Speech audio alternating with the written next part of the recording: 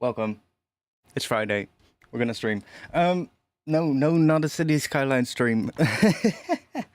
I'm not even sure if my computer will handle it at this point. My game is so modded. I don't even think it will work when I stream it from the same computer, honestly. But hey, we're gonna make some music. I have been doing a lot of City Skylines though, I have to admit. All the news about City Skylines 2 has made me want to play the game again, so yeah, I've been doing that. And I've been trying to make a tree in Blender, so that's what I've been doing in the past few days. We're gonna make some music tonight though. We're gonna continue working on the track that I've been working on the last few streams actually. I did some work. I did some work on the intro, and I have something that I think could work, that could be good. It just needs like a top hook or melody or something to make it interesting, I guess. Something to, because right now it's more like drone based or stuff like that. And when I was working on that, well, I eventually just gave up again, and I was like, oh, I'm gonna call it a day. And I listened to it before the stream, and I was like, hey, wait, there's something in that intro that could probably be that. And I think we need to figure that out. And I think then the drop also needs to slightly change, but I do have an idea for that. So I guess that's what we're going to do today, or try to do today. And if not, we can always do sound design. So, how are y'all doing? Yo, Blacktronics, welcome. I'm doing good. Let's do that view. And let's see. So I'll play what we have. Oh yeah, by the way, I found a bug, and I'm not sure if it's because of Ableton or because of the kilohertz stuff, but look, I remember sometimes I had this issue with my UI of Ableton lagging when I was moving my mouse around. It's actually just happening. I figured out it's basically happening always, but only inside of the plugin windows, which is really weird. Look, if I play this, and then play this, so it starts spinning, if I move around here, it's fine. But as soon as I move my mouse out of the window, it starts lagging.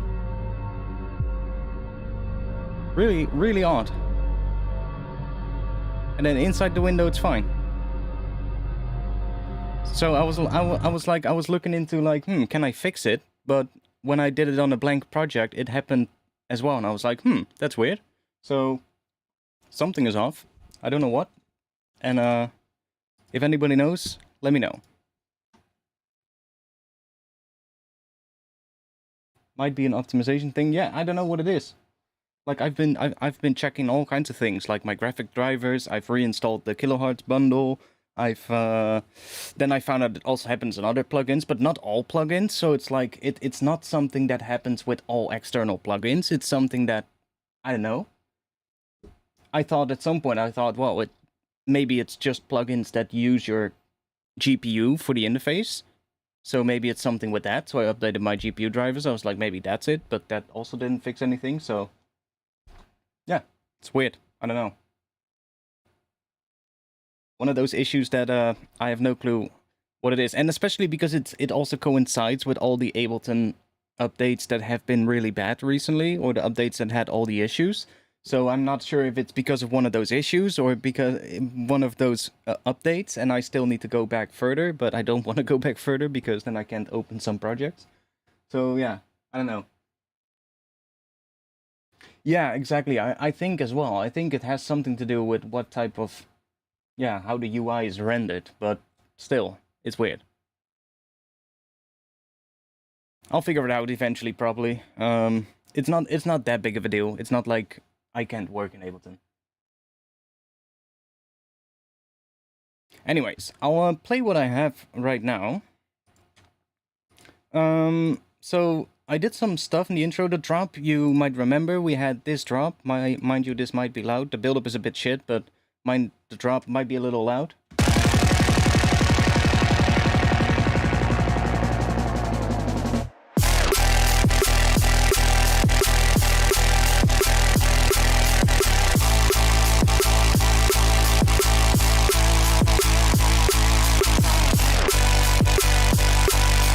So we had that thing, that sustained bass sound that we made, but we need an intro.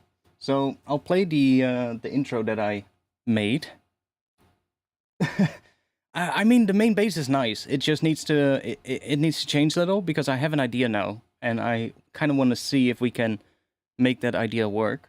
And then we can still use this bass. It just needs to be changed around just ever so slightly.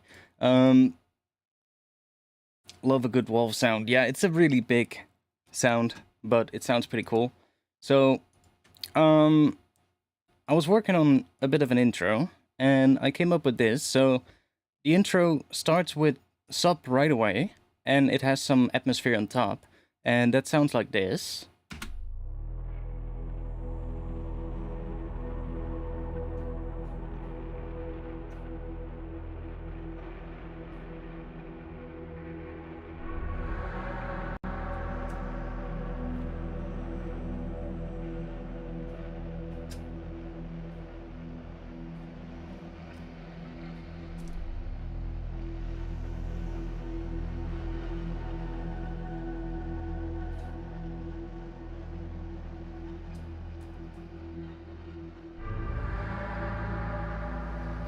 So there changes to a different note, and then goes up even higher. So if we look at the sub here, you can see what's happening. I basically just have a bit of a sub layer that's just, I don't know, I kind of like it. It bends up at the start of each note.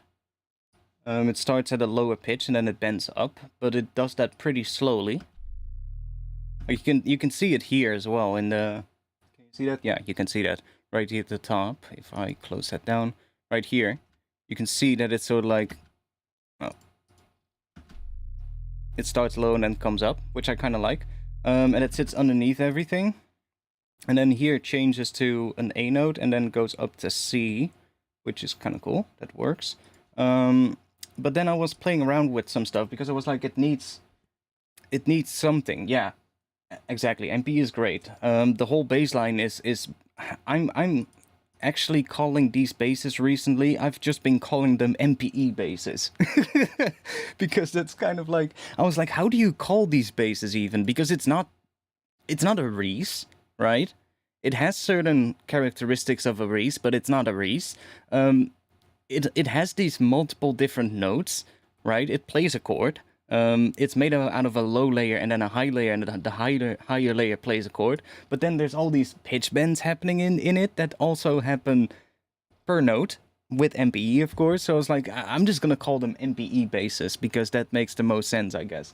But I was messing with this and I was like, it needs something on top, like something to make this more interesting. And I was messing with this thing, which is just a vocal layer, and I was messing especially where that chord changes, so where it goes to that A chord, which I believe is an A minor or an A major chord, I'm not entirely sure, but I think it depends, we can do both. But I was playing around with having like some vocal thing there, and then I found these notes, and I was like, hey, that actually works pretty well.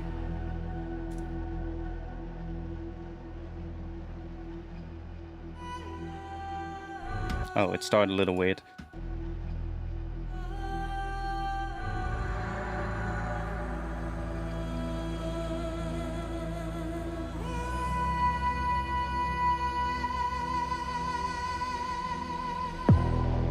And it leads pretty nicely into that next section as well. And when I heard this today, because I did this like, I don't know, a week ago or something, 6 days ago.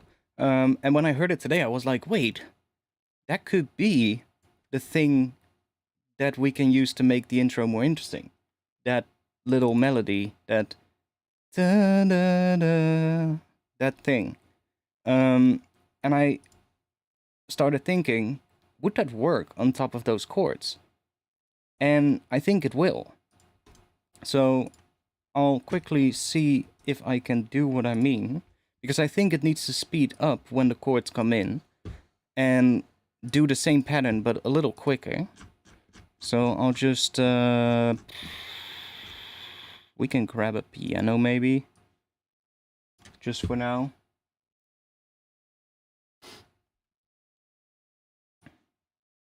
And if anybody has any questions during the stream, you know what to do. Just drop them in the chat.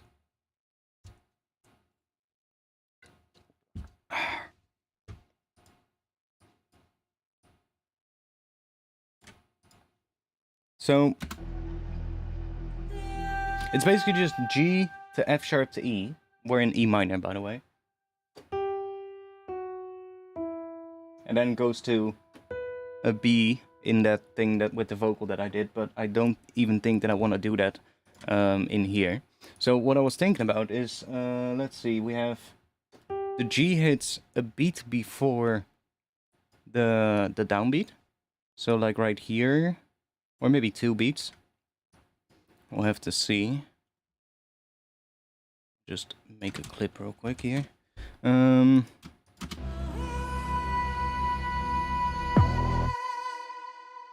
think 1 beat.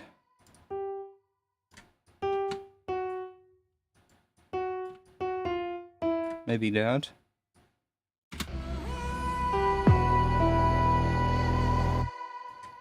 No, we need to go 2 beats, I think.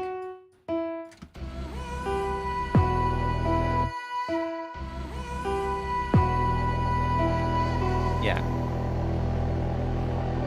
Dun, dun, and then it needs to loop here. So it goes like that. Then we do that 4 times. But then the 4th time, we're gonna let it stick on that F sharp.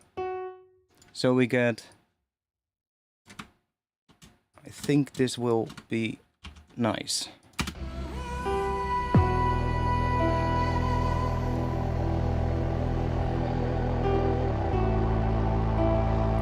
See how it repeats every time the chord changes?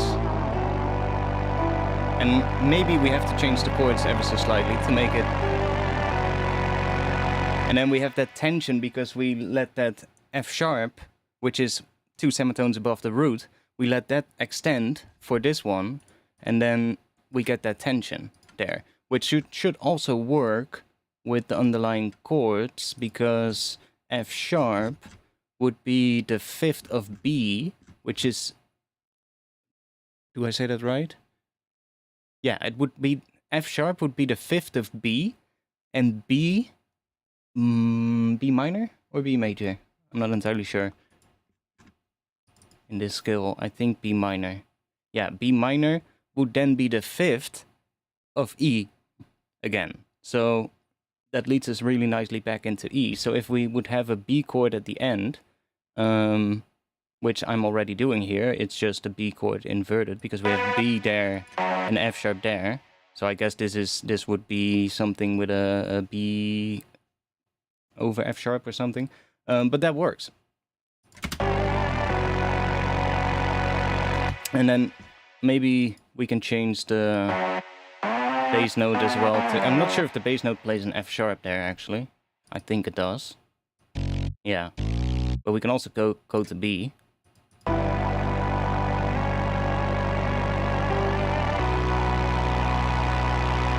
See, that also works.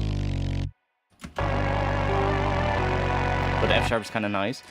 So I think those are gonna work. I think that will work as a pattern. And then in the drop, like, I think the chord, the 3rd chord is a little weird with this pattern, I feel.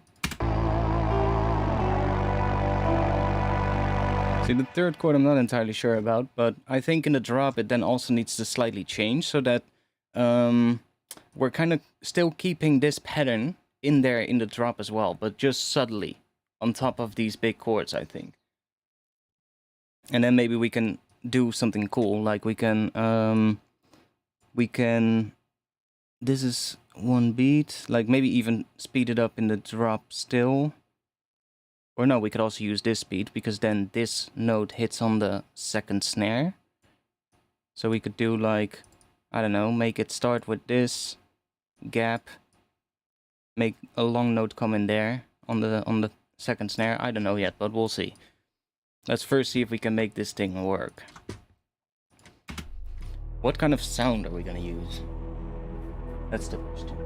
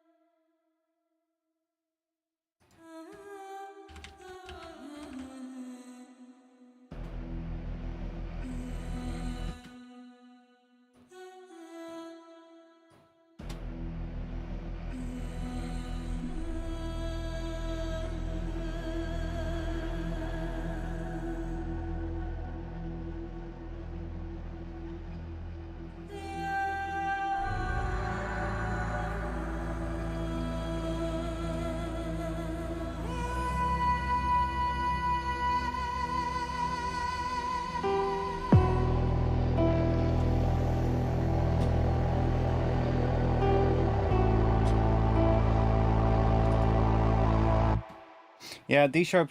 I can use D sharp as well to go into harmonic minor. But for this one, I think it'll work. I'm not sure if I'll use the vocal, to be honest, but it's just temporary to kind of... I need something with that line in there. C sharp. Yeah, C sharp, then we're going into E Dorian, which is nice. I've actually played around with that a little bit as well. Like, we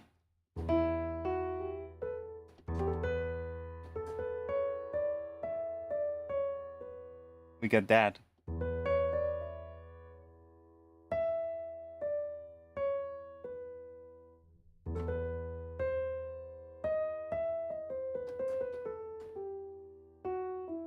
That would be with D sharp.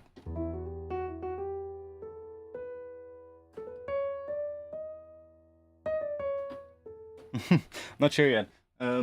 We can A sharp in there is also cool.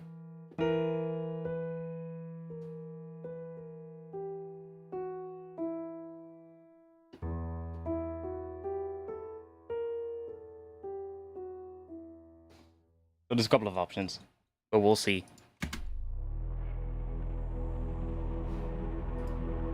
I mainly want to get, like, I'm not too concerned about this section. That'll eventually fall into place. I'm more concerned about this section and then the transition into the drop, and then I guess the drop as well. Or well, not even this section, I guess this section up until here where the drop is. Like, this area is where what I want to get right.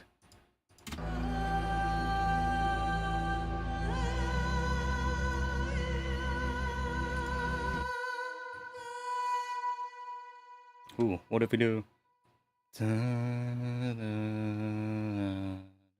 What is that?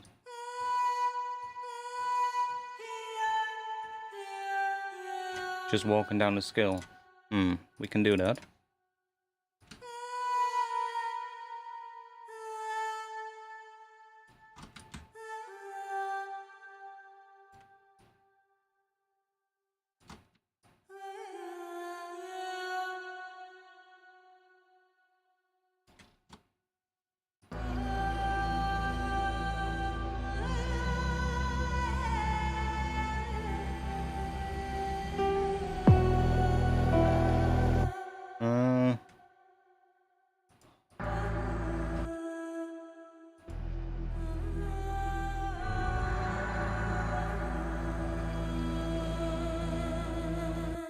Or should we just... I have an idea.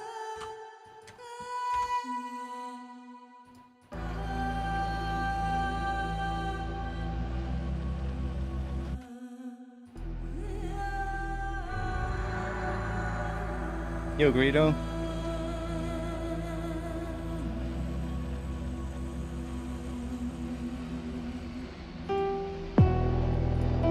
Yeah, so we need something with this pattern. I think that will be nice.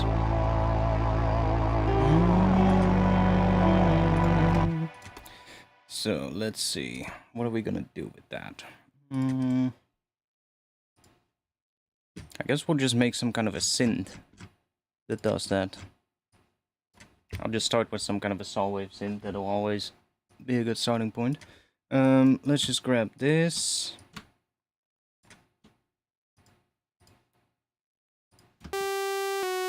Should I put bass notes in here as well? We can try. Just so that while we're working on it, we have some...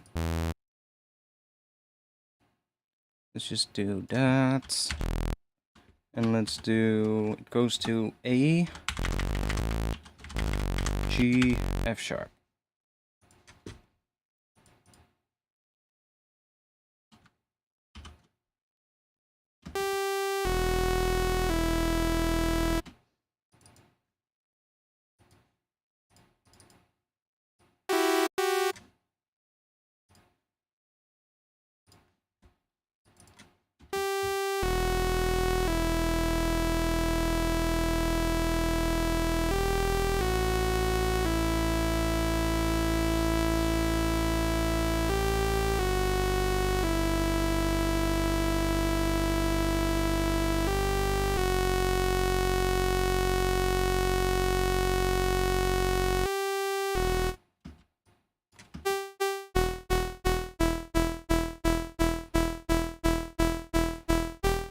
See, it also happens in here. If I move my mouse, the UI lags. But in Serum it also happens inside of the UI window. See? It's weird.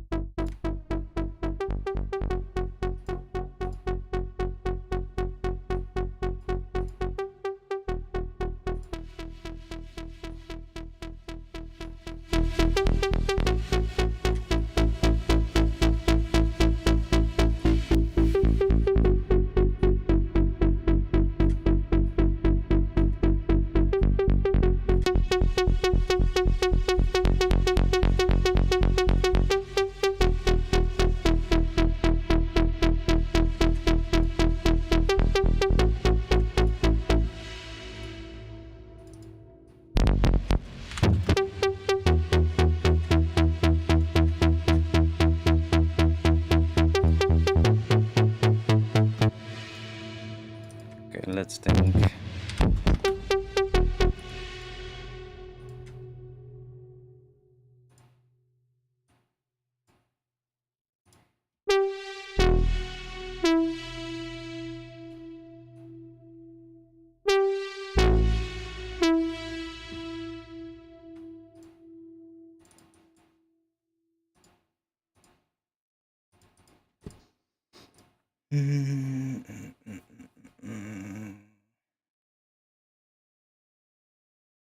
I should have just also made a harmonic series sine waves, even though there's already one in here, because then I would have had them together. Anyways, it doesn't matter.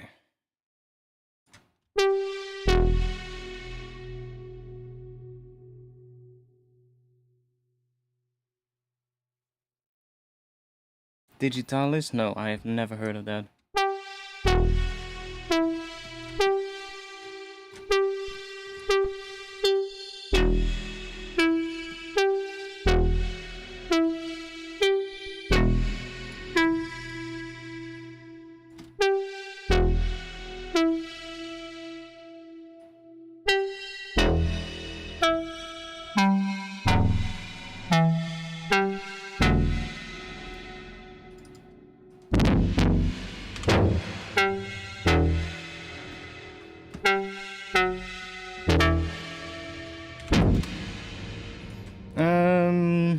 Let's just do that for now. Let's go. I hate this reverb, by the way.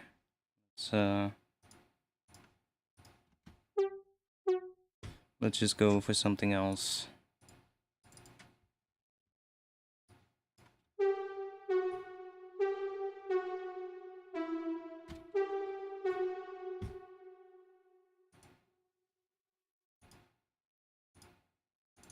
Oh, clicked the wrong thing.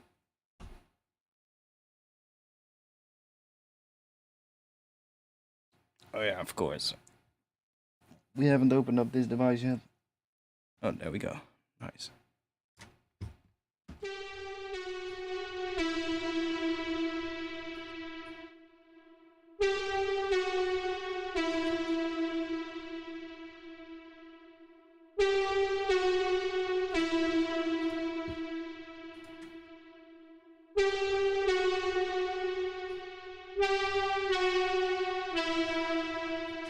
Something like that rings out pretty long is what we definitely need, and then we will have to do some automation on it probably.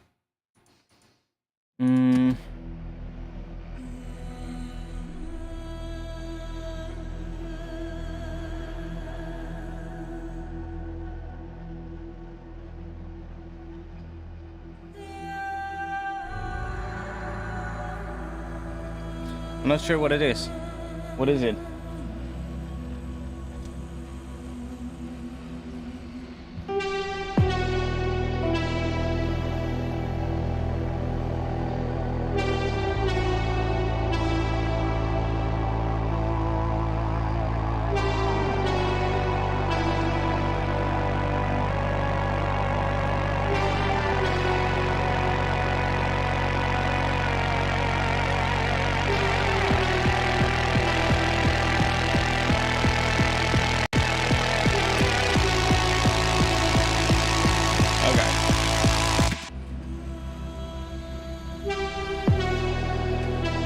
I do like that, how that starts. I just feel... Oh, wait, that's the wrong thing. Let me remove that one so we don't get confused.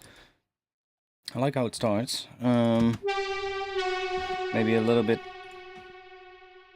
less of this one. So let's just put macro 1 on here.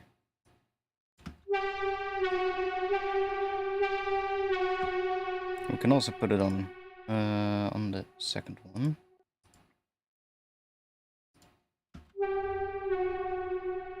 Maybe a little bit like that.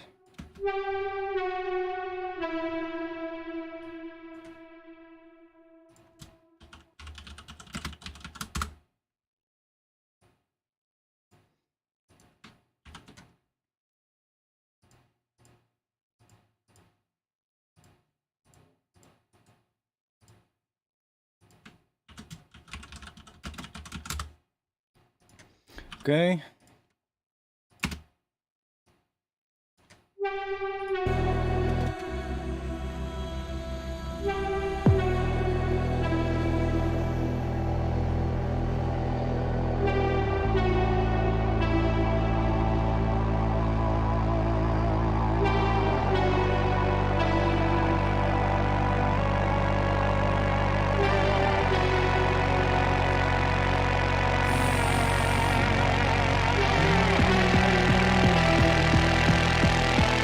Yeah, the underlying chords need to change a little, but it's fine for now.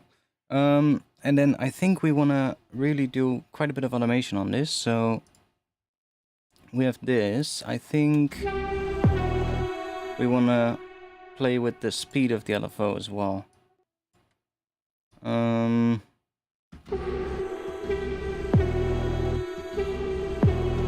Let's say that, and then I'm gonna put this on here.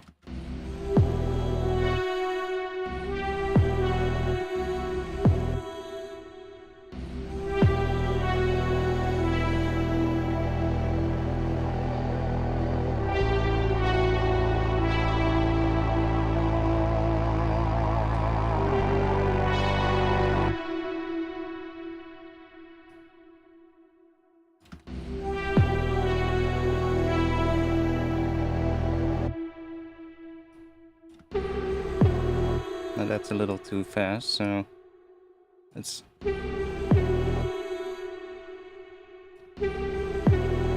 that's about right.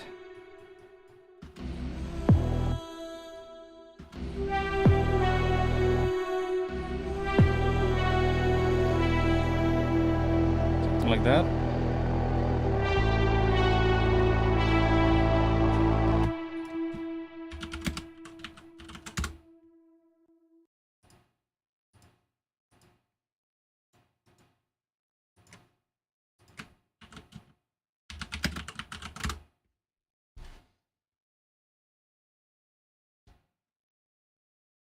It's a multi-effects plugin, bit crush and distortion thing, okay?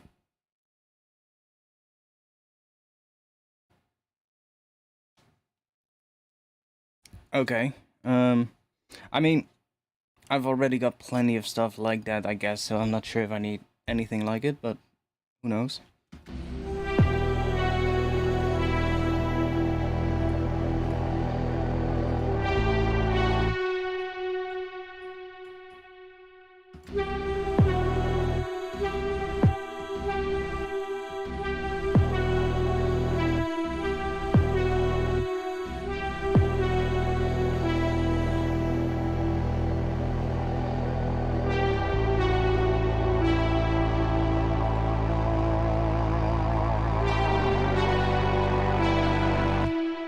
wanna, let's see.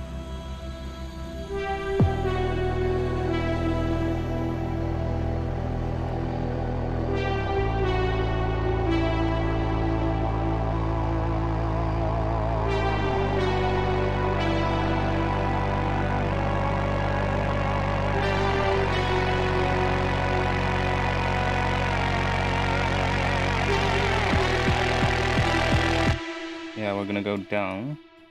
I think we're gonna go back up.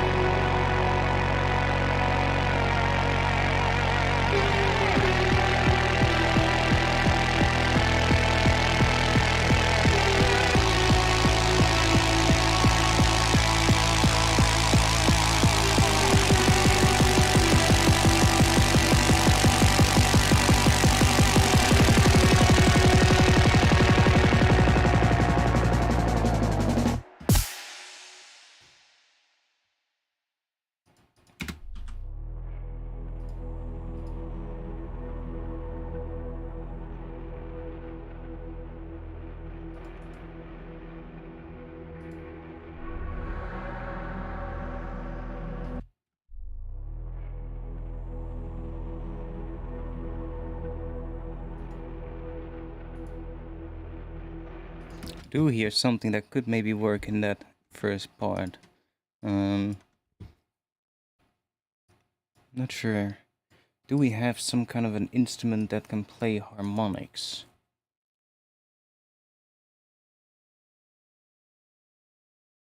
That would be good.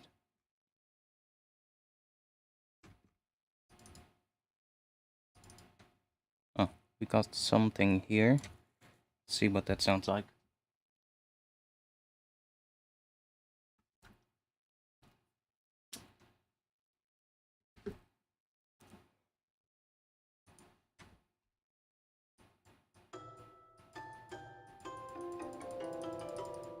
Maybe.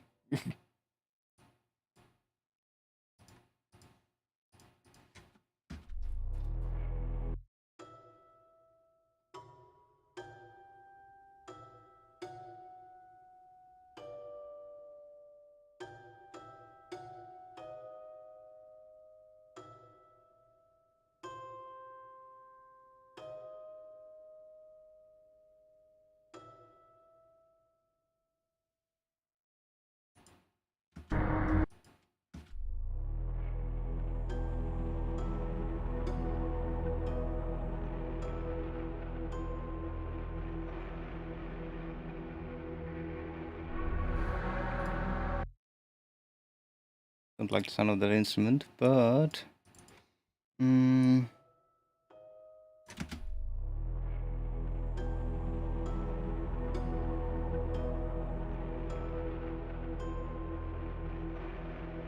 it has spectral filtering where you can draw shapes and that shape will be visible in analyze tools. Okay.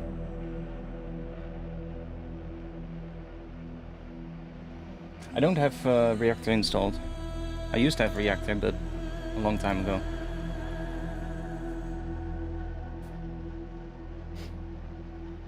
Yeah, we'll figure this section out later. Doesn't matter. We need to get into the next section and how it goes into a drop.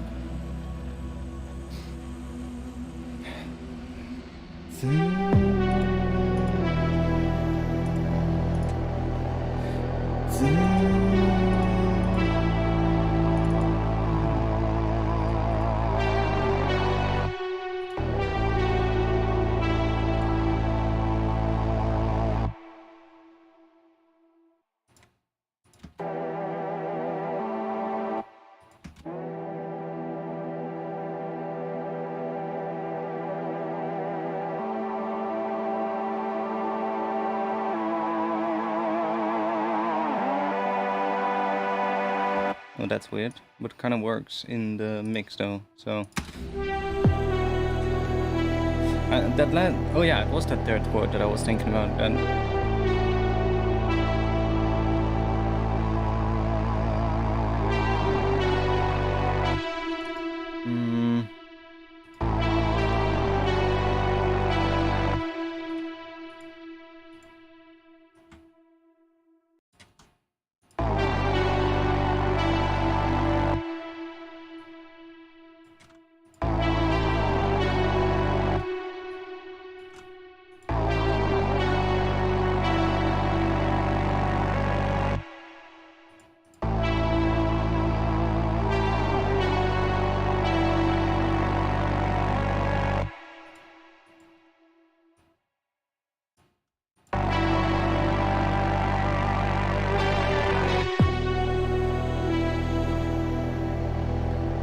We might go to F sharp with this note.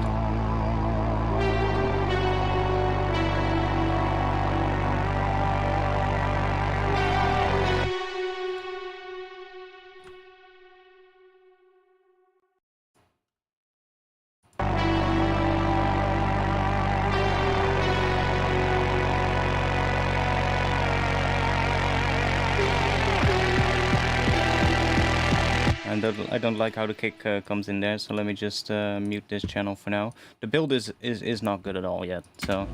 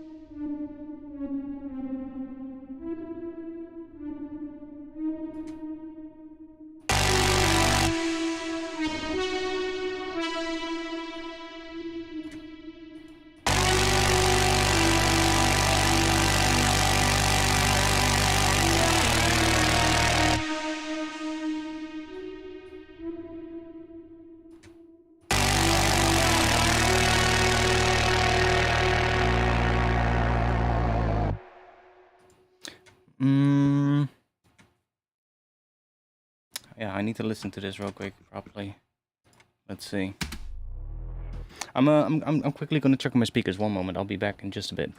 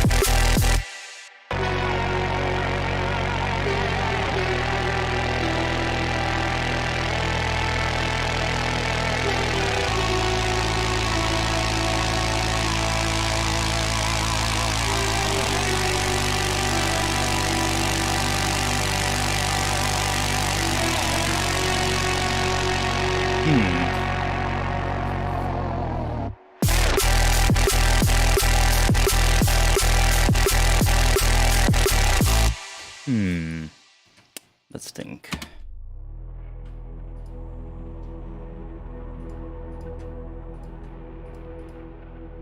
How are we gonna transition?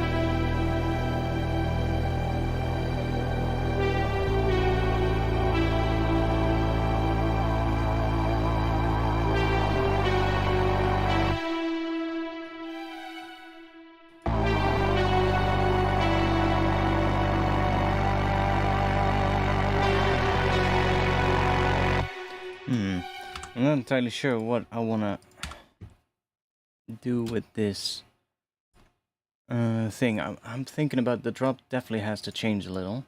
I don't like the snare in here, by the way. The snare is a bit weird, but we did that last stream and I don't like how that one turned out.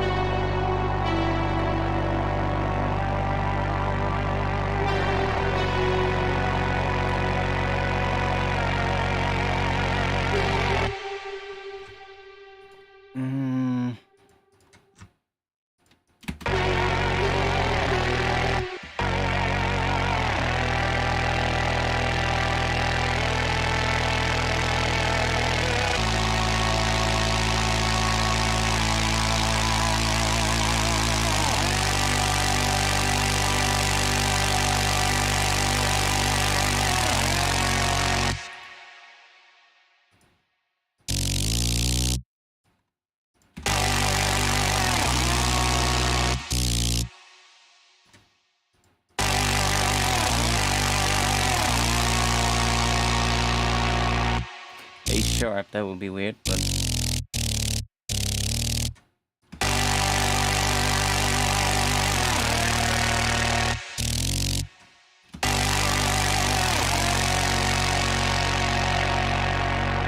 F sharp bleeds us really nicely back into E, so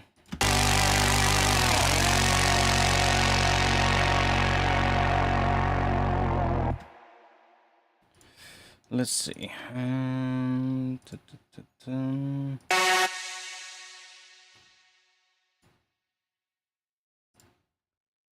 thinking about what the drop is gonna do. We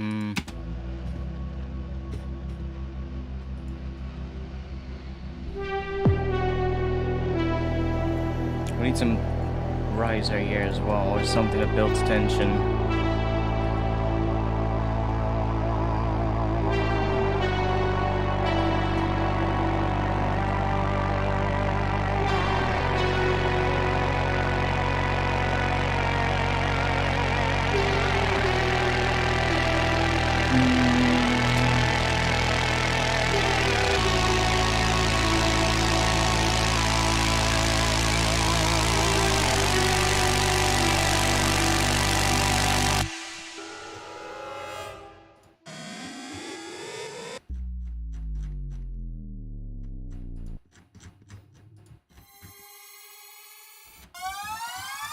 do we got that we can layer in there?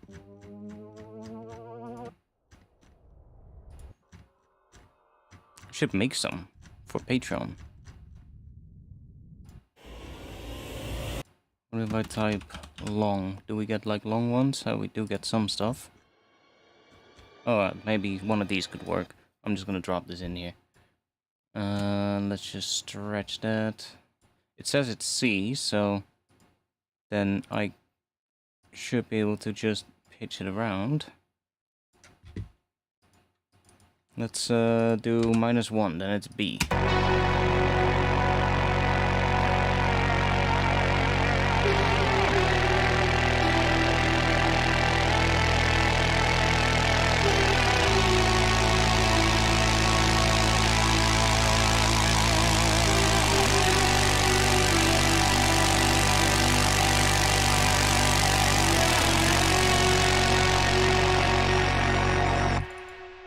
Do I even hear something? Not that much. Let's see if we have...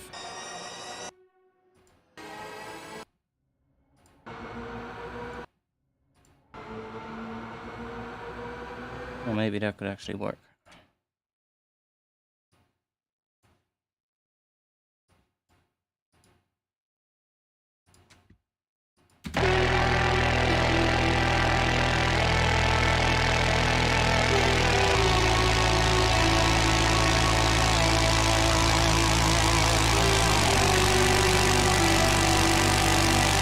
This thing, by the way, seems to have a lot of lows in the sides as well, which makes sense, but I can see it on here. Every time it comes in, it just looks really weird.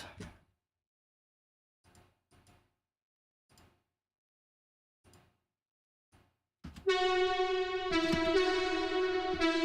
has a lot of lows to begin with.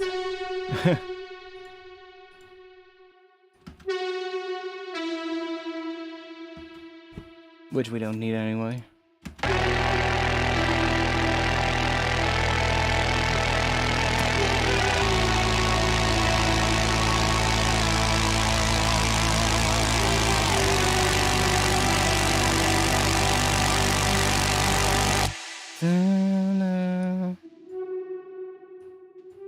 I think it just needs to do that same thing again.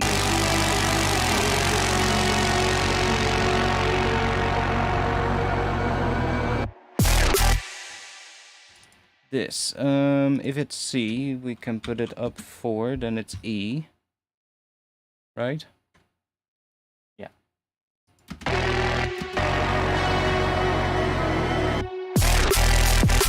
It sounds like it's right.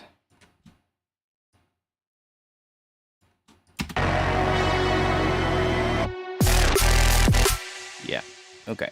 We have something that's in there.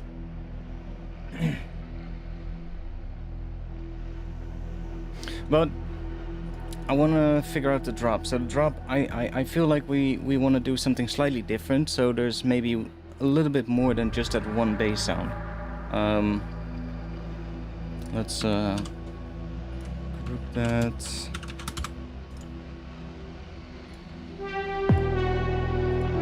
And if you're wondering why my tracks change color when I change the name of it, I have a thing on my master track here called Auto Track Colors by Live Workflow Tools. Basically just a little Max for Live device that has this in it. So if I use any of these things for names of tracks, it automatically changes the color to that. So if I change this to theme, we get that color. If I do bass, we get that color. If I do drums, we get that, see? So that's how that works. Little workflow hack.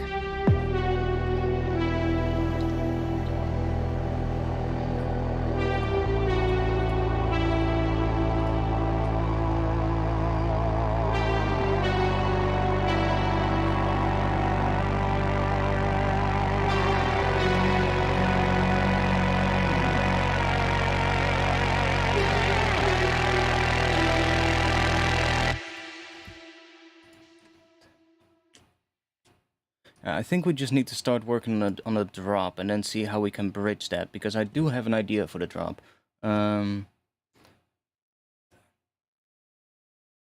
Let's see, it needs to do a similar thing as what this is doing as well.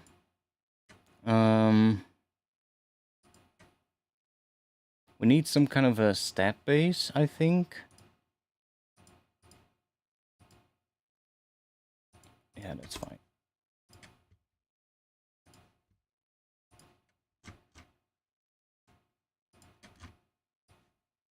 Let's see if I have something that we can use to speed that up.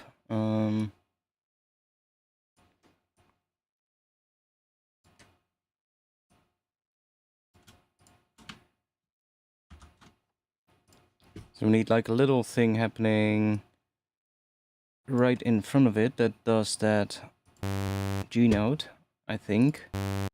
So there. If I just quickly mute this for now. And then we need that F sharp note there. And then I want... Let's make the drums a little bit less big.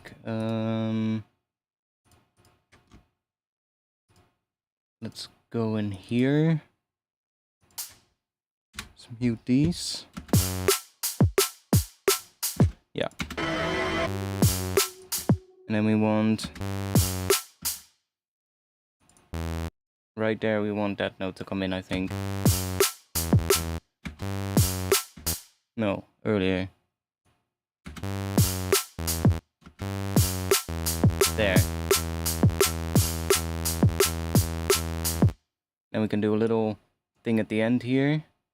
And then we can go back into this. And then I feel this one needs to be that sustained bass, if you get what I mean. So we need to get...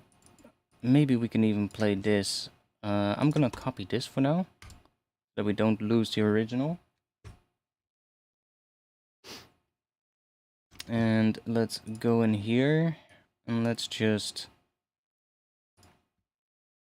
mute these for now, or at least these maybe. And let's get rid of these, because I think the bass pattern is gonna have to play this.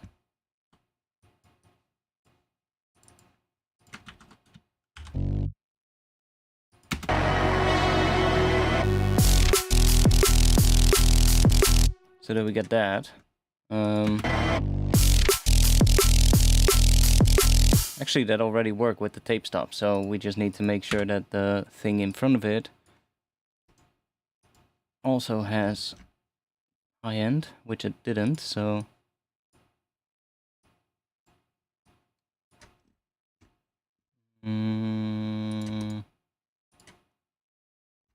That's probably because of this.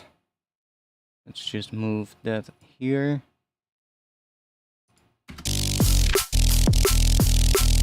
See, I think that's what it wants to do in the drop.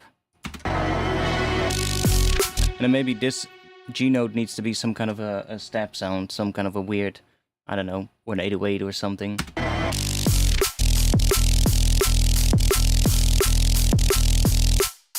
And then that goes on until...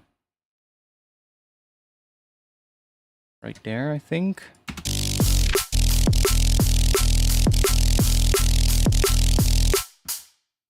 Oh, I'm in the wrong thing.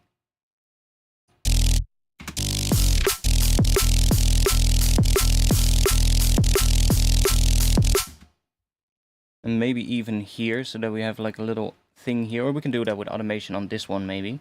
Like I'm hearing like a little 8 note dun dun in front of here, and then the high note comes in again there, so we would get that.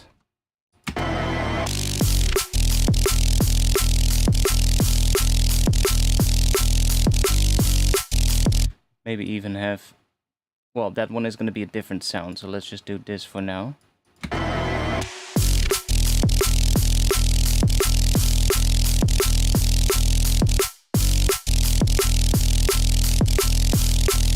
And then, I guess, are we gonna change chords still in the drop? That's the question. guess we should. Oh, we need to think about what that high in the layer is gonna do then. Because then we get...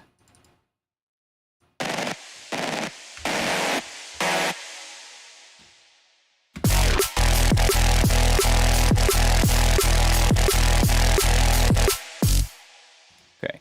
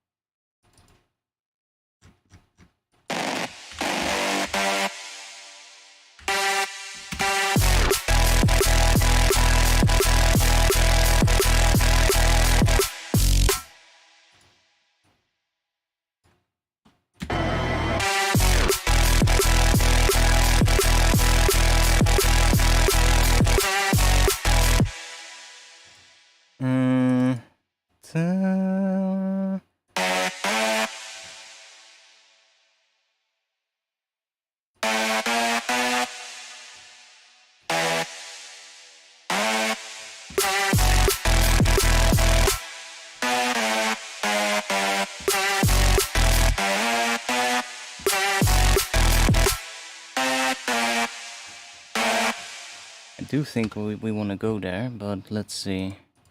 Oh.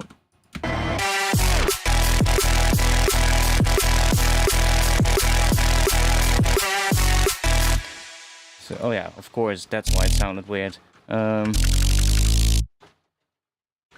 If that goes to A...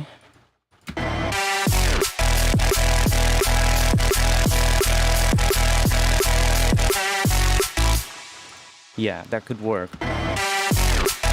It started fucking raining like crazy. If you hear that, sorry boys.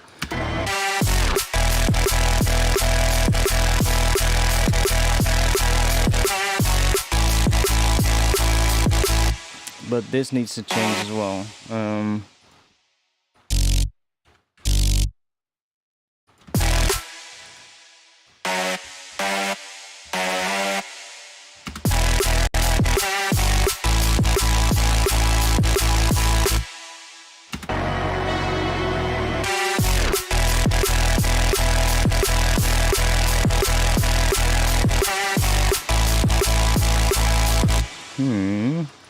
Closer, but what if we go to B or C? Let's try C. C and F sharp. Let's see if that works. Because then we get that downward movement.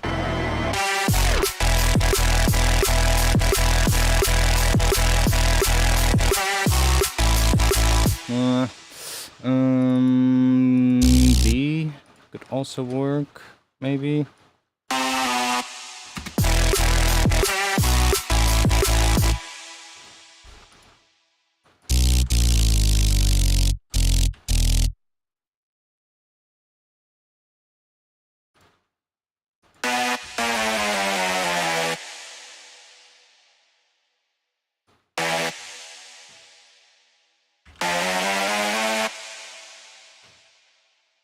I also forgot that note.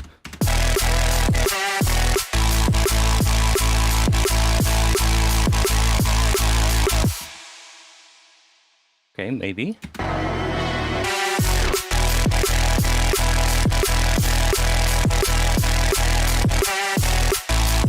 No, it still wants to go... Maybe just F sharp.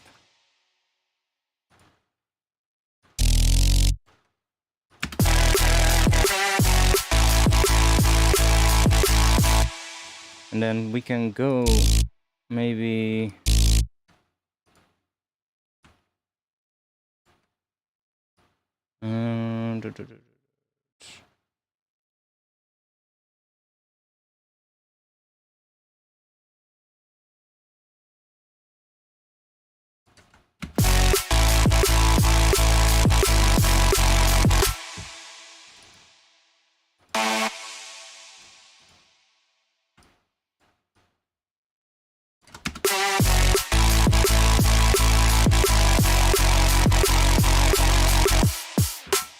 Does that lead us back into the start?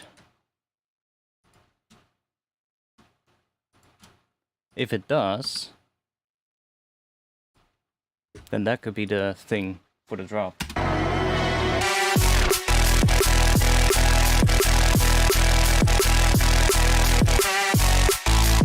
I'm still not entirely liking that first. What does that need to be?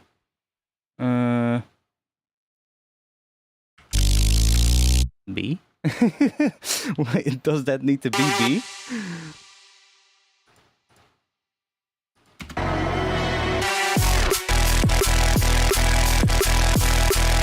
And the transition is really shit, by the way. I don't care about that.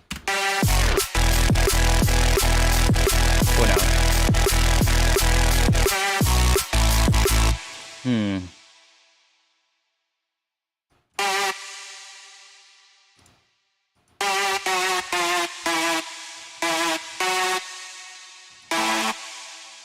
You could also maybe go to E.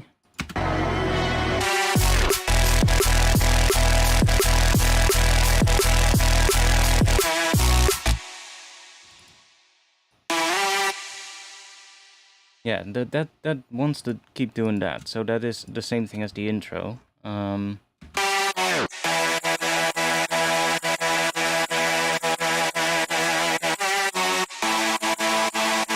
Like when I hear that, that works. So,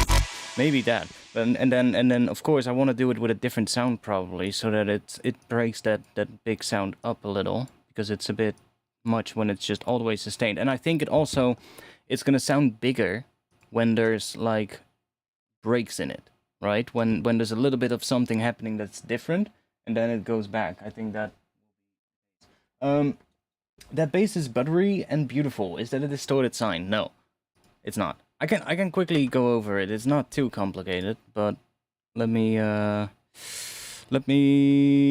off the sidechain. That's probably gonna be good to do. So if I just go to here, so we have the bass, and then let's do it without the filtering.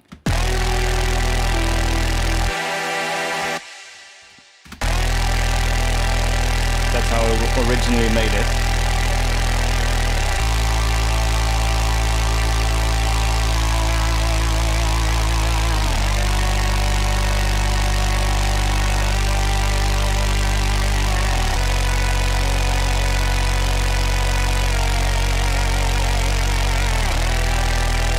So that's basically that. It sounds really big. Let's turn the processing off.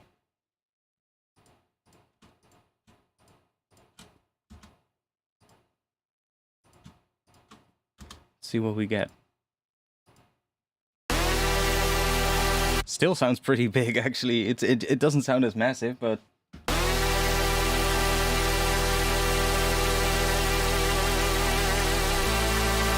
that's that. So we have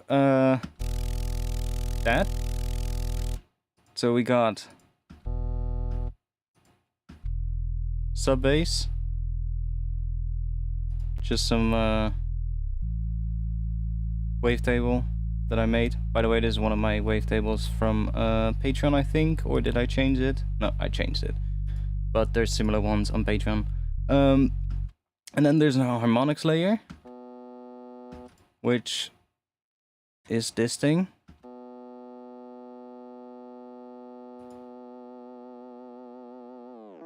You can also hear there's some vibrato coming in. on the end of some of the notes.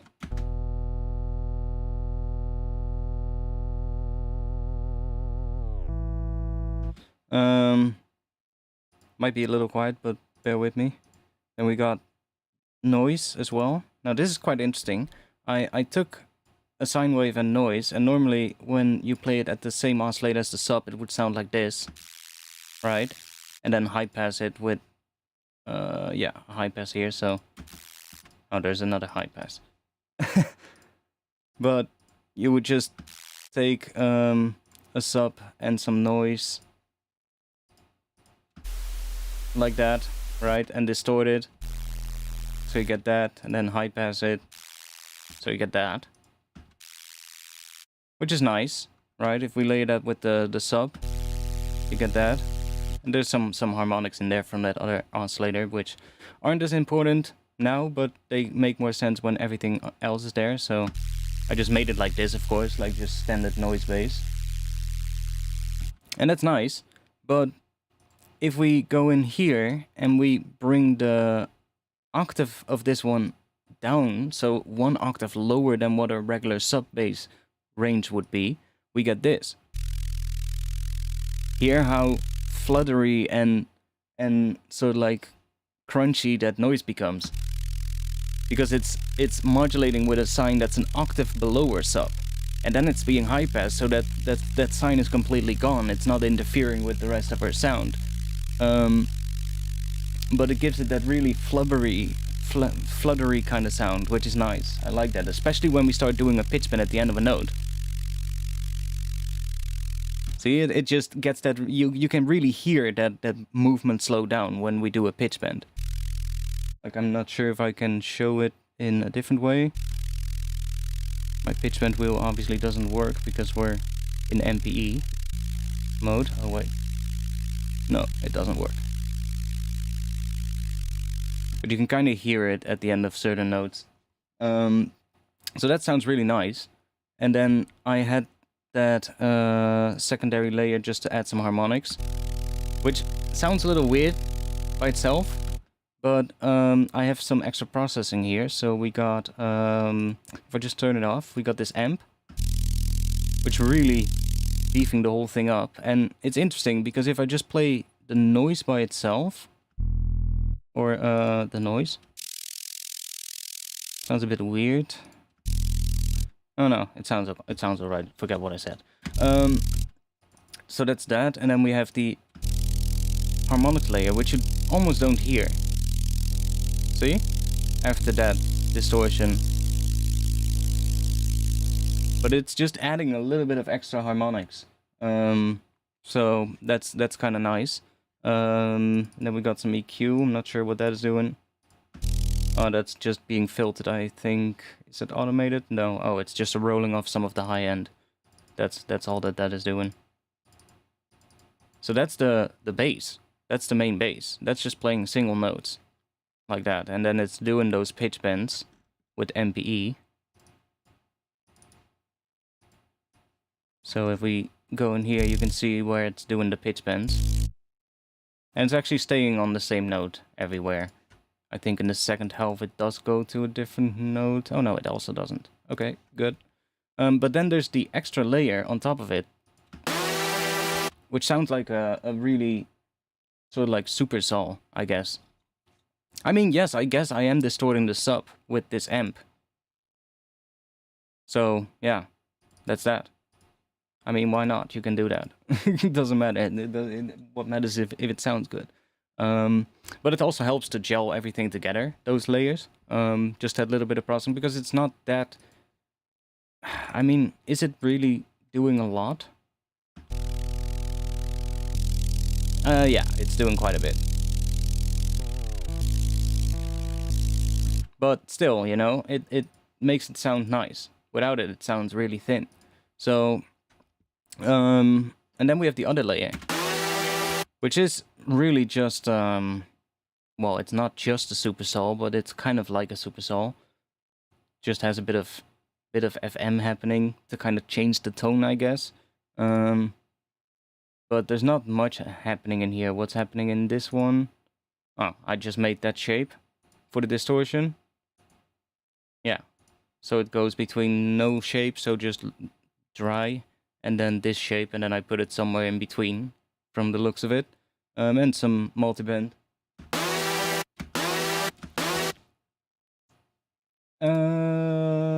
Let's do this for you.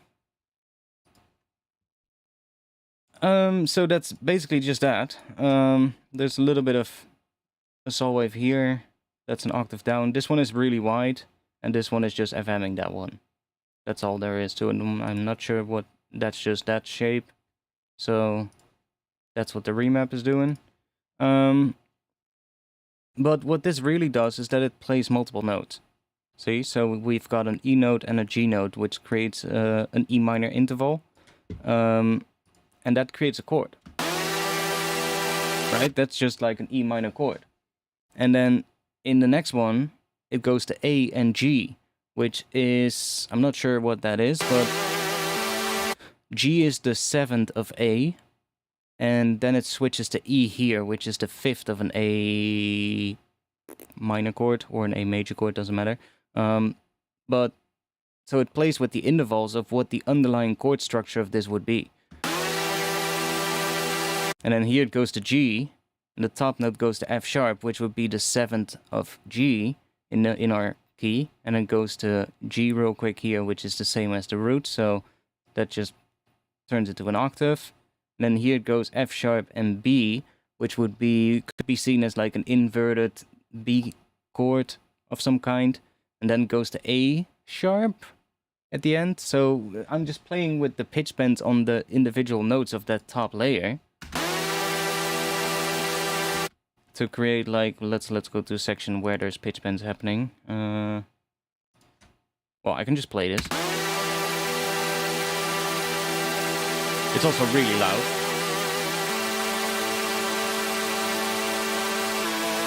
See, so we got just...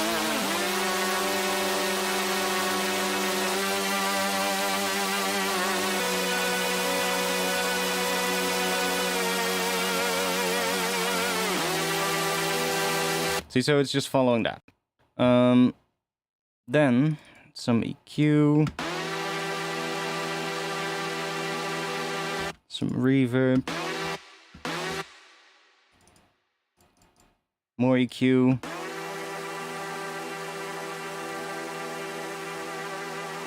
making it more mono for some reason.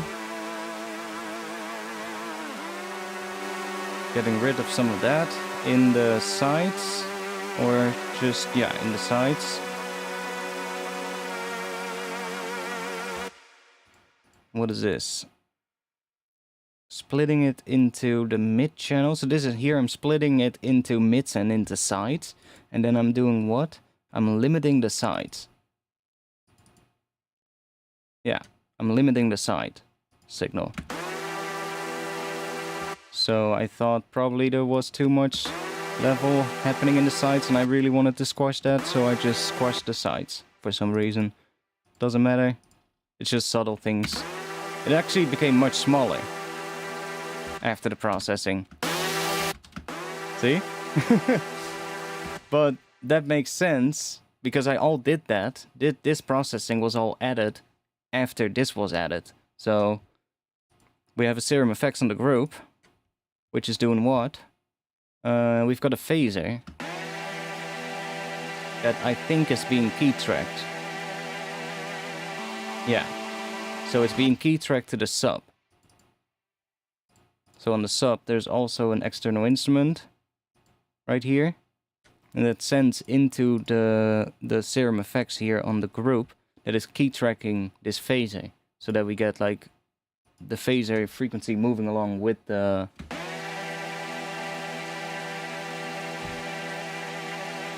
Why I was limiting the sides? Because I think because there's extra distortioning happening on this group.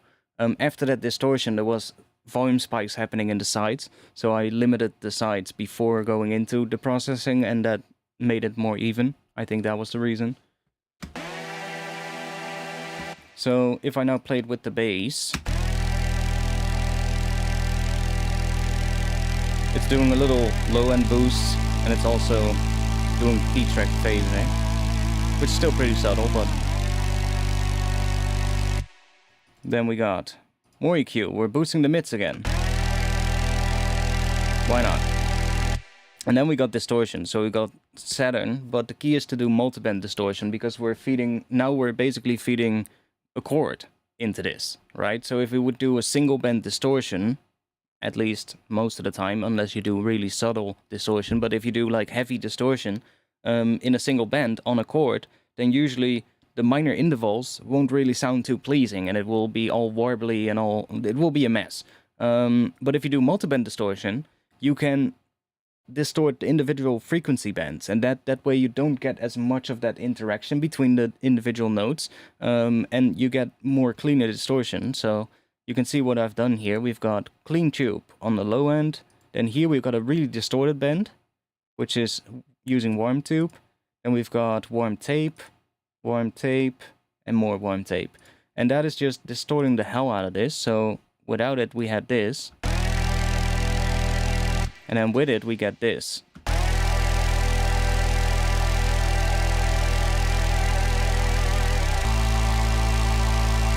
See, so now it becomes much bigger. And then there's another layer of distortion. Again, multiband. And that makes it really big. So we have these three shapes. They're slightly different. And then we get that.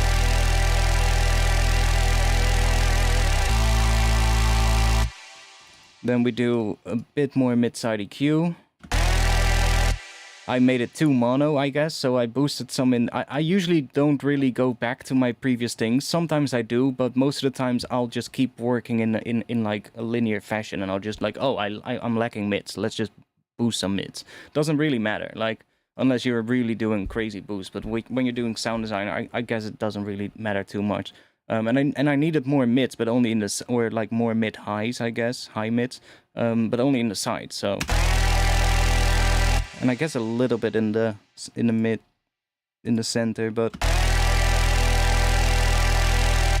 And then there's a tape stop, which is only used at the start,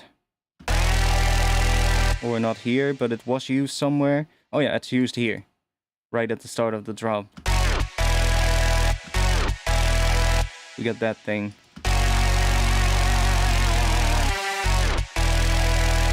Just a little stop there, but that's that. And then one more saturator on soft sine, which is really making it even more distorted. And that's where most of the final distortion comes from. That saturator.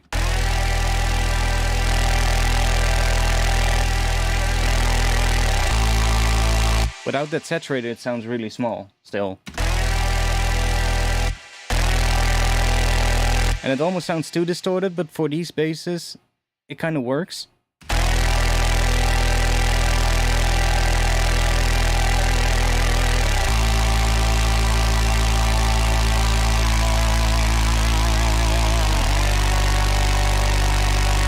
See, on this chord, you can kind of hear a little bit of that warbly thing happening, but it's so subtle that it doesn't really matter. It's only adding something to it, which actually makes it sound nicer.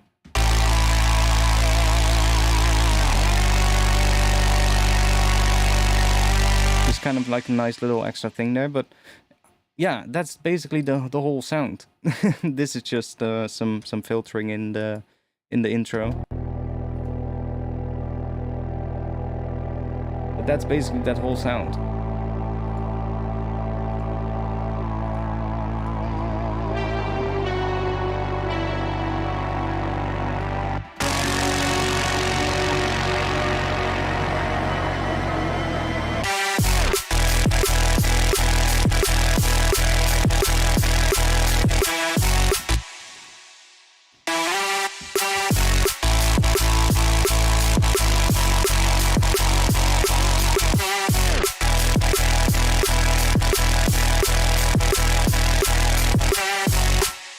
And then here, of course, it needs to have this one come back, so it goes.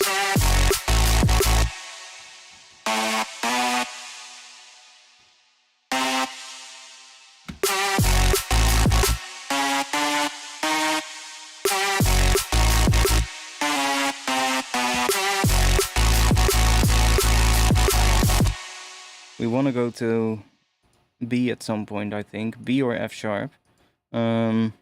Because we want to repeat that same pattern as what I think will work in the intro. So these chords will probably slightly change. But I'm more focused about getting this section right now. The note pitch bending is just in here. So in the note, in the MIDI editor, you've got, if I just close this down a little so you can see these buttons, you've got these 3 tabs here. The third tab is basically the note expression, and there you can do pitch bend per note. So I can say do that.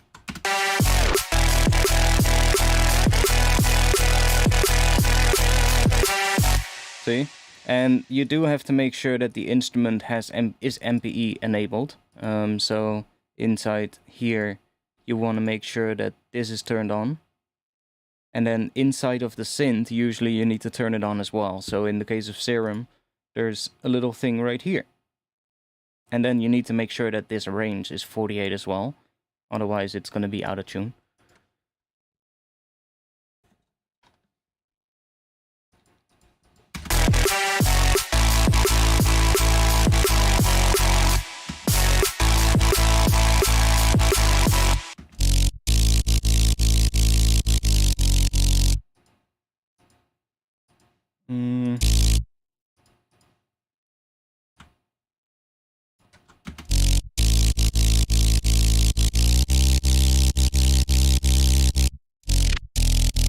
I think I want to go to C first, because that's what I was doing in the intro as well.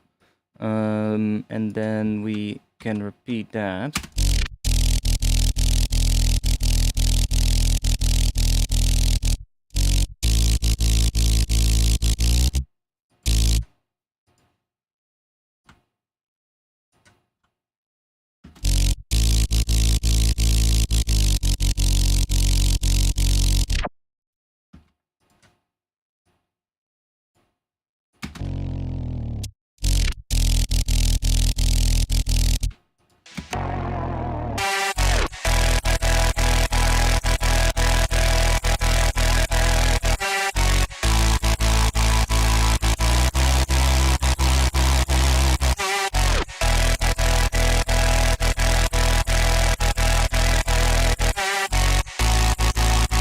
That obviously is gonna have to change.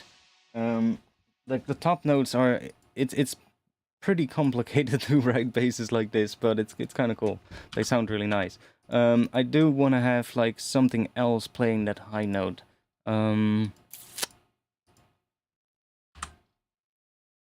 Maybe, yeah, I think maybe some kind of an 808 patch.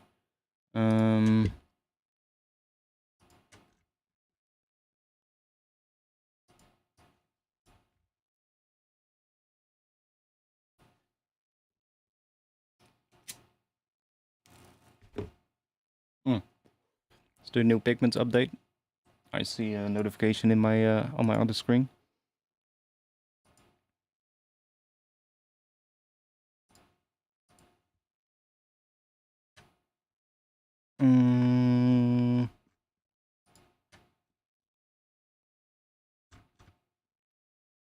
I had some 808s in here, I think.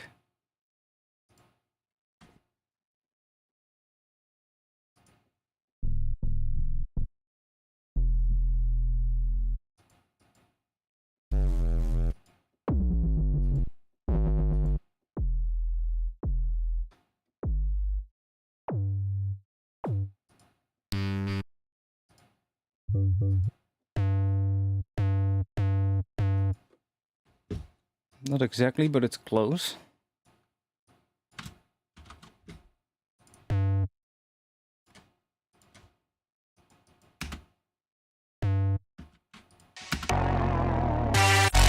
Oh, then we probably want to have this one just shut the fuck up.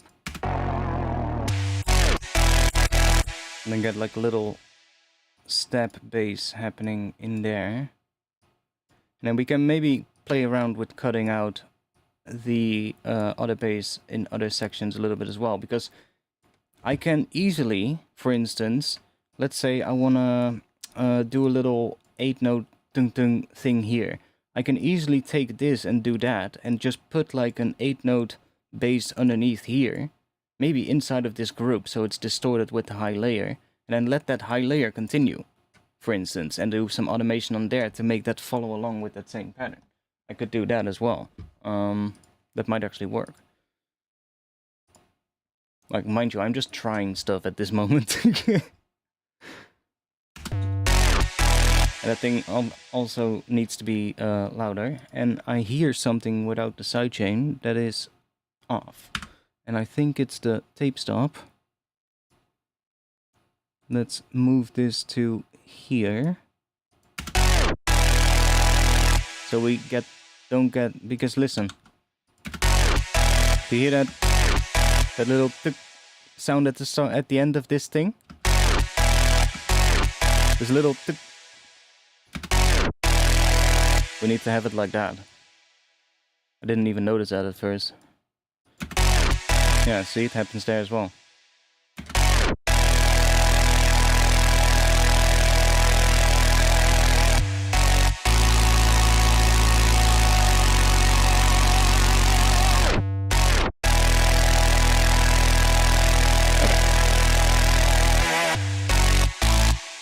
Let's leave this for now, but I want to make this one bigger, because let's first just start by putting it in this group and see what happens. Always something good to try, because it's running through the same processing as the rest now. See? Immediately works.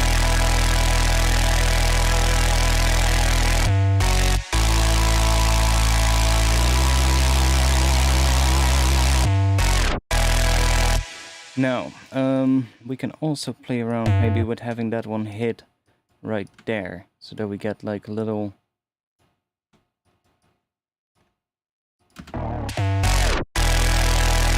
Especially when we have drums, I think that will be nice.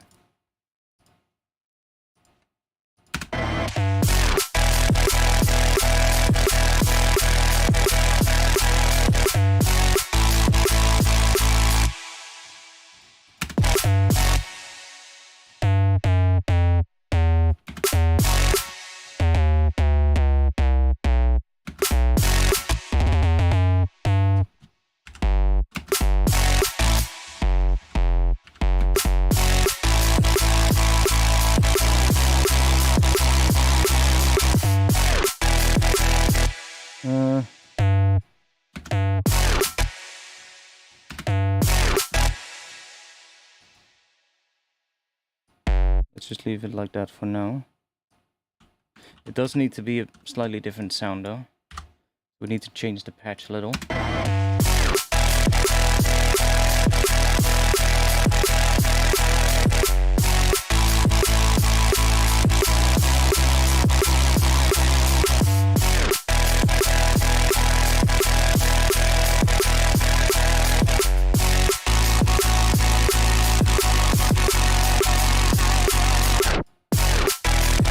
Last chord is a bit weird at the moment. Let's see what's happening here. So we have... Let me do this. So that needs to go there.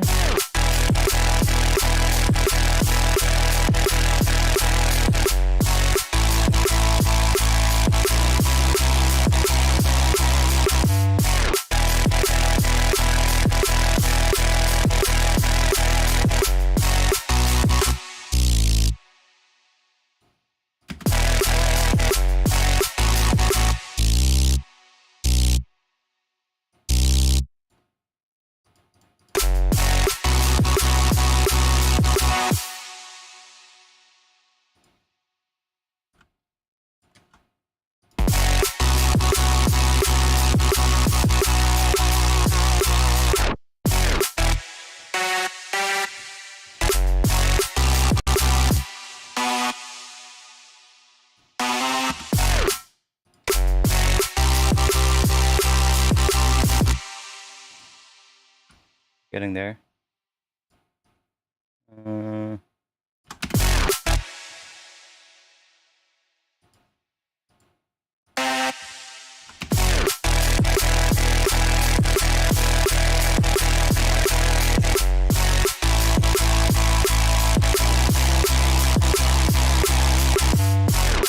That goes to F sharp. Do I want to do that, or do I maybe want to change to high note?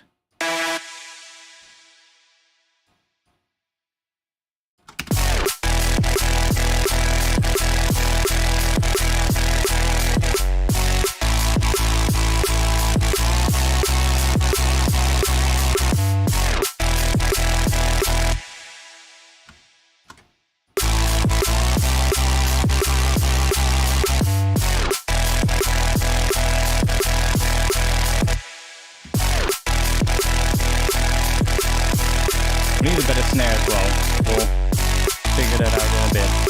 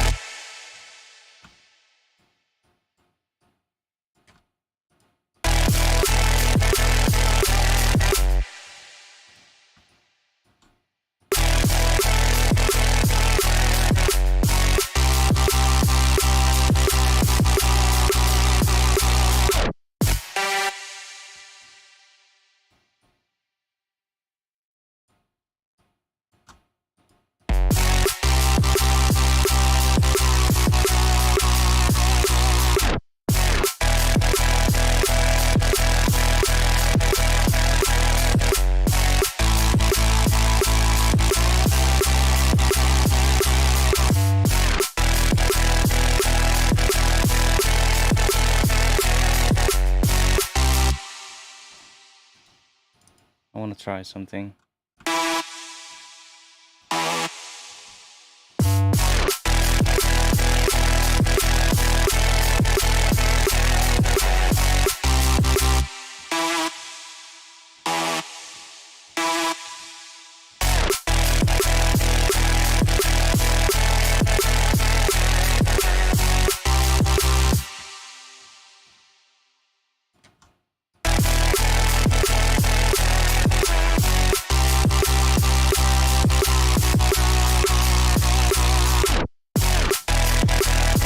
Yeah, that last part is good now. This part is definitely good. We might be able to do some extra things on top of it still, but those notes work.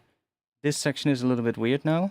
I still feel like these sections there needs to be more of, there needs to be a little bit of a break before this comes in, especially these high ones, so that they get like that sound. And I also think the pitch bend or the pitch envelope needs to be slightly different.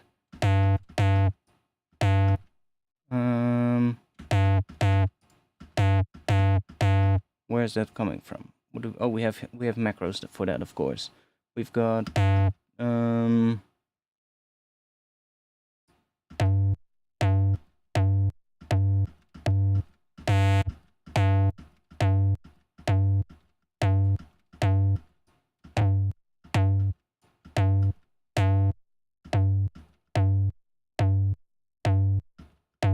I think I might make a different patch, but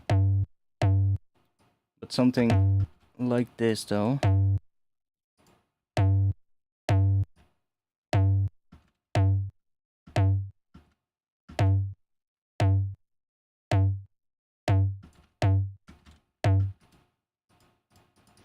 Maybe a little shorter, but it needs to be a lot bigger.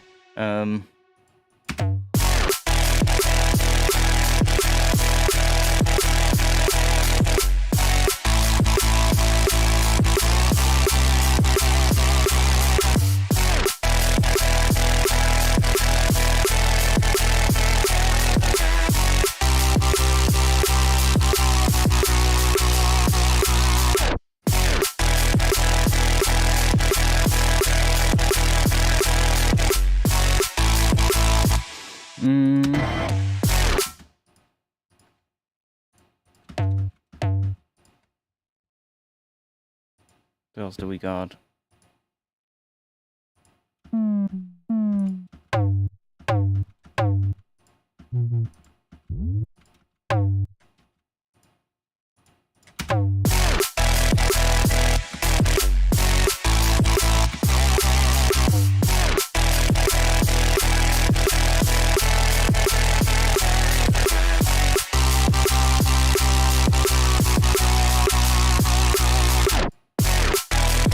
I think I'm gonna put this outside of the group.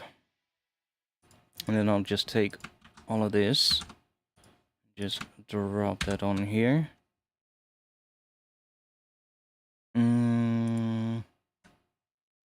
Only thing is that this is not gonna be key tracked, but I can... Let's just grab this. And let's grab an external instrument, drop that in here. And we'll send that into this same track, so that would be this one, yes. Into Serum Effects, so that it's now responding to these notes.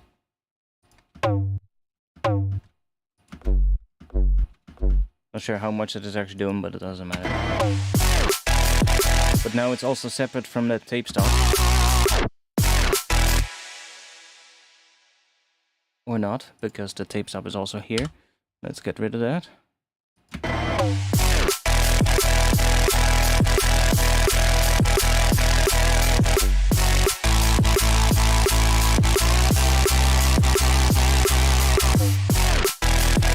It's still not the right sound, but okay. I want to do something on here. What would be the best way to do that? I guess since we already have a Serum Effects,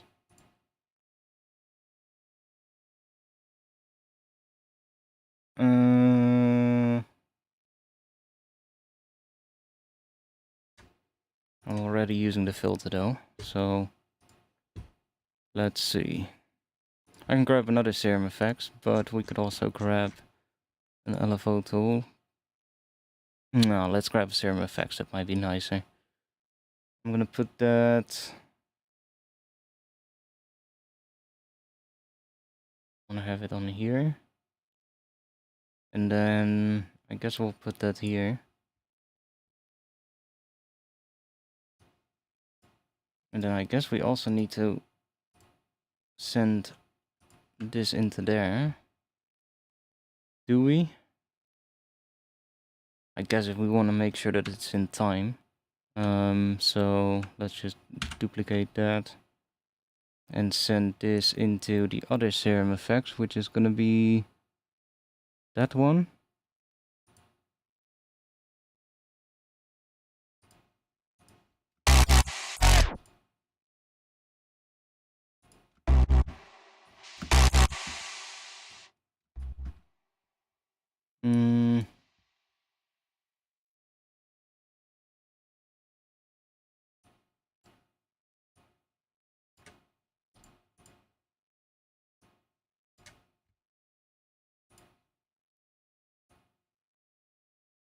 No, we want to have it on trigger. And then we want to have that on here.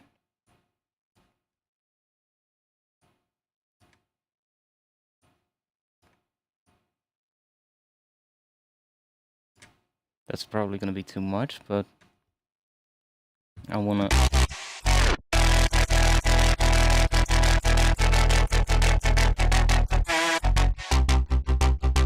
Well, actually, might be pretty good like that. Let's see where we're gonna bring that in. So we have Serum Effects Macro 1. Yes. Let's group that and map that macro to another macro in Ableton so we can see what the name is.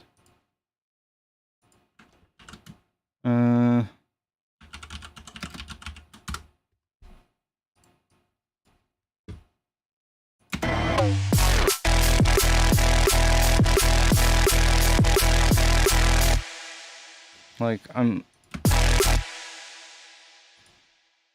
hearing it coming sort of like at the end of the...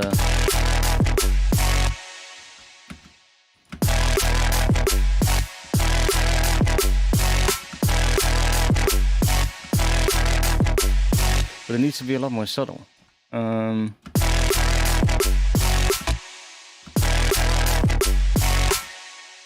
Maybe it needs to be volume automation. I mean, we can also try that.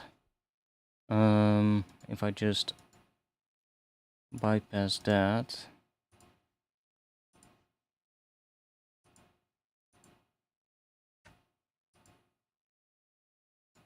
And bypass that as well.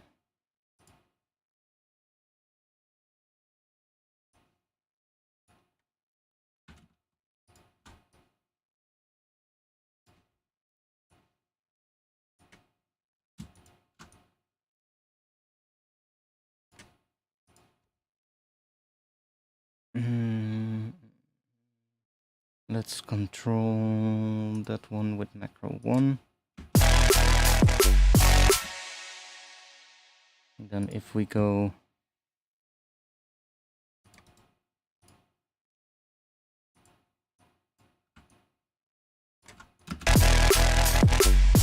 no, that's weird. How are we gonna do this? When in doubt, let's just grab. Maybe I can actually just do it with an auto pen.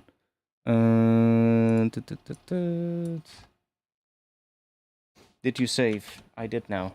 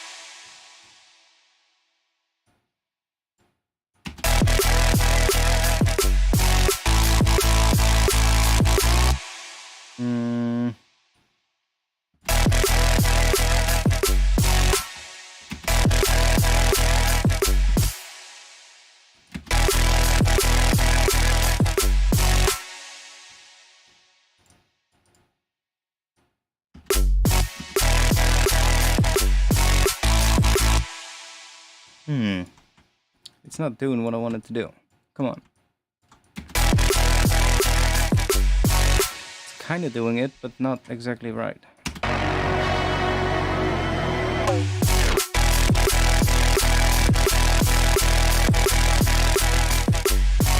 No. It needs to get like a little bit of an 8-note kind of stabby kind of sound at the end. How are we gonna do that?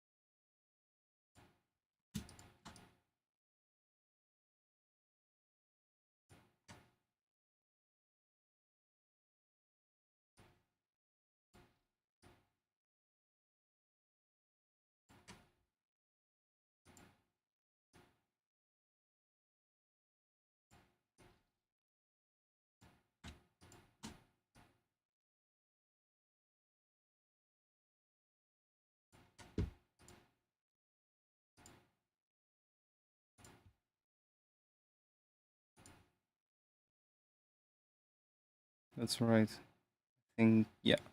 So that when this is down, this is not doing anything. Yeah.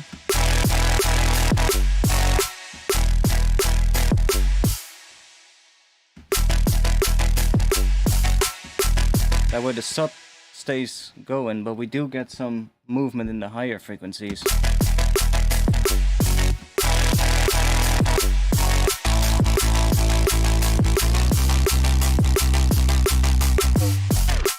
Better.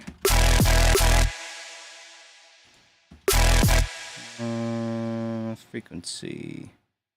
Let's maybe do that.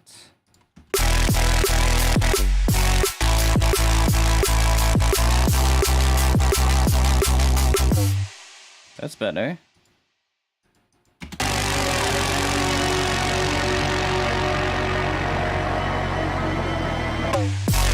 That sounded so weird out. should we just...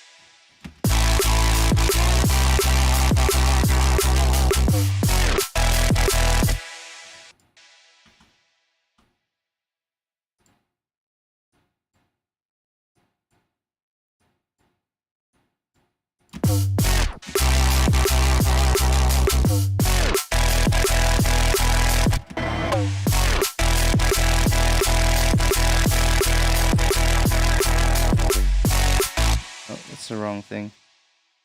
Don't need two of those. Need that one.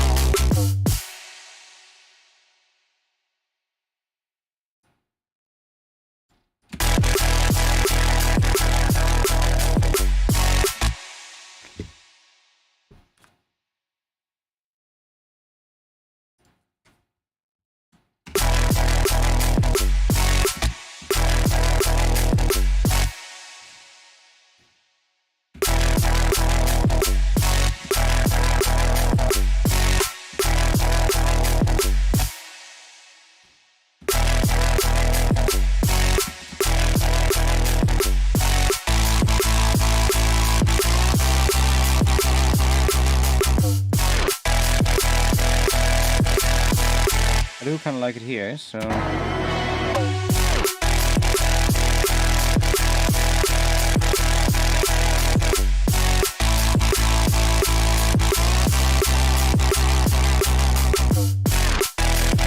it just goes down a little bit too fast, maybe.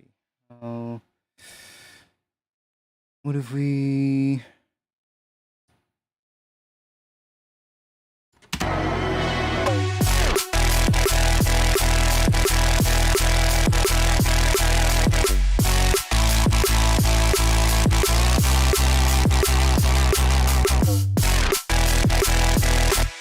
A bit much now.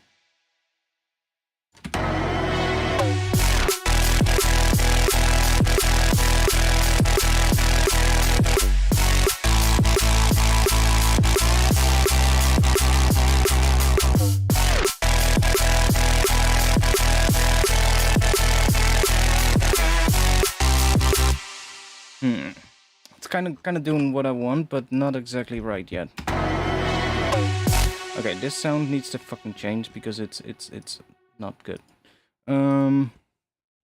Let's go in here. Let's just do this, and we're just gonna do that. Now we just have that.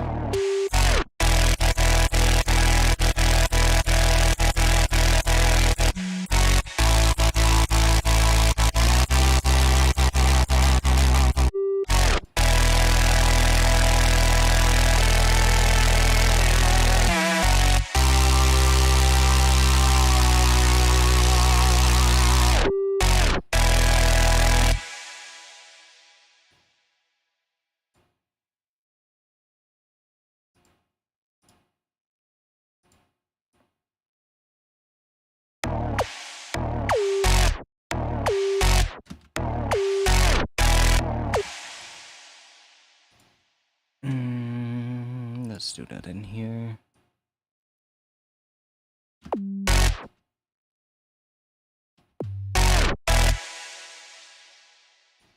See what pitch we're gonna use. Let's just first make it a bit louder.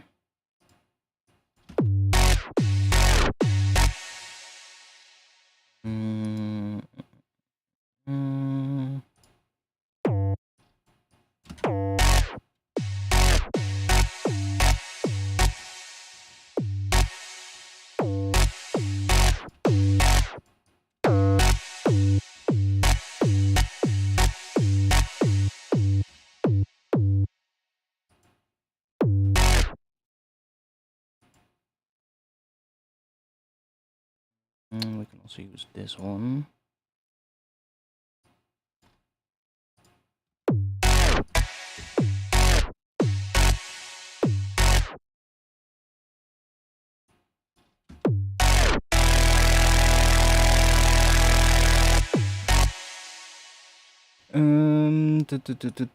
Let's try. Do we want that?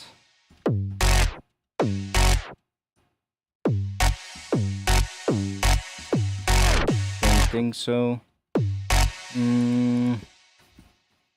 What are we gonna do? This.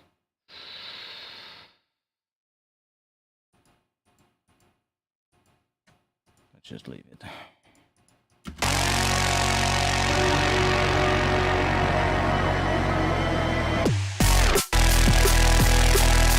Oh yeah, we don't have sidechain.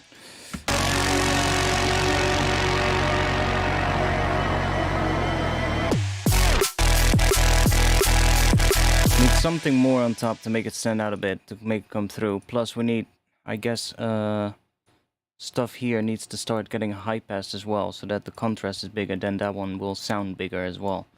Plus the build needs to be better, and the drop needs to have a good snare. So what are we gonna do first?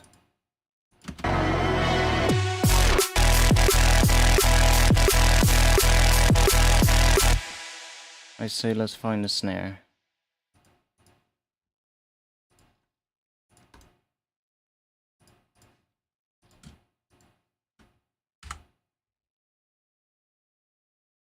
Oh, there's also a sidechain going somewhere. Where's that going? I think into this track as well, but I think it's no problem that I removed it, but there was a sidechain thing there. What was that? That's sending into nothing. Oh, okay.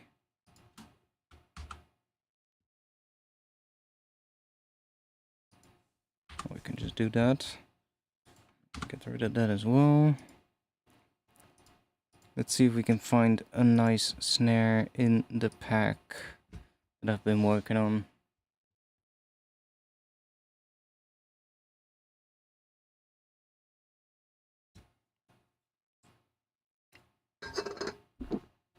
Come on. What are you doing?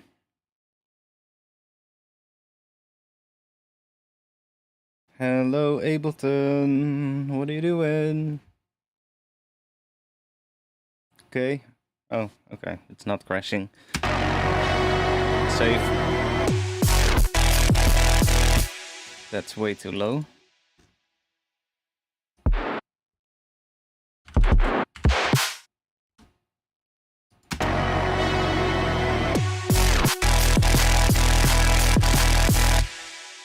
Are we still sidechaining? We should. That one is just really low. Let's go for something higher.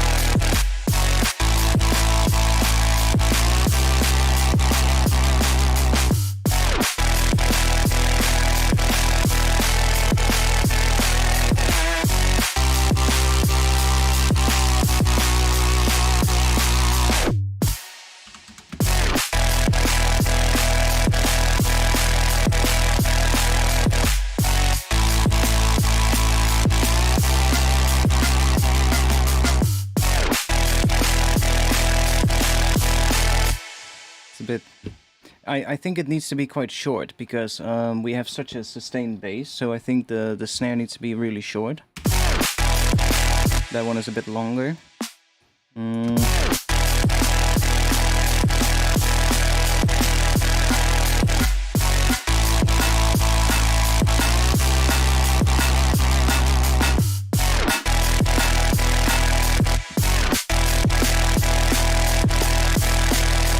guess we'll go higher as well. We're still having sidechain, right? Yeah, we are. Oh, but it's not responding. Oh, was that the snare sidechain? Ah. The snare sidechain is just gone. That's why. It's unlinked itself. Snare. Free effects. There we go.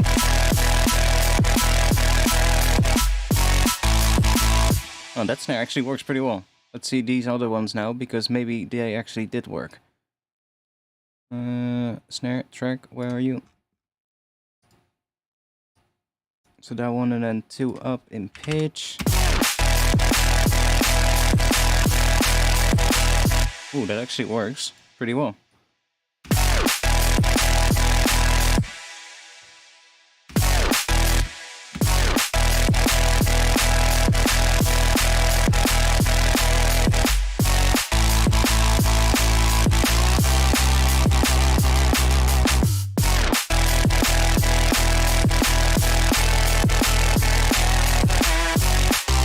That's a pretty nice one. I really like the sound of that one. I'm just gonna make a quick little rack for myself so I can check between a few different ones. Let me just solo it. Like, I do like that one.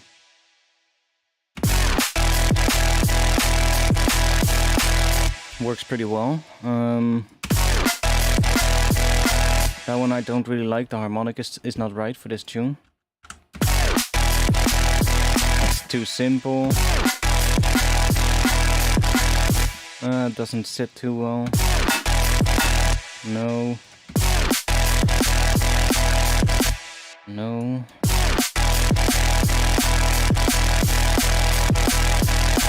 Better, but no.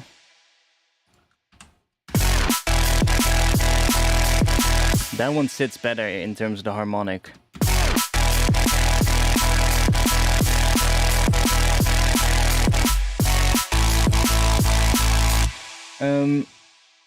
Rise Mob, is that how you pronounce your name? Are the analyzers at the top of your screen a plugin? No, they are a standalone piece of software that is running outside of Ableton. It's called Minimeters, and you can find the link if you just type in !meters, METERS. Then you get the link in the chat.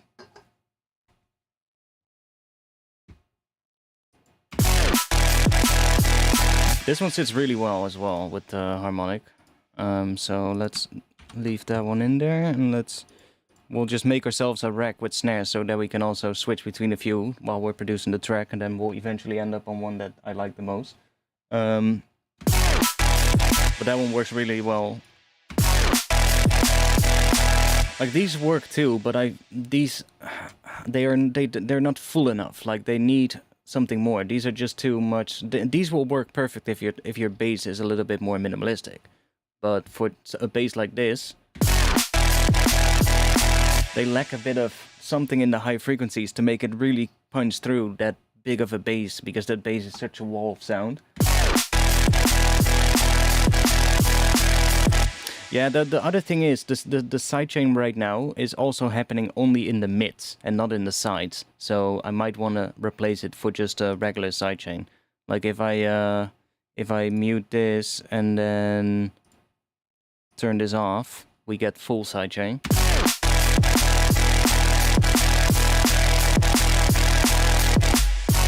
But I kind of liked it when it's only sidechaining the mids for some reason, so that big bass in the sides is still just continuing.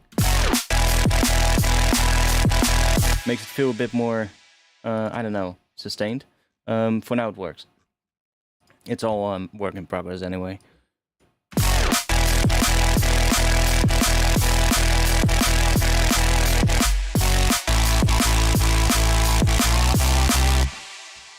Kinda works.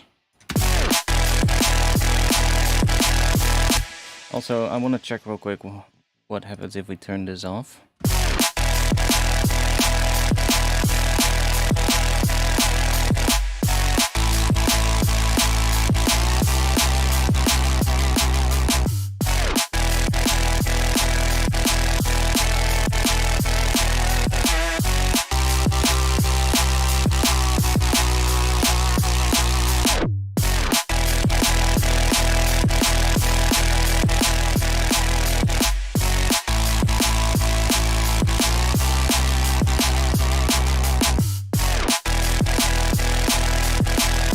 That one kind of works too, so let's leave that one in the rack. Ooh.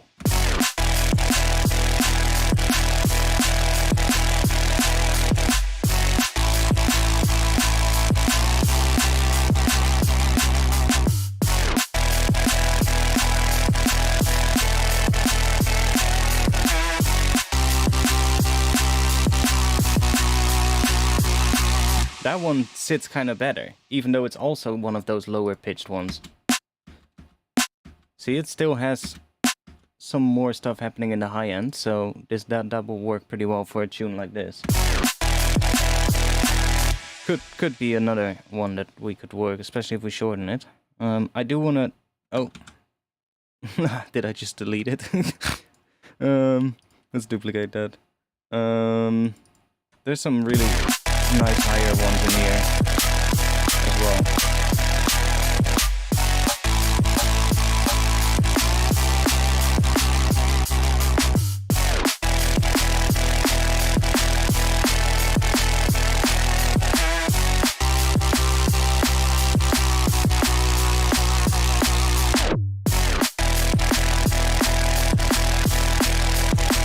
See, also when we shorten them, they get a lot more tighter sounding, and that works a lot better in a track like this because the bass is so sustained.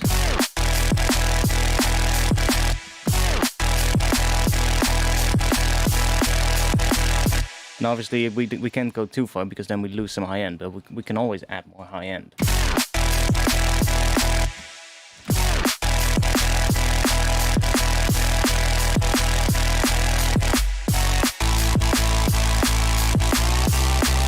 One is nice. That not. See, that definitely doesn't work. D. Let's go up 2 now, because then we're in E.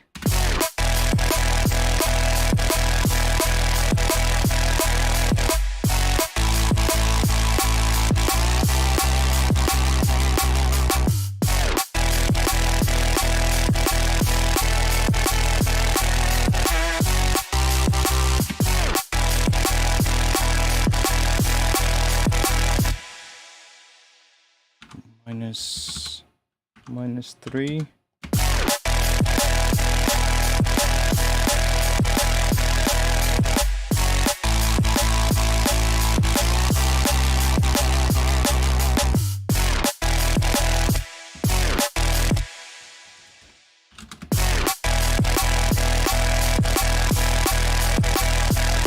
See, a higher snare like that will really punch through. So that's the other option that I was thinking about, because that also works pretty well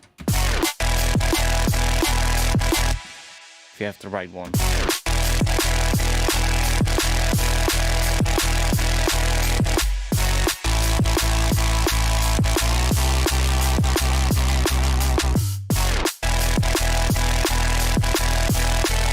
Ooh, that one is also not too bad if we add a little boost around here.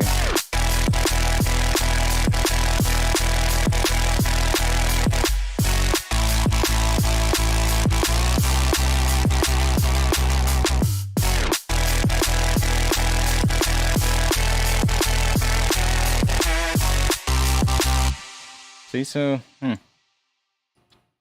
couple of different options.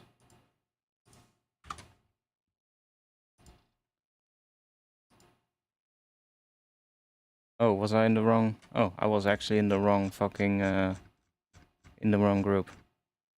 in the wrong folder. I wasn't in the pack. I was in the old version of the pack. I have a whole new version of the pack, which has a lot more snares that are actually even better, I think. Let's start with the higher ones then, because we might have some weird ones there. It's a bit too high. Hello, Matthews. That's a pretty Matthews-y kind of snare.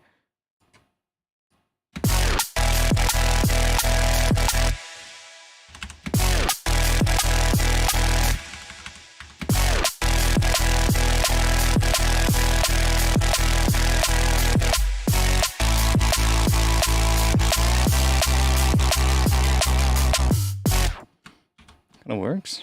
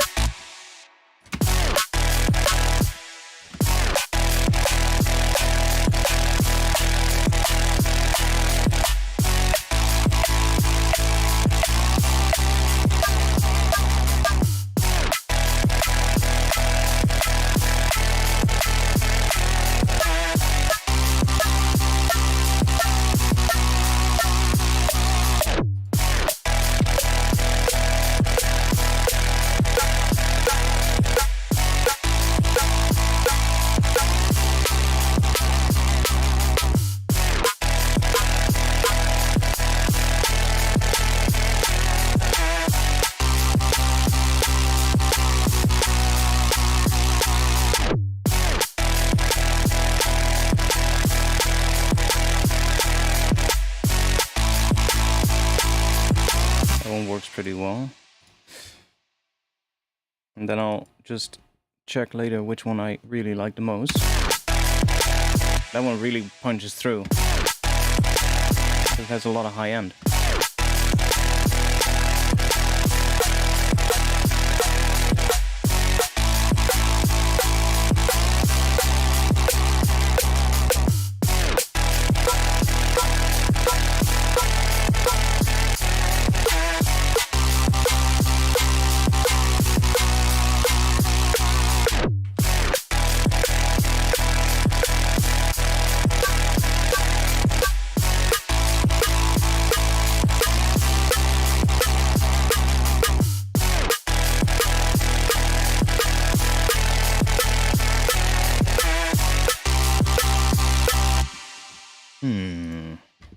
Which one do we like most?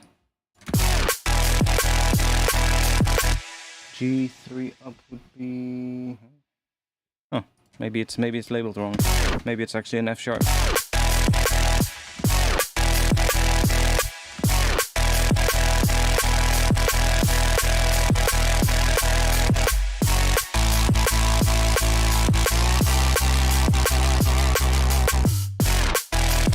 Ooh, I like this one. Not the same as that one, right? No, definitely not.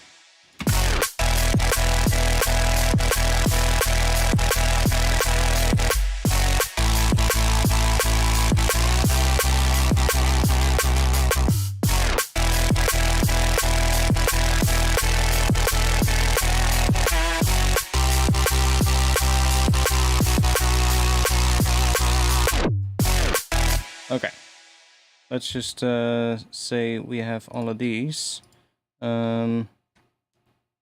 Let's go in here and let's select all of them. Just do that and then do that. And then we can map that to a macro. Then we can select which snare we want just by using this. But I really like that last one for now.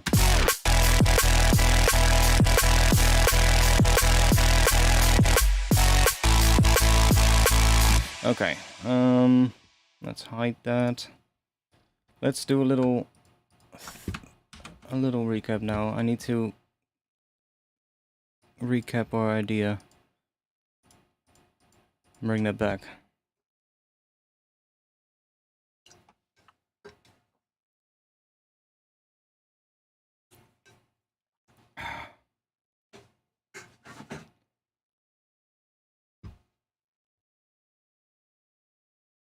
Okay. Like, we still need something here that makes the whole intro a bit more interesting.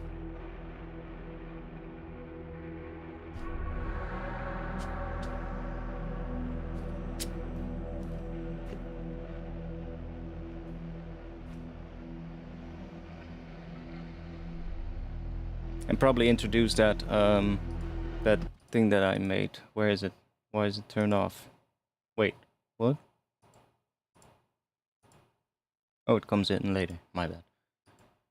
We do have the vocal here, of course, but that's playing something different.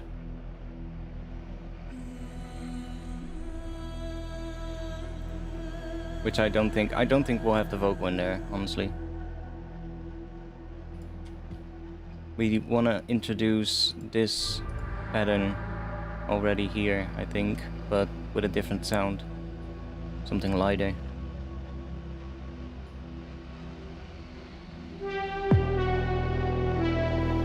That pattern. Because that's also what the drop is sort of like doing.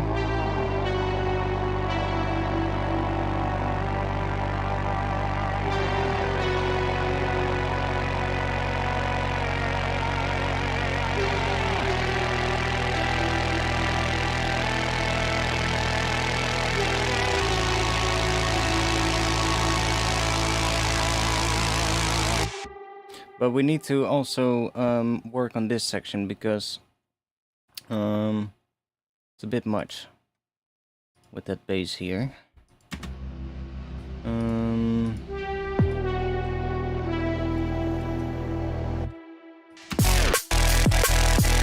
Oh, I like that now. Now I hear that after that. Okay.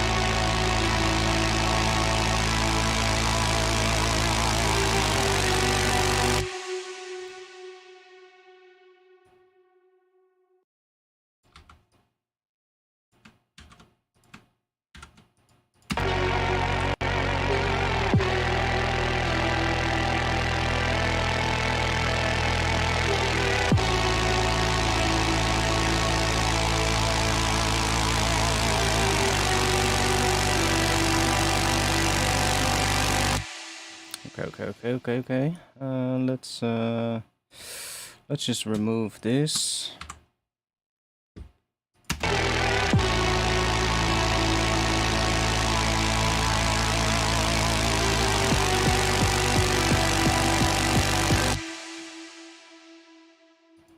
We'll do it again, but let's put a low pass on it.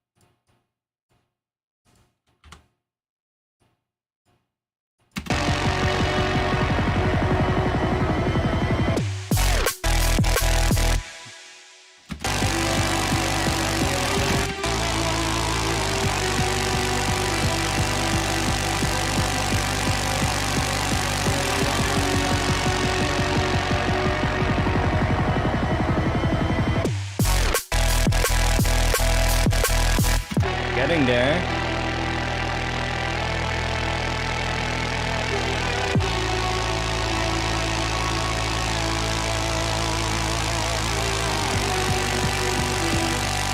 Okay, this one we want to have automation on probably.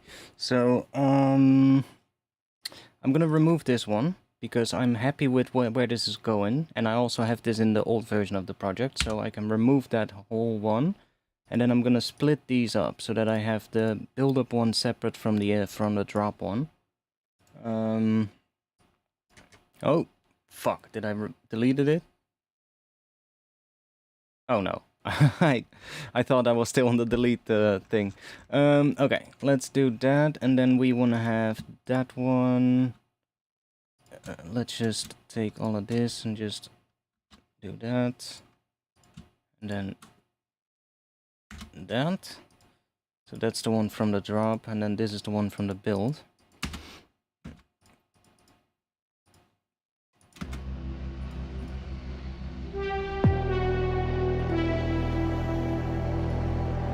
We need more stuff happening here. This needs to feel really big and epic at this moment when this bass comes in. So we need more like high end. Maybe just... Oh, I have an idea. Maybe, where are you? Artifacts, sound effects, noise frozen. And then just grab one of these noises. Like maybe a clap noise. I don't know, something like that.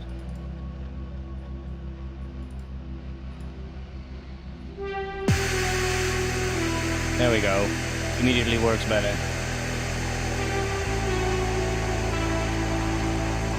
Might want to do something more interesting, but for now that'll do. Do want to probably do that little bit of filtering on it, so it just decays a little bit over time, because it's just a sustained noise. So if I just do that and then just do this, we get a little bit of sort of like natural decay of the frequencies, so that because it just low passes a bit over time. So we get a bit something like that. Just rolls that high end off a little.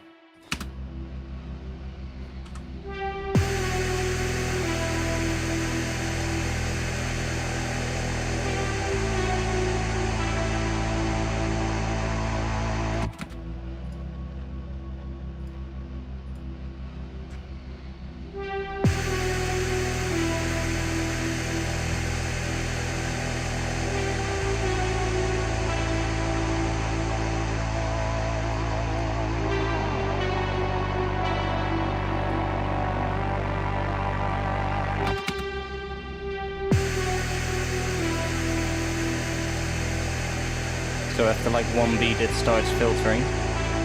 And then I'm gonna put some reverb on that afterwards again. And I'll use some shimmer. But instead of having it like this with the shift on 12, I'm just gonna bring this back to 0. So it's not gonna pitch up the reverb. But then we can use the feedback here to kind of just give it some nice long reverb. And that is then reverbing the high end from here as well before it starts filtering, so then it blends again afterwards, so we still get more high end than we had without the reverb, but I don't know, it sounds nicer in my opinion. It just adds a bit of width as well, which is nice. Makes it that filtering a little bit more subtle, but you can still hear that it's filtering. And then let's just freeze flatten that, so we can also reverse it if we want.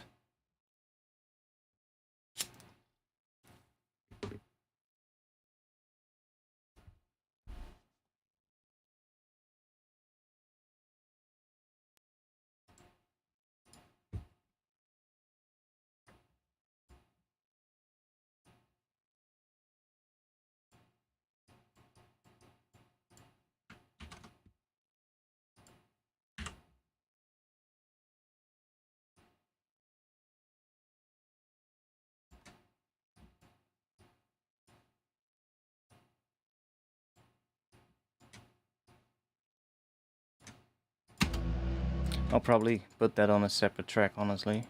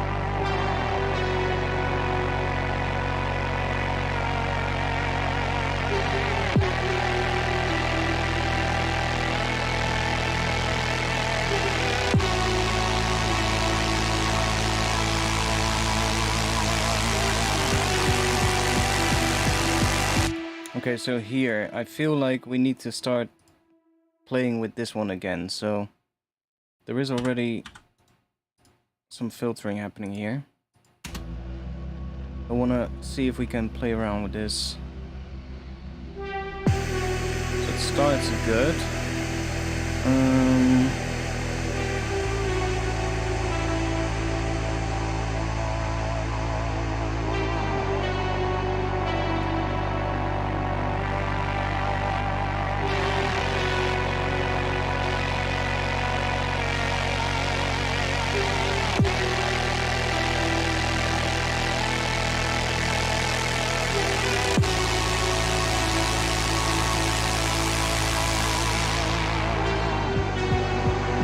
Yeah, we need to close it down here.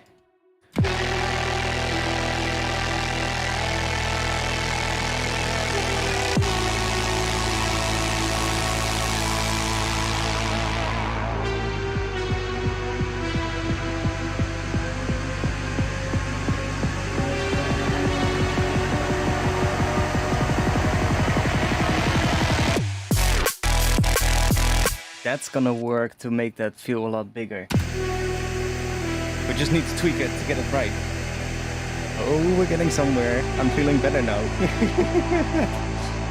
I need a drink. Perfect name for right now. Let's open a Rockstar.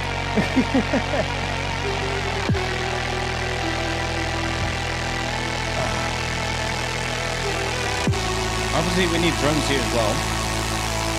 And we need, like, I think on this big layer, we also want to do automation on it so that it kind of becomes more washed out as this sort of like grows, so that it all becomes more like part of one big rise, if you get what I mean. Like, Matthews is great at that. He does some of that stuff, like that tune that he did recently, called Stay. Fucking hell, what a tune. Holy shit. If you haven't heard it yet, that drop when it first hit, I was like, oh my god, dude, why? You're so good at these things. But yeah, that tune is amazing. But he's done similar ones like that as well. Like No Tomorrow had a very similar rise as well, where he had this really big wolf sound just rising, and he's pretty nice. He does that pretty good. That's kind of what I'm hearing in this section, actually. Something like that. What did you use for the synth leads? Which one? I assume you mean this big thing. That thing. Which comes in here as this. I assume you mean that one. That's just Serum. Well, I say it's just Serum, but I went over that like a little bit before in the stream, so if you want to see that, I guess just check the VOD and you'll be able to check how I did that, because I broke it down on step by step, basically. And if you mean this one, that one, that's also a Serum. That's just a Serum with like a big ass reverb on it, fully wet. See, it's just a saw wave.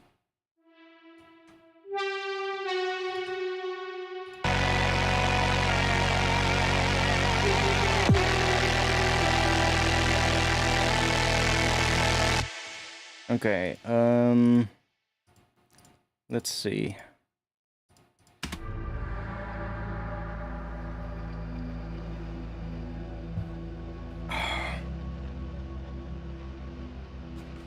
Still, this needs to be a lot fuller, that section in front of it, but I'm not sure yet what we need to do there.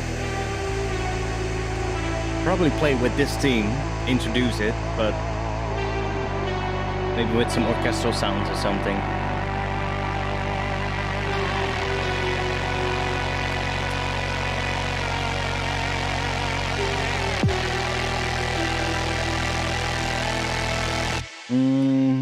What are we gonna do here?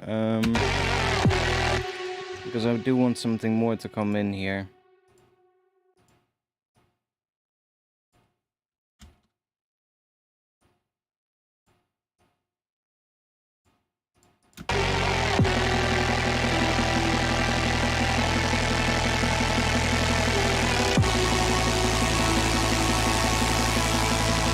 mean, something like that would work.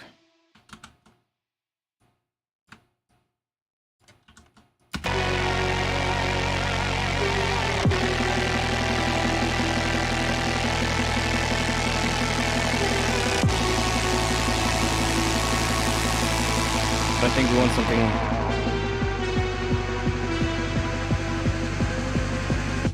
a little bit more interesting, but what else is happening on here? Yeah, I thought I was hearing something.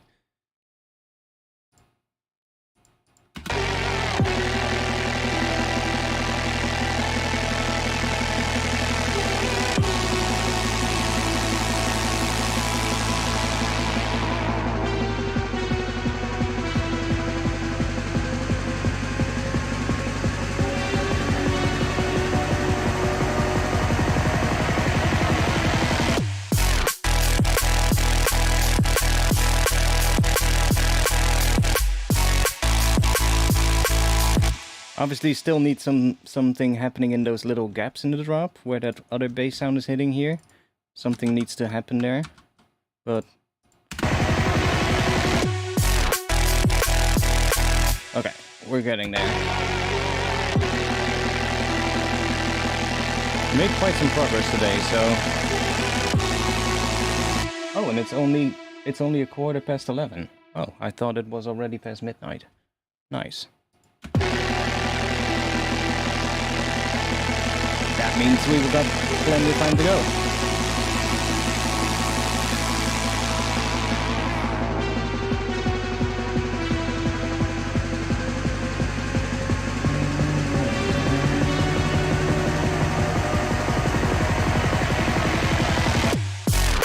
So here, let's see.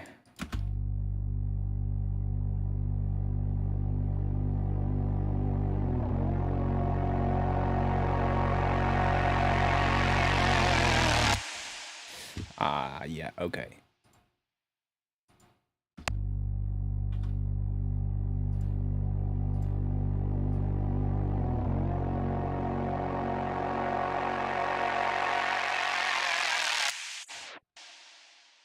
Probably want to do that. We can do that. And then we can get rid of this automation because we're not really using that in this track. So let's clean the automation up real quick.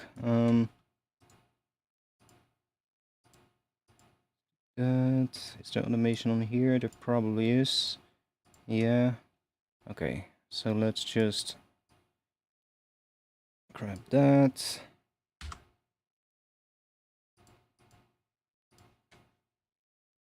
And then we want to have this here.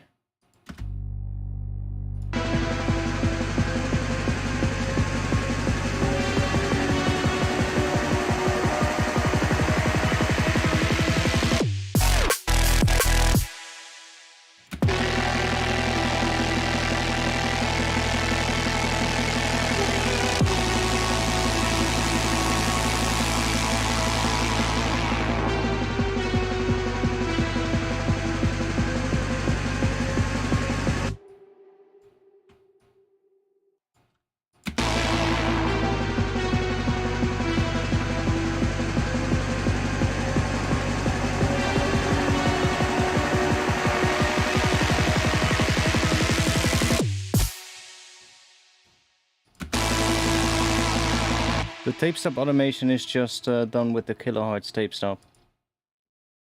It's just this one. It's basically just doing a little tape stop here at the start of that section. See? Just to get that effect at that note. If I turn this off, we just get that. See? So I could do it with pitch bend, obviously, but because I have a bass sound that's made up out of 3 notes, and that would mean I would have to do 3 individual pitch bends because I'm using MPE for the pitch bending in this. I didn't want to do it with a pitch bend because I was already doing a lot of pitch bends in here, and I was like, I'm not going to complicate myself to do 3 pitch bends everywhere I want to do a tape stop effect. So I was like, let's just put a tape stop on there and just automate it so that I can and it works really well. It's such a good effect. Like, I love the kilohertz things. They're so good. They're like little tools. Like, they almost don't do anything, most of them, right? They're all really specific little effects, but like, if you use them sparingly here and there, they can be really helpful. Or not even sparingly, you know, but just use them clever, I guess.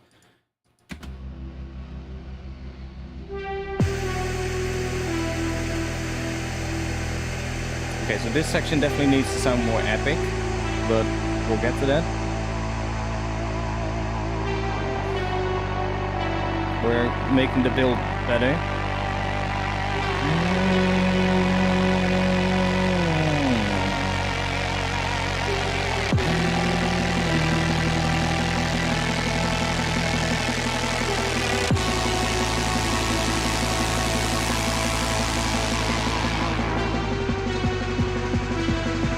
I like that.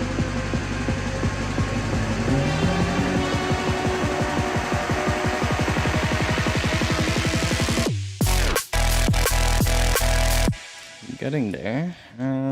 So here we have... Now we have all that reverb continuing, so I think what's going to be good is if we do this and we automate the on-off switch of that entire group, so that it just turns off right here.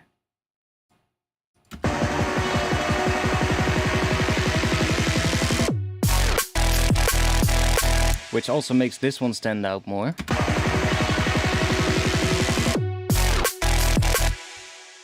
Now we had reverb because this one was playing. Just to be sure, let's automate that one as well.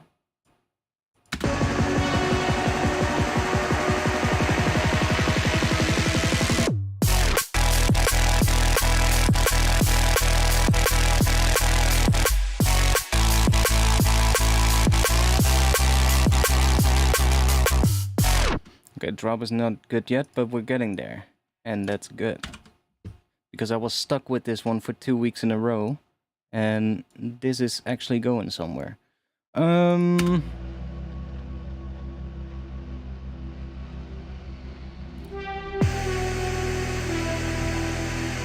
thinking what this could have. Ooh. I'm tempted. Let's try. I said epic, let's try. Which one are we gonna try? Well, the first one we have to try is obviously our trusty Japanese children's choir for ultra epicness. If Omnisphere wants to be quick today, that would be great, because Omnisphere usually loads really slow, but let's give it a shot. Otherwise, we might go for some contact thing. Ooh, do I have... Oh, didn't Omnisphere also have Gregorian, like, vocals? Some like church-like choir kind of vocal, but like not the gospel one, but like the more Gregorian type one. Maybe. That could maybe be nice. Or just some kind of children's choir or something. Or women's choir, something higher, maybe. Or, well, we'll see. Let's try this one first. If Omnisphere wants to load. Holy shit. Normally it's not this slow, but there we go. Well, there we go. My favorite distortion plugin. I've got a couple that I like. Fatfill the Saturn obviously is really good. I would normally still grab Isotope Trash too, because it's just a really good distortion, but because it's not available for sale anymore, I kind of try to steer away from using it on streams and in like tutorials, because you know, people can't buy it anymore, right? So if I'm using it on a stream, or if I'm using it during a tutorial and people are like, yo, where can I get that plugin? I'm like, yeah, well, you can't buy it anymore, man. So I just kind of steered away from it a little bit for that reason. But the Melda multiband wave shaper is a really good replacement, because it basically has the same thing as the Trash 2 wave shaper function, the Trash section, because it's basically just here you've got your bands and here you've got your wave shape. It just doesn't come with all the presets right here that Trash has, right? Trash has all the presets in here that you can select between in the side menu, but those are basically just presets for this wave shaper that is next to it. And you can just create your own shapes in here with all these different curves and shit. But the great thing about this one is that Trash doesn't have is all these options for the splitting of the bends. So you've got like linear phase splitting, you've got mid-side splitting for like all kinds of interesting, so you can split by the mid and the side in terms of the stereo, for instance, which is really interesting. You can split between tonal and transient, which is kind of interesting. So you can do like other interesting sort of like splits, and you've got a lot more control over the slope of the bends and all that kind of stuff. So this one is pretty nice. I actually feel, although it's the UI is a bit more, you have to like it. You either like these UIs or you don't. I'm personally not a big fan of the extra pop-out windows. I don't usually like that in plugins, but for this one, it kinda isn't too bad. You just have to get around these things a bit. Like this thing right here, I always get confused with this thing. I think it's to open something, but it's actually to close something, so... see, that's how you open it again, and then you've got modulators and shit, and well, there's a lot to these. Utilities, yeah, modulators. And then we can open that up again, which opens on my second screen. See, that's the thing that I don't really like, all the extra windows. I usually like it more if there's like, if everything is in one window, but still, it has a lot of options. And the best thing about it that I discovered recently is you can modulate the bends. So if you have like 2 bends, you can modulate the frequency of the bend really easily, and it doesn't sound bad. Like if you're modulating it while the sound is playing. Where if you would do that in Trash, like if you would move the bend around when it was playing, you would get all kinds of crackling audio and shit, all kinds of weird distortions happening. This one, if you just modulate it with one of the modulators, so if I would just say, I don't know, how do we open that? Click that, modulate the, what do we want to modulate? See, then we get another window. That's the only thing, and it's a bit deep going into this thing. Band 1, band 1. Oh, can we not do this in the wave shaper? Oh, maybe not. Okay, not in the wave shaper. There's other devices that they have. Like they have a couple of other ones that I really like a lot. The multi-band frequency shifter. That one is really cool as well. And that one has these presets where the bends are also modulating. So I thought that you could do it in the distortion as well, or in the wave shaper, but apparently you can't. But this one is really nice as well. It has like these weird... I think I saved some.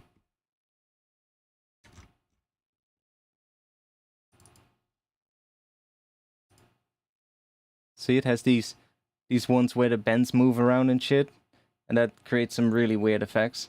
Yeah, the non-multiband one is free. The non-multiband version is free, but if you want to have the multiband version, you do have to pay for that one.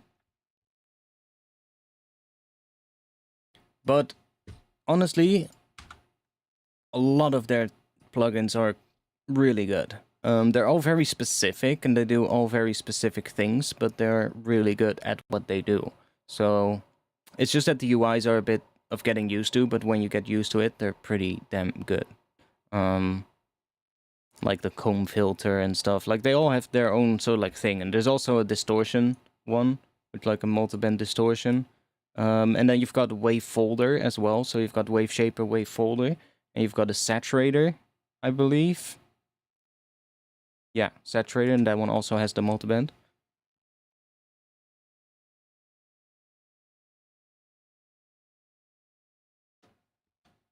Seems overkill to me. It can feel like that because it's so feature rich, a lot of these things. But when you're doing sound design and like when you're doing things like that, it a lot of times that is actually nice that you have that much control. But it's, yeah, it's pretty good. Okay.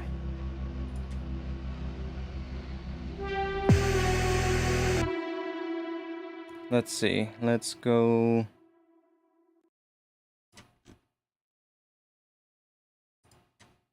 For these first.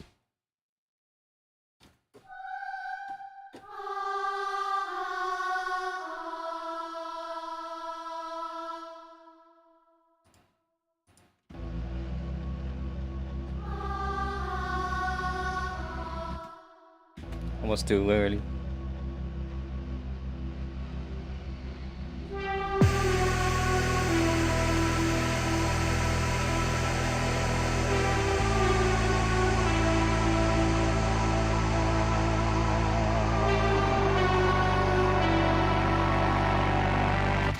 Or we do the underlying chords, which would be...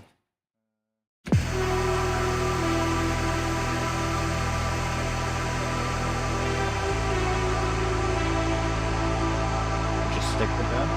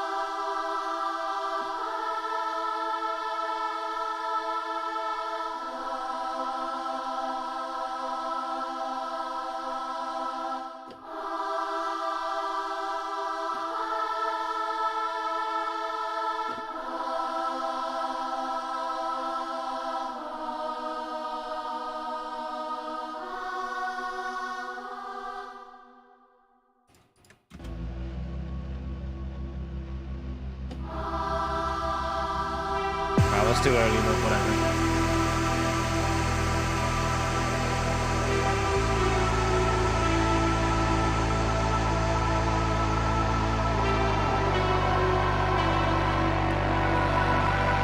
Oh, it wants to go to B. Oh, that's the, oh yeah, that works too. Let's see.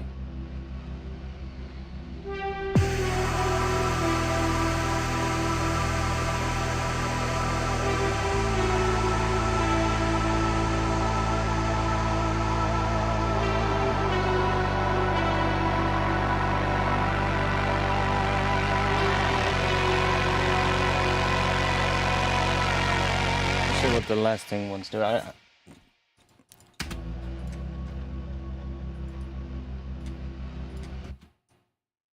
Let's just put some of those in.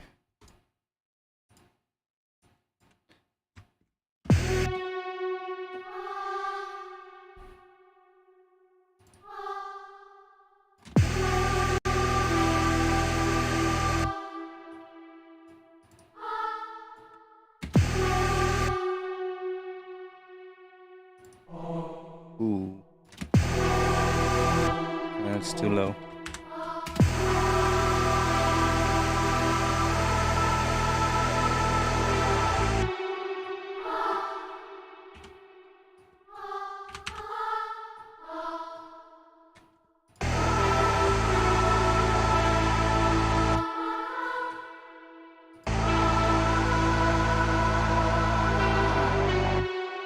I'm doing it too quick now, I think. Yeah. Oh.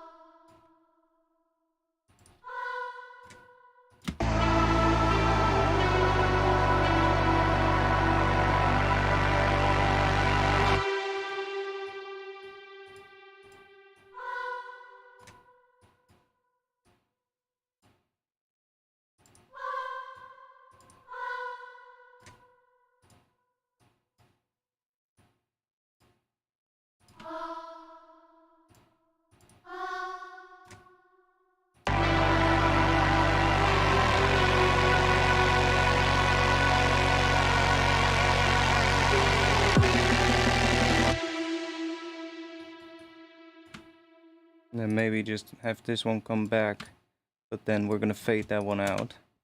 Maybe over the duration of that.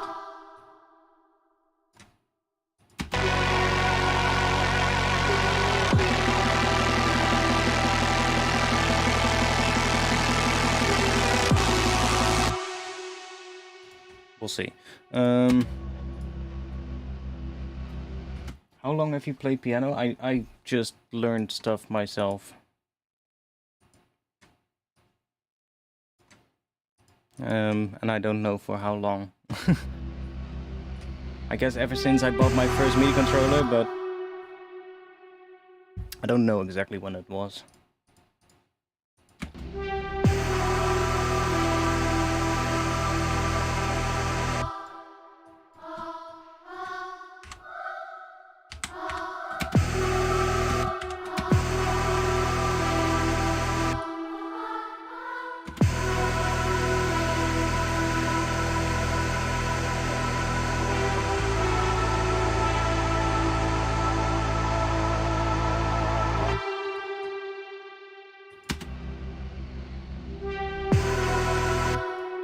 Nah.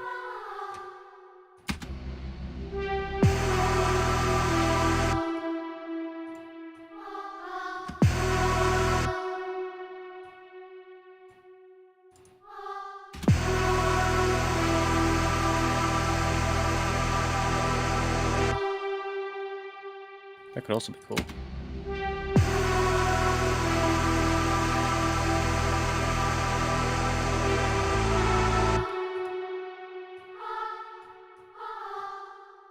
Ooh.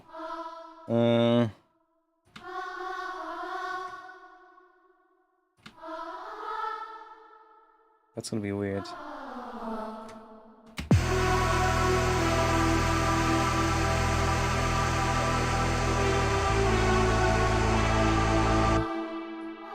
Maybe we'll only use the high note. Ta-na-na.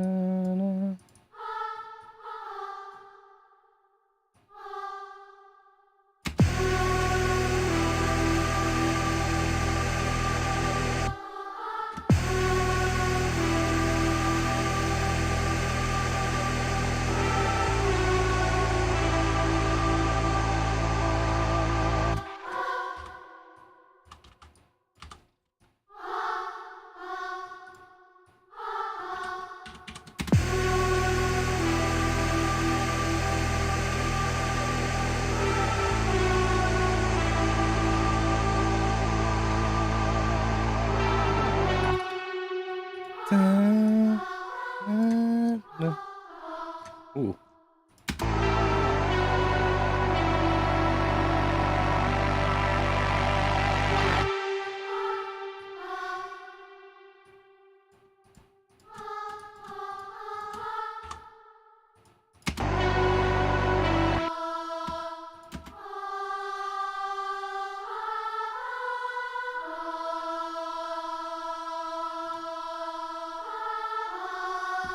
Hmm.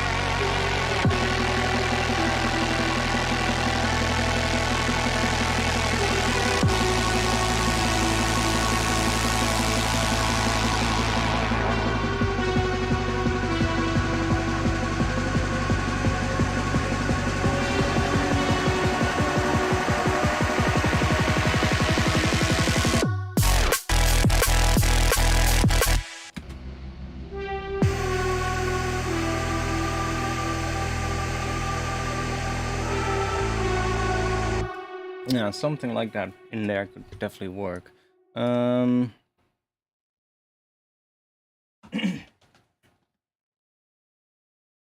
Playbox is pretty interesting. Playbox is pretty interesting library. It's good when you when you're stuck, when you have a writer's block and you have no idea where to start. That's when it's really good. It's a little bit harder to use when you already have something and you want to incorporate it into a tune that you're already working on. But when you are just looking to get started with something and you are just running up into a wall, just grab Playbox and just try something out and just mess with it. Just click randomize for a bunch of times. Yeah, exactly. There's more plugins like that, you know, like Shaperbox is a great one, where if you just write something really basic and just chuck a Shaperbox on it and just start flicking through presets until you hear something that you like, right? Same thing with Portal, for instance. That's another good one as like an effects plugin. There's more stuff like that, but Shaperbox 3 is really handy. Yeah. One moment. Whew.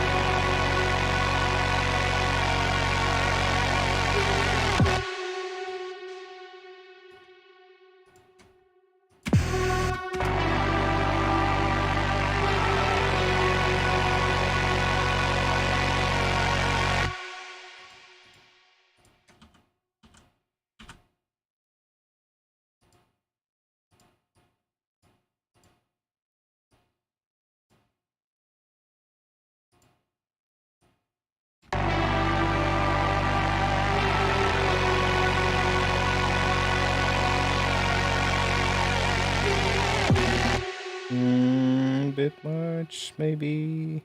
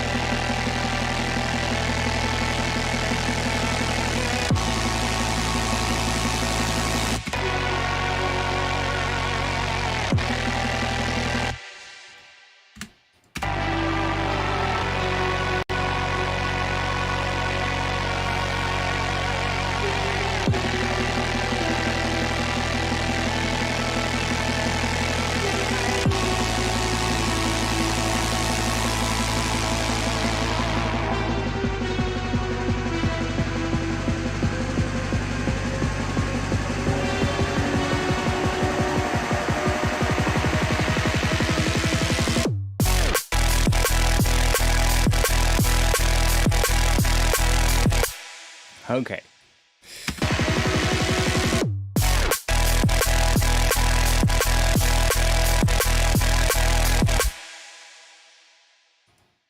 What happens if we take out the snare right here?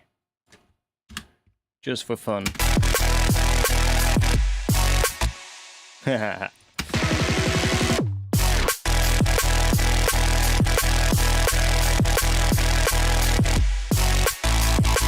We obviously need something happening in that gap, something else than just that sub bass hit, but...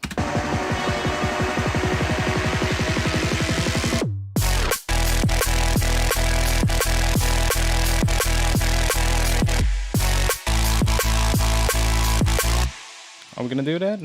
Good work. Might also be cool if we have...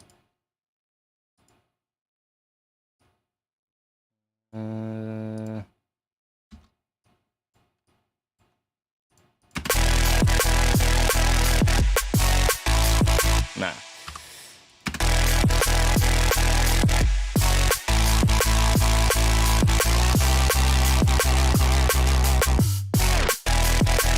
Maybe just do it on that one right there. Yeah, some kind of a tonal percussion sound, I guess.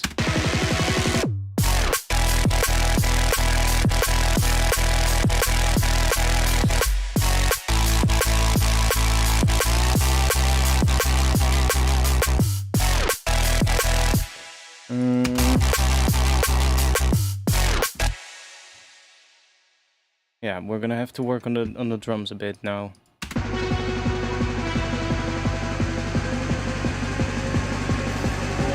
Okay, I quickly want to check what happens if I do something slightly different in the build with the snare that I have here, that build snare. What if we do an audio track, and let's just grab these two. Oh. Let's grab these two and drop them on here. And then let's just grab... I'll just go to the Noisia packs real quick. Or I can try one from my own pack that I'm working on. Fills, maybe? Let's see what we get if we use one of these.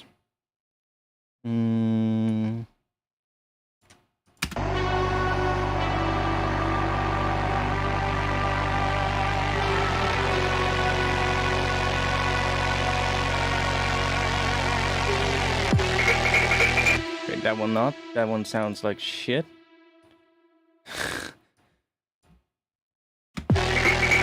What the hell is that? What the hell is going on with this?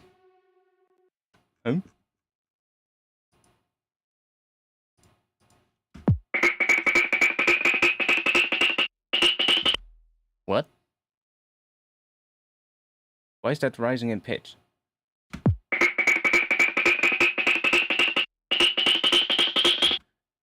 What?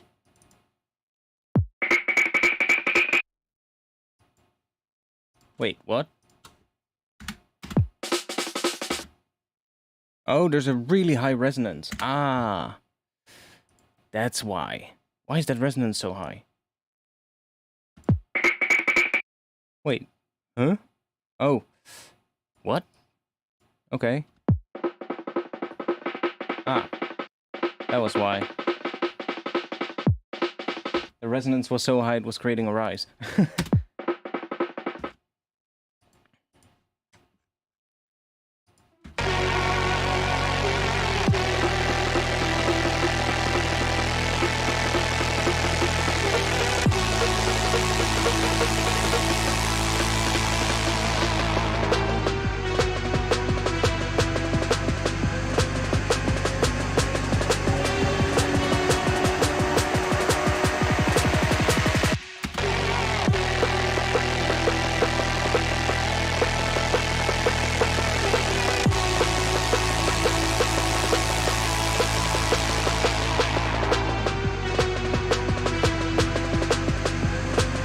I do like that little...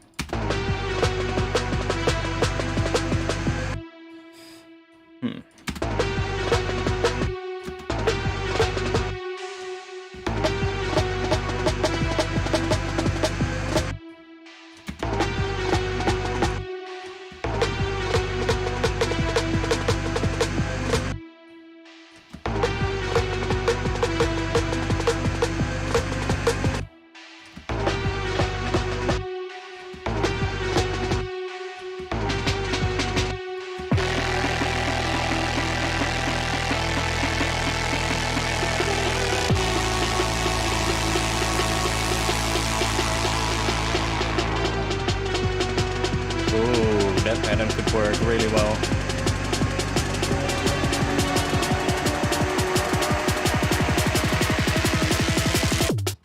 That pattern works really well.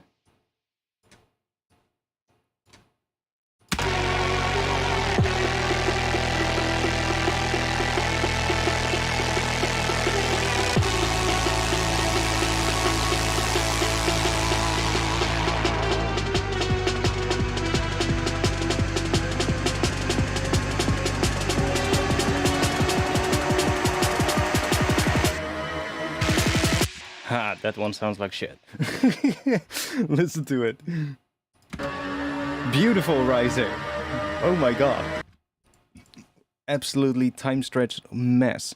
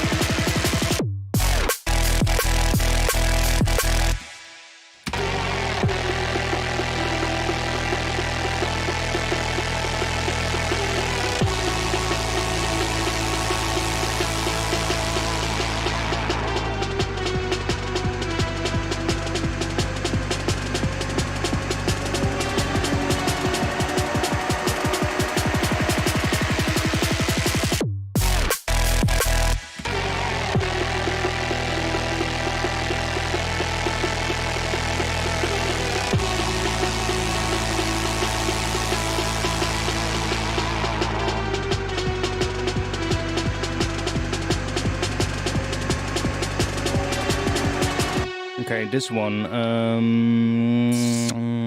auto pen. And let's get either 16s or 8 notes, let's see.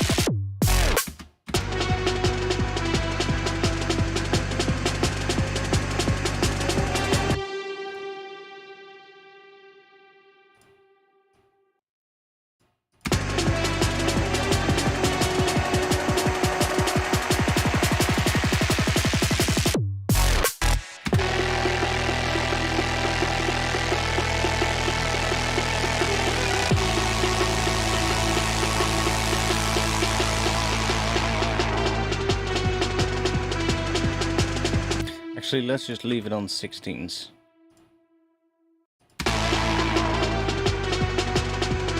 Yeah, that makes more sense.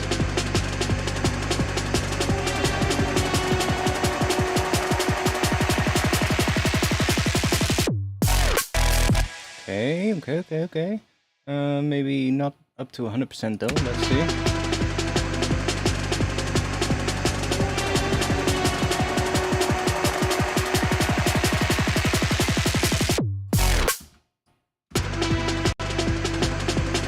Maybe we do go up to 100%. I kind of feel like we need more stuff happening. There needs to be another riser at a higher layer. Like, this one is quite low. Like... See, I high-passed it, but... It has a quite low sort of like...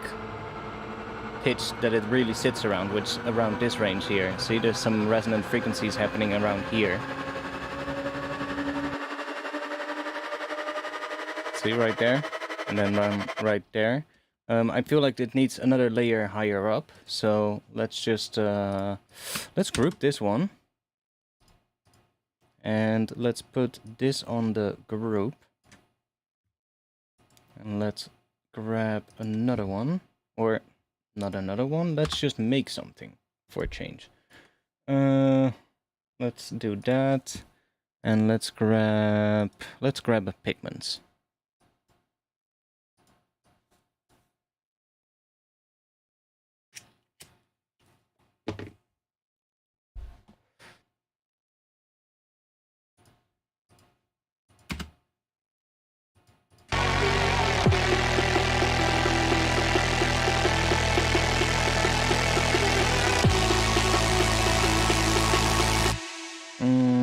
Let's put an E note in here. Up to there. And let's just say new preset. And we can, let's just go to the sampler first.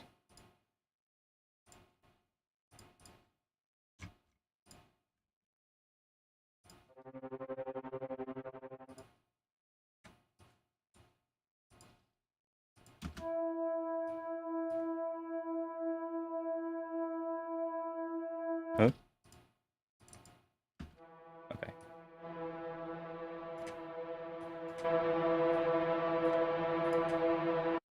Okay, let's do a pitch bend in here real quick.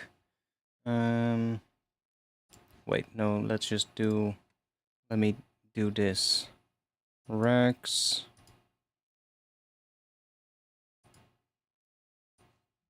There we go.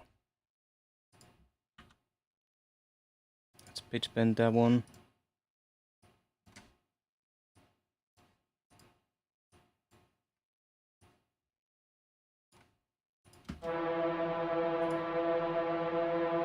Let's make sure it's not MP enabled.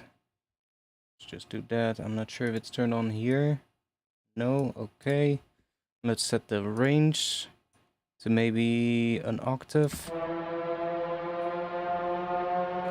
And then we're gonna play around with this here. And we're gonna mess with that in the mix and see what we get.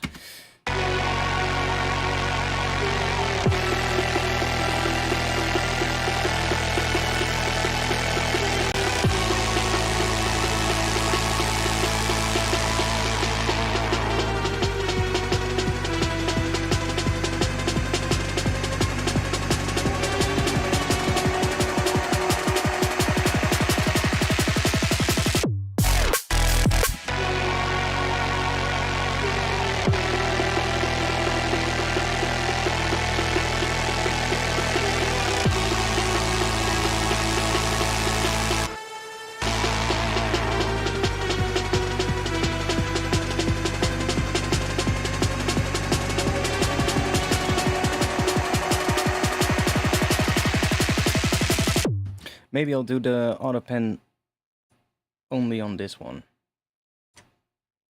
And maybe this one will also have auto pen automation, but more subtly or coming in later.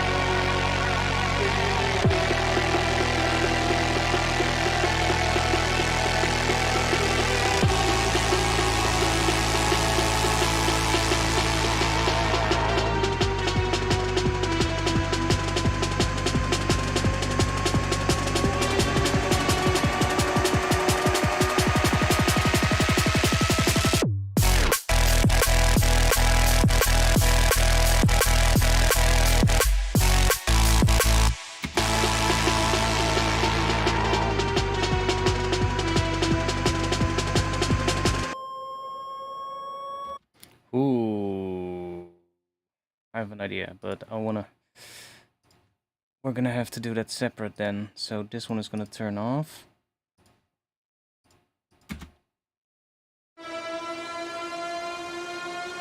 Let's call this riser.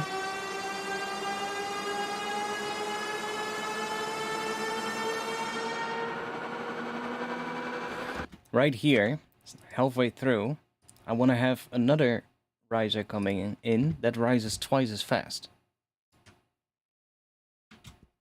And it needs to be pretty simple one, so just like a sine wave or a triangle wave or something like that. But it just needs to go through here twice as fast, I think.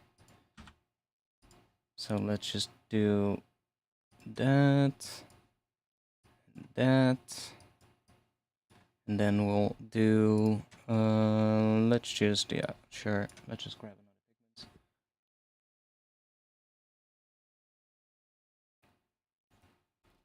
Ah, it's midnight. Nice. Well, we already achieved a lot more today than that I achieved in the last 2 weeks, so making good progress. Let's go for 24.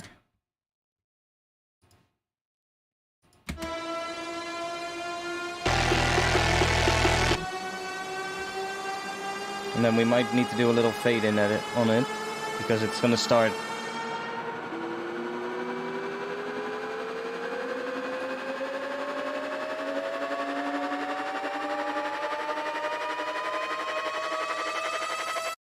I think that is gonna be nice, having that sort of like come through twice as fast as the other ones, because they end up on the same note. So.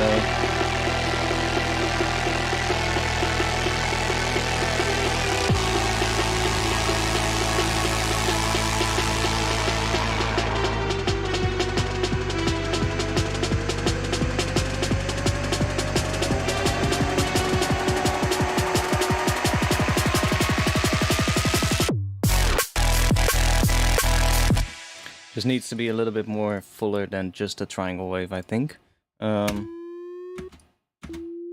Let's just do that then, and let's use some kind of FM or something. Oh wait, let's maybe pick a weird wavetable.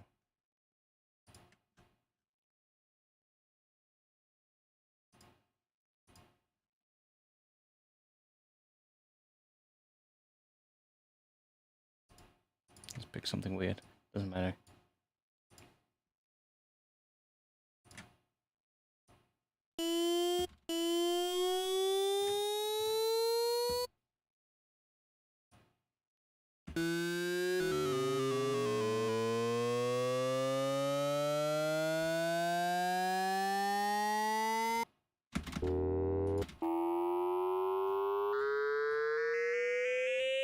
What is... Let's see, a fifth would be... Fifth below...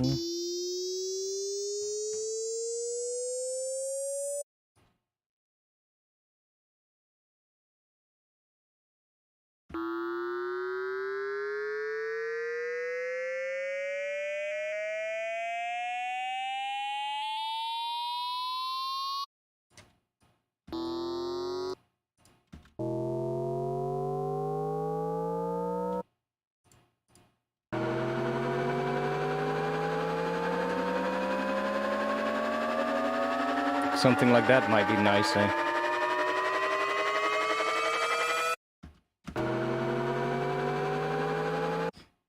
Has a bit of low end as well, but so it might not work with the bass, so let's see.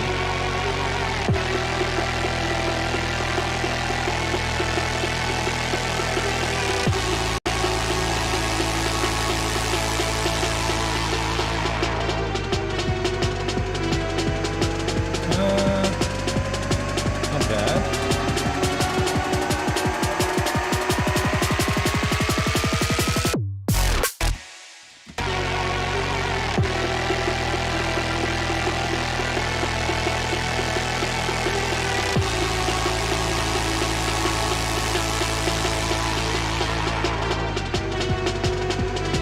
still starts a bit too abruptly.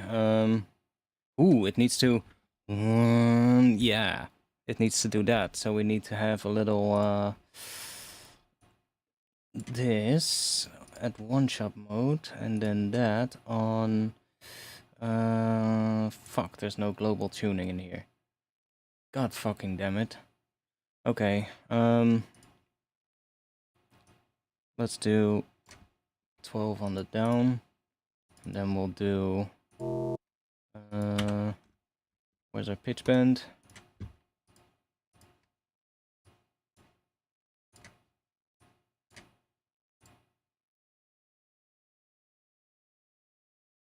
Want that to be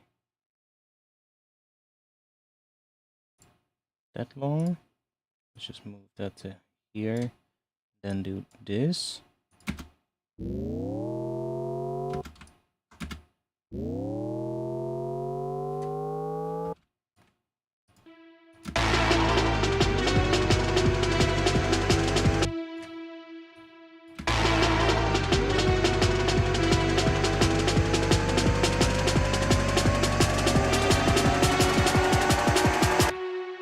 No, like that.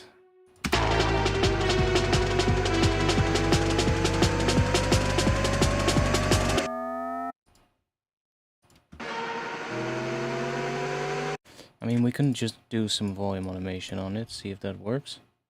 Just some...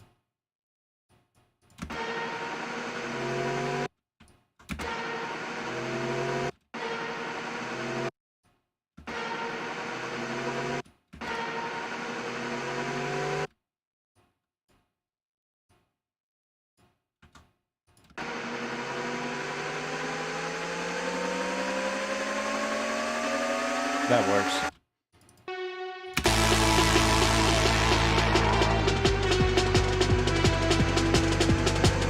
There we go.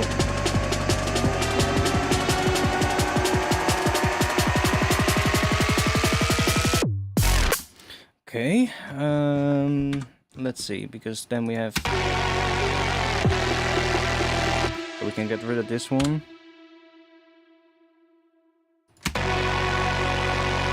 Save.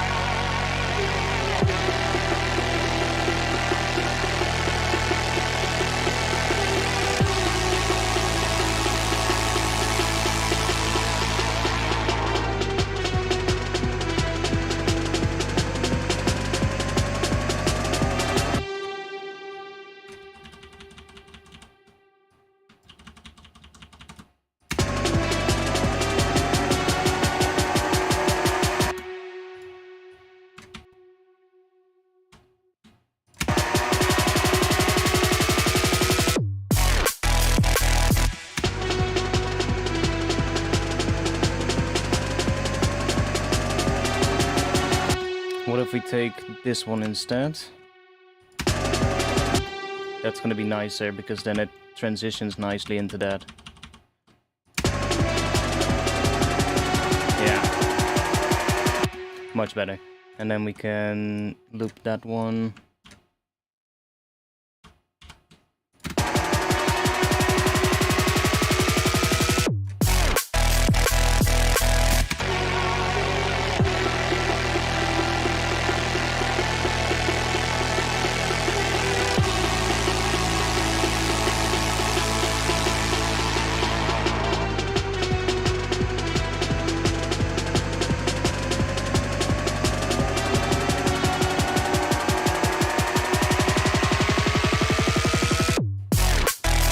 There we go.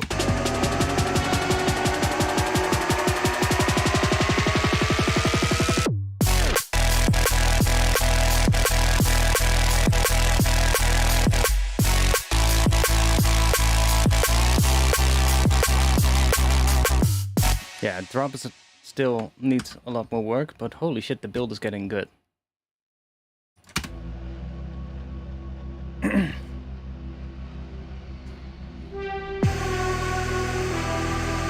I don't like the choir.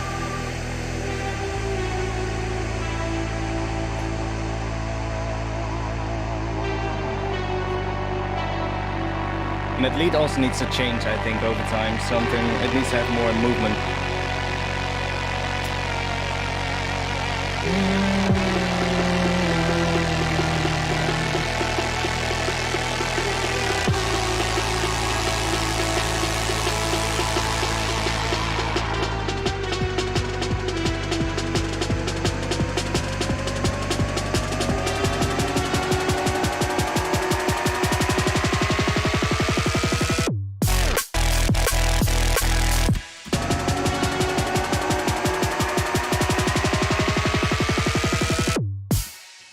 Okay,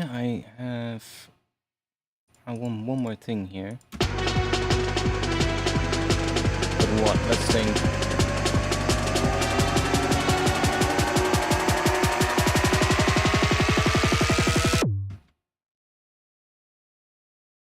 What is that?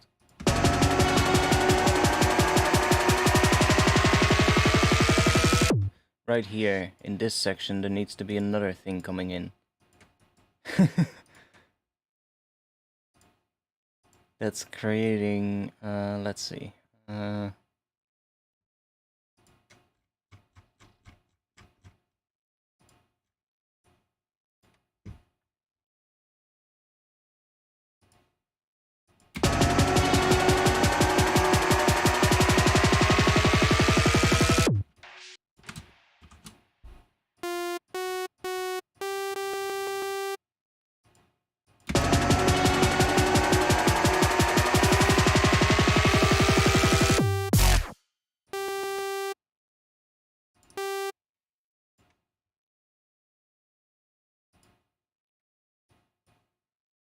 That's the same note as what is hitting here.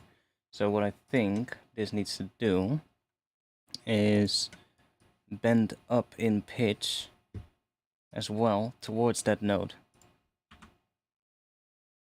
So, like that.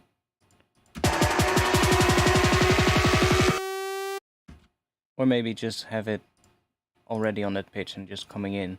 But then we need some kind of a sound that is pretty wide, I think. Like, let's just go really wide. Okay, let's go more wide. Let's go even more wide. Let's make bigger. No, let's make... No. Yeah, let's do that, sure. We want more. There we go.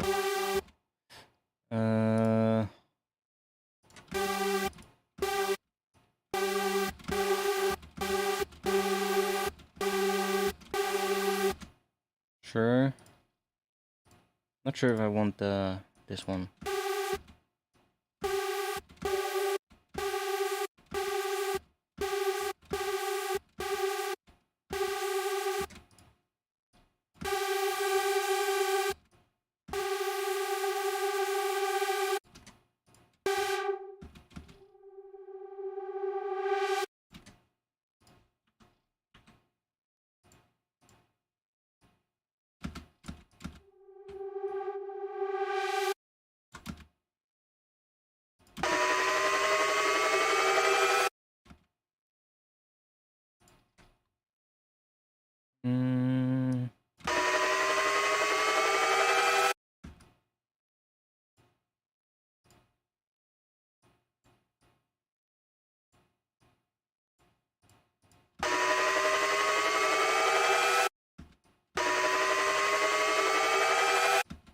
Now it's getting really detuned, but...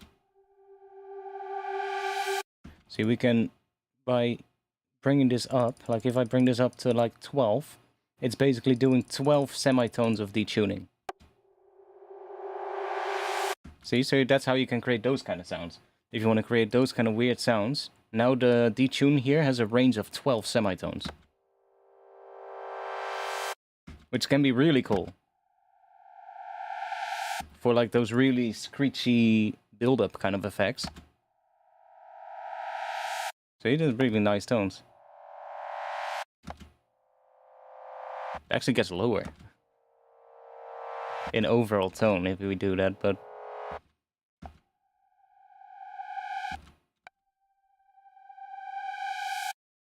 So what if we automate the detune?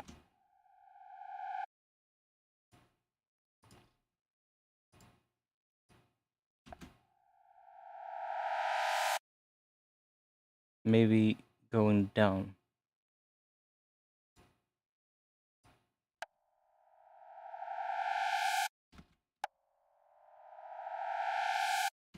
Maybe we are gonna go up.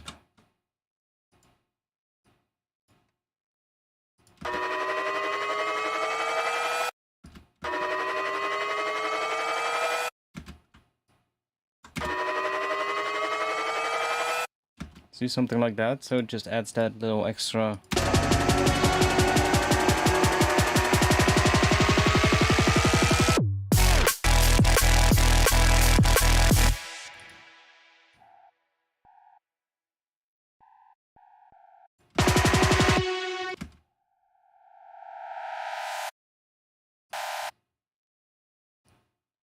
Not sure if it's the right note now.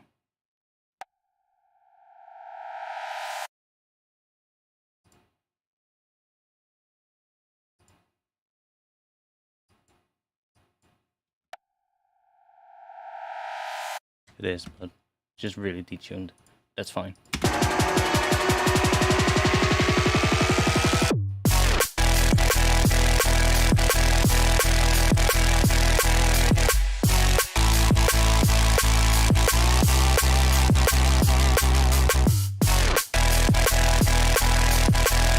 Okay, let's see if we can do a little bit more here now.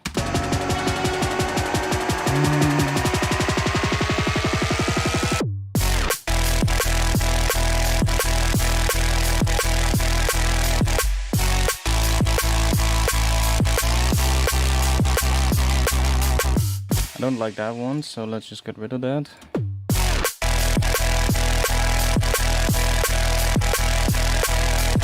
Might do that here though.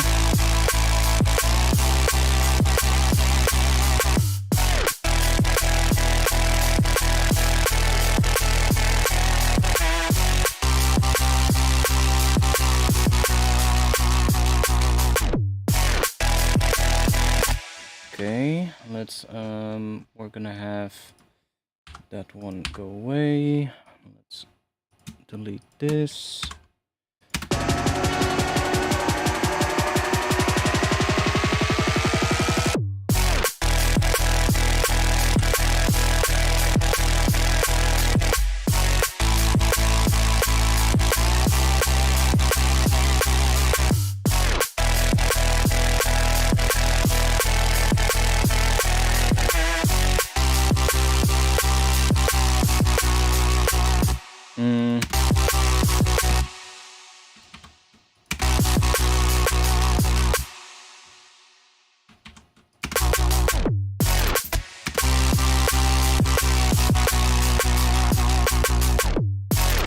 Yes.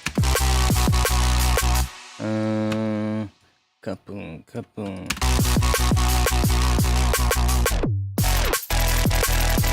Or... oh, that actually works.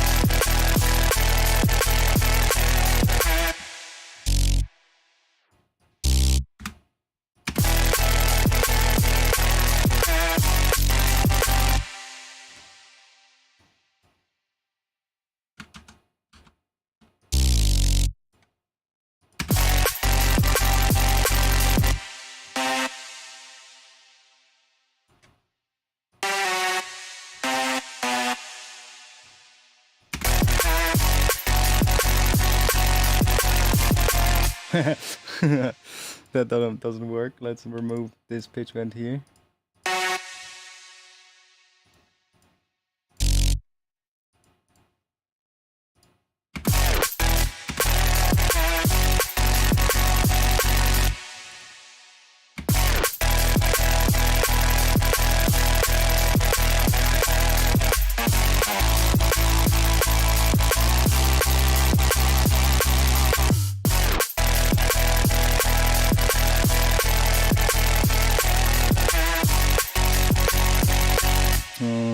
I'm not sure what that last thing is gonna do. I'll just remove it for now.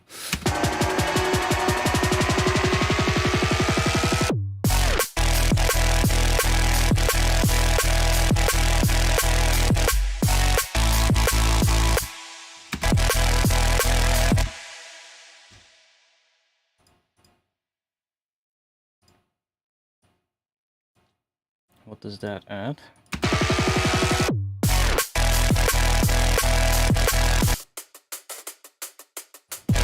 Not much. Let's get rid of that one.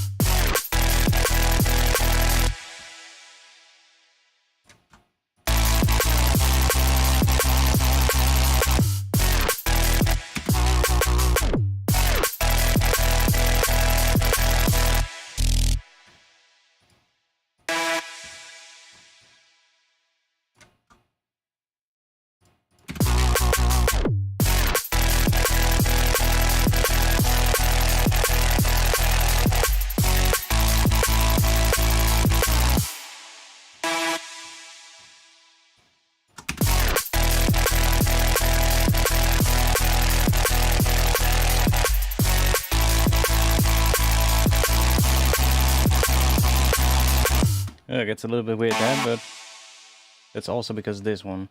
What if we leave that one there and do that?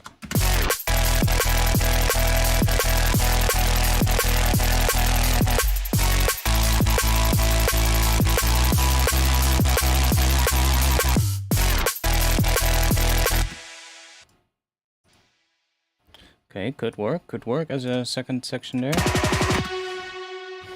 I need to piss. You guys will just get this. I'll just put this last thing here. I'll be back in just a little bit. How late is it? 12:22. We got a little bit of time left. I'll be back in just a little bit.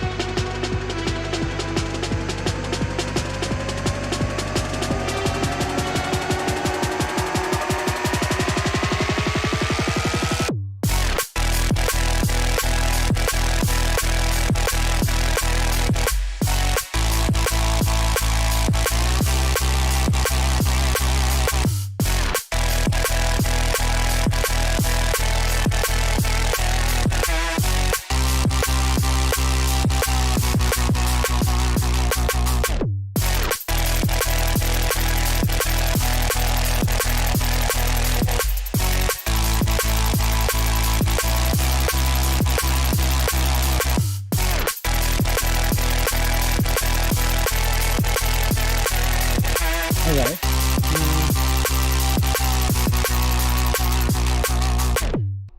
Okay, let's see.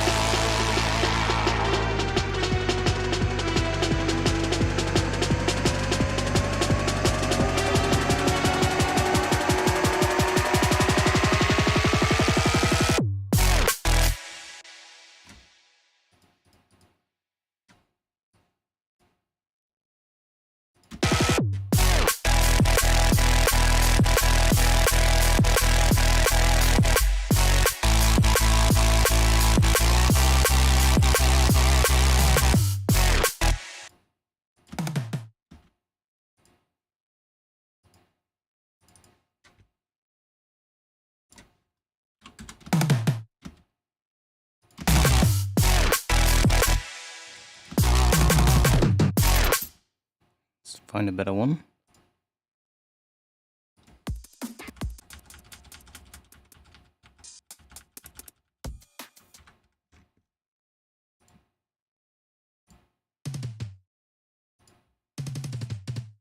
See if we can find one that is a little bit of a...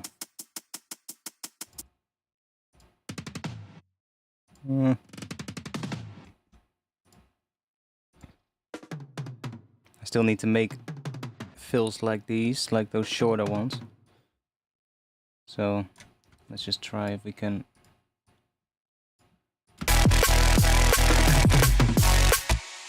See if we can get like... I hear like a fill in that section maybe. Like, not the entire part, but just like... something like that. Not exactly, but...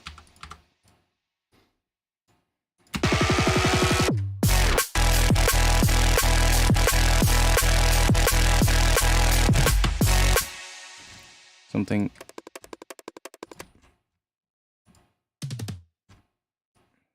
maybe...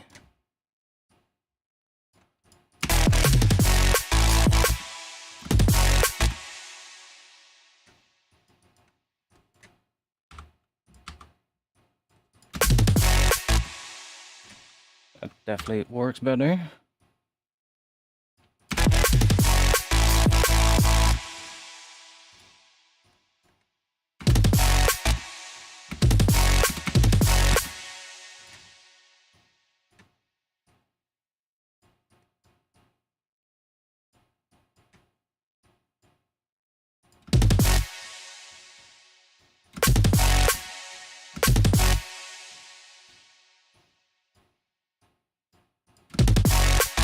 Oh.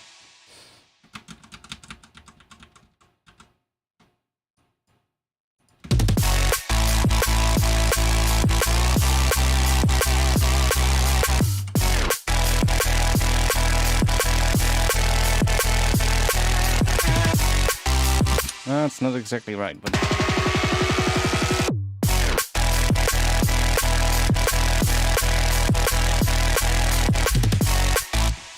It's really loud, first of all, so let's just back it down a bit. Would it work here?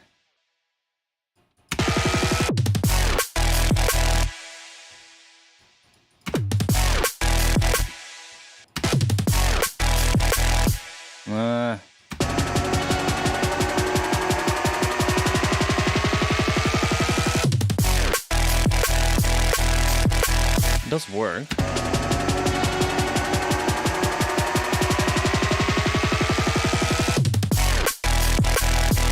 That works really well. I guess we'll just use it there.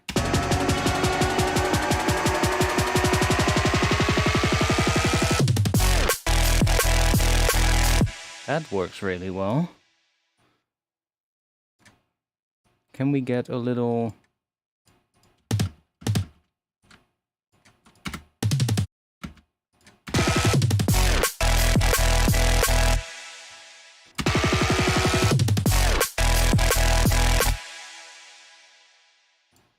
that one, and then maybe make it a little quieter. Why is it not on repitch mode?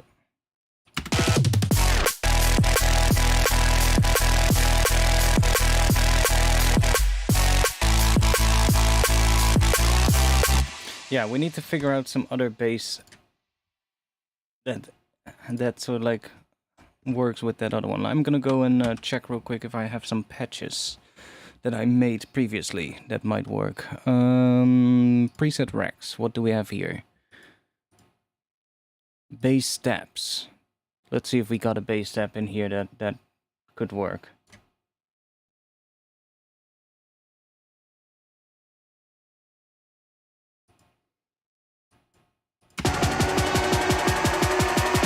Let's mute this one for now.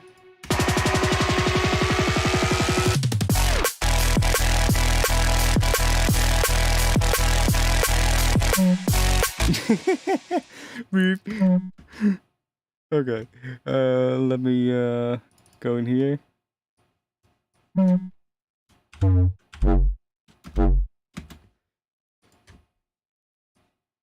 Beep.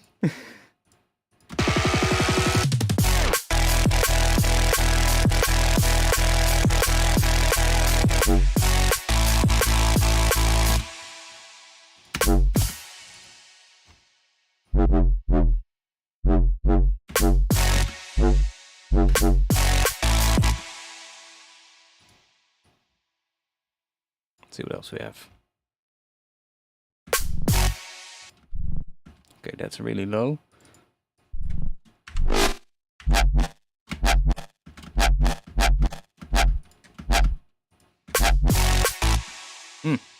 Actually.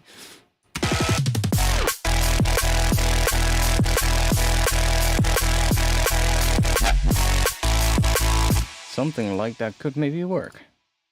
It's not perfect, but let's go in here and see what we have.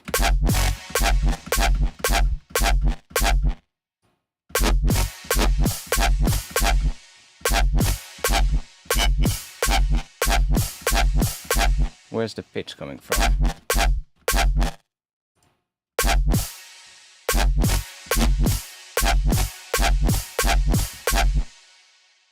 Yeah, okay.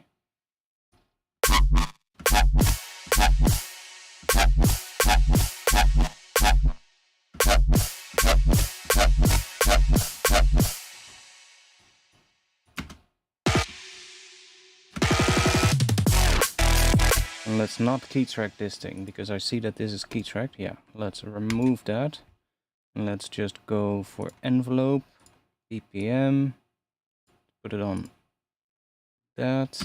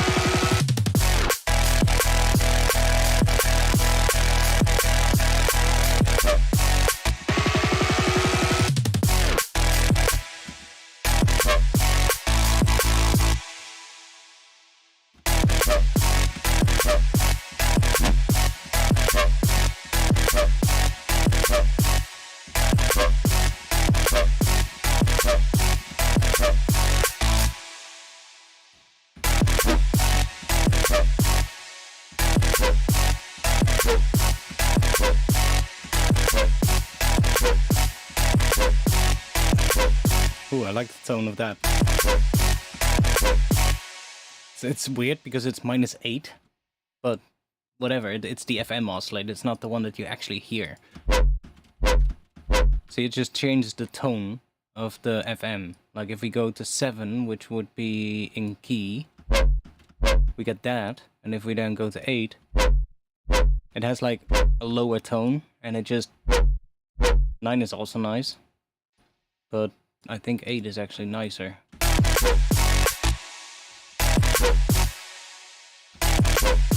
Yeah. This has a nice tone to it.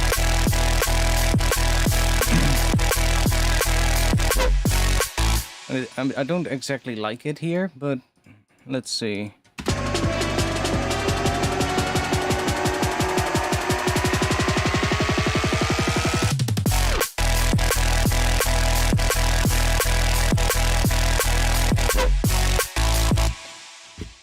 Let's put some reverb on it and see what we get.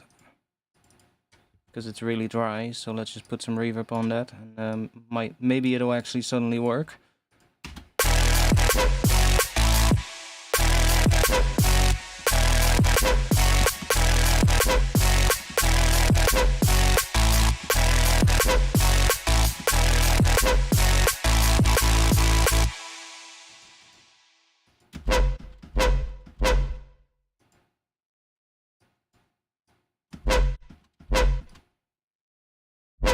So probably better to do this.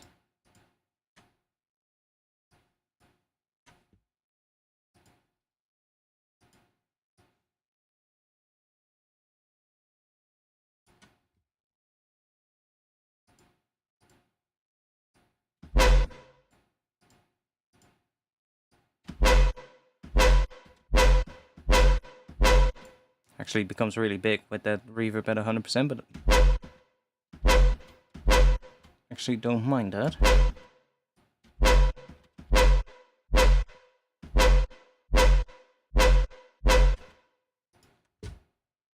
I actually don't mind that.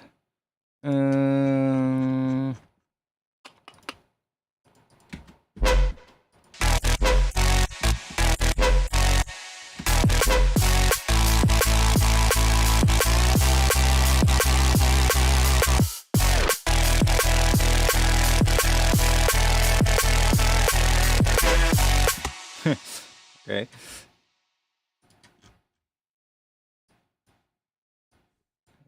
Is it that?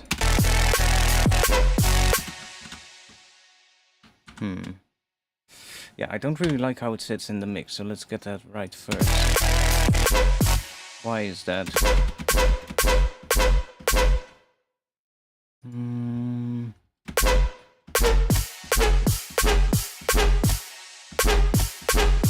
Maybe it just needs to go down even more.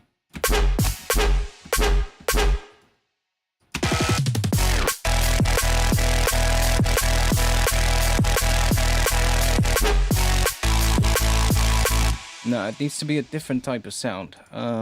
More... It needs to hit right there.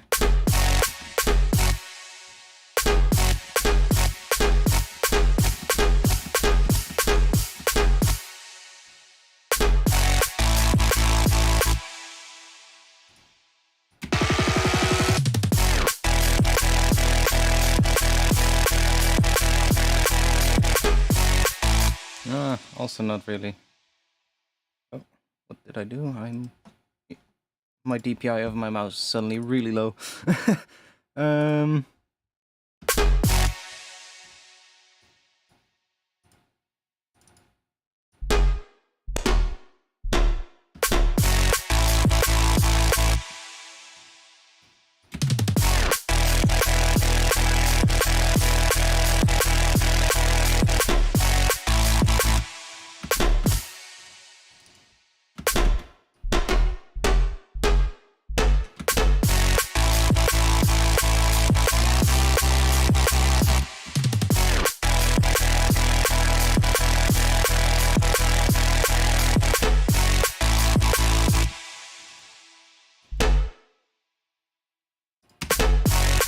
It was the wrong note as well. It was an F sharp.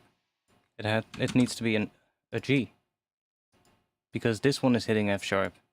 That pattern was G, F sharp, E. So it needs to be G for that pattern to continue.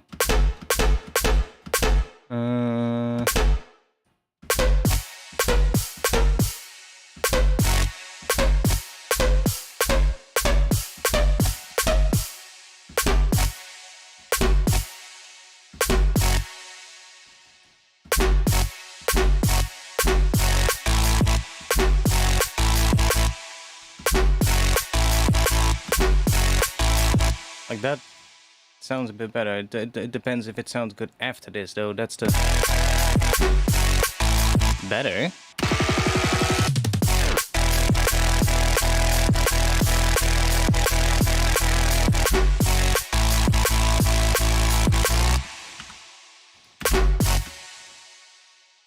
Better.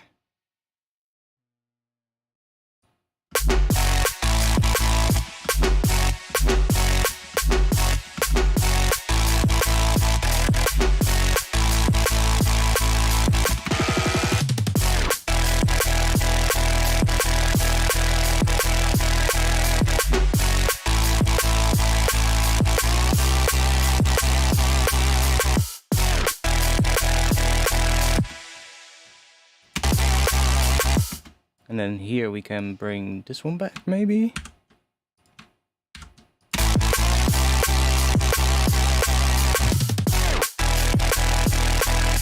I think I might even do...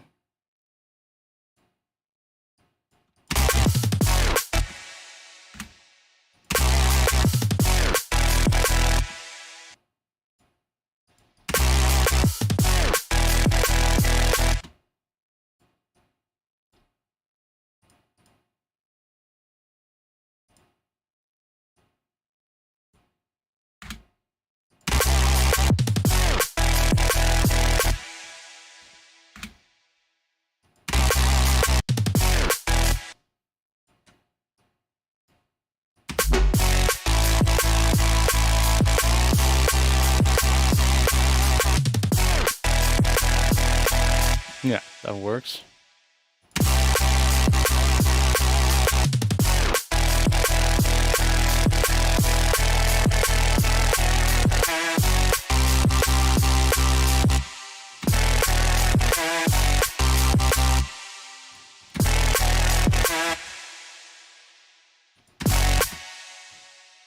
I don't really like how this ends here, so...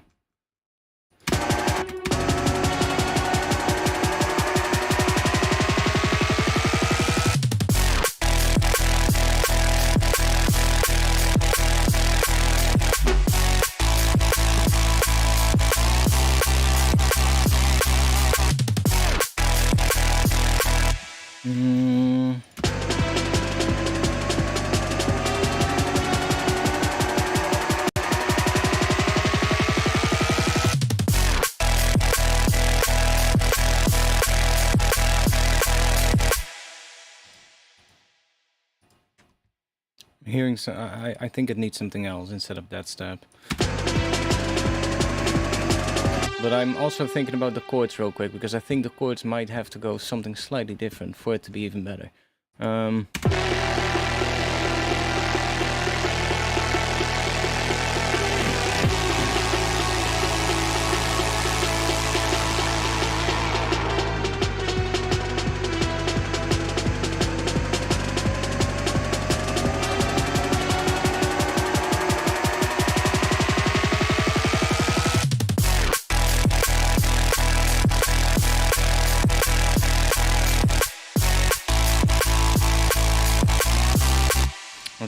let's...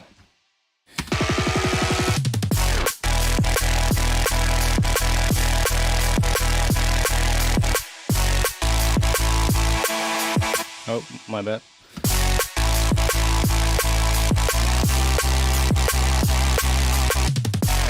Okay, it goes to C. What happens if we go to C down there?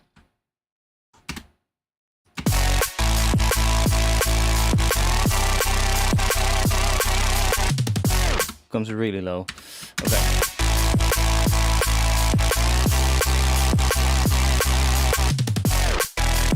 I do like that though, so maybe we wanna go a little pitch bend down.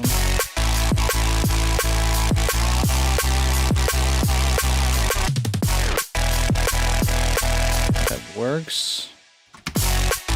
Maybe.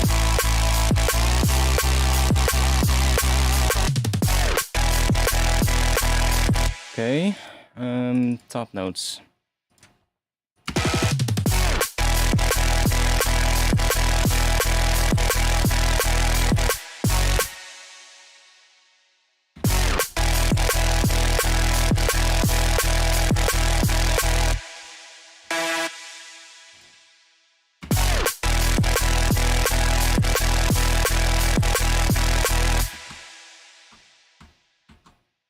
Yo, why are you not snapping? Okay, that was weird. Now it snaps.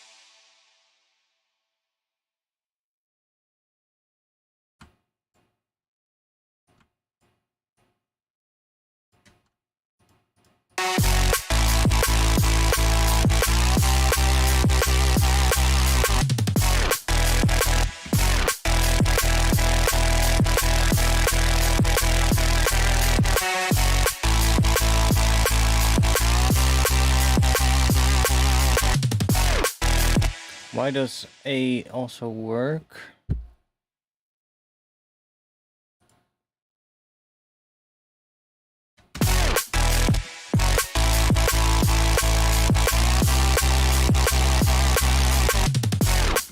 Because I do kind of like A there as well. We can also make that one go to G, maybe.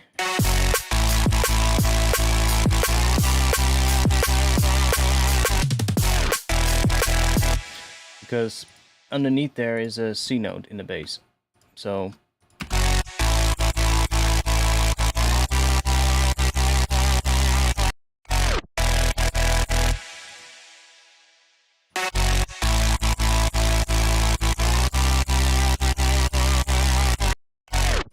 and it has a little pitch bend at the end there, so maybe we should do...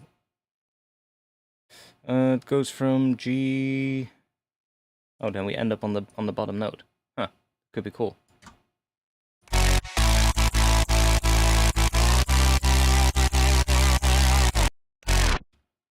sure if you hear that much.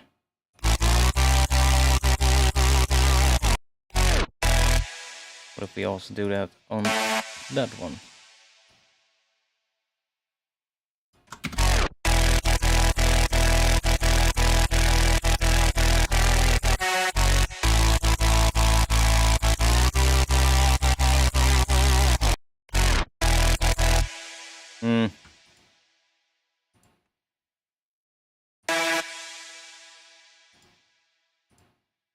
Not a big fan of it.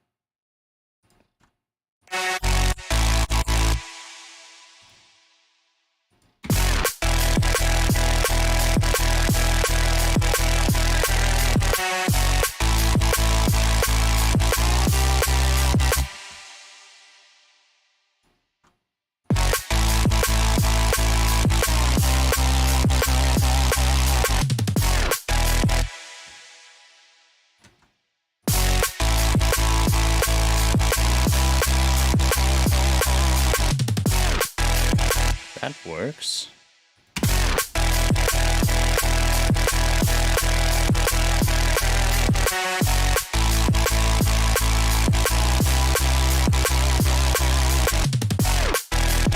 That works pretty well. Like this one that extends, I know, but I still think that it needs to do a G sharp or an F sharp note here with some kind of sound, and maybe this higher layer can be there as well.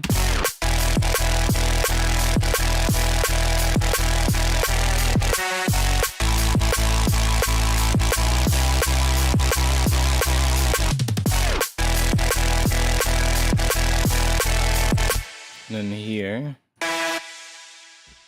goes to E again, yeah. Is that right? What does it do there? Yeah, it goes to E again, okay.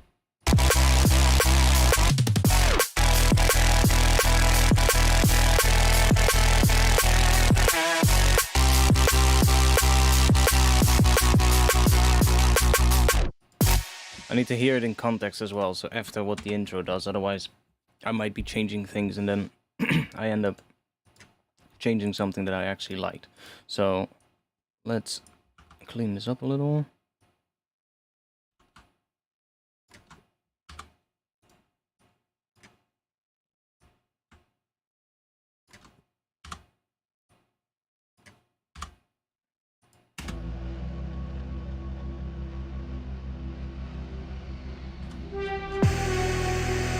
See, it's that pattern. It's that same pattern that we have here with that lead synth. Here, that lead synth is just on top of some other chords. Like there's not a different chord progression, but that lead then becomes the bass line in the drop.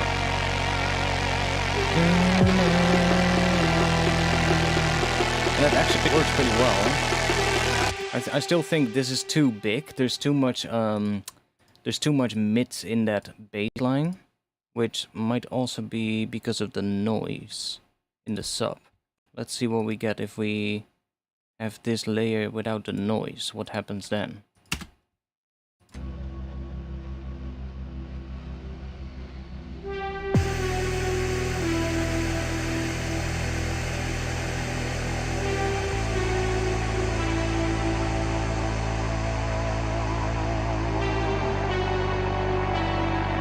Still sounds pretty noisy.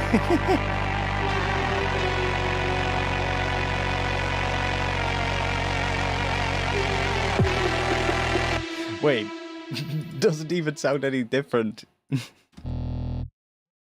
Oh yeah, definitely makes a difference.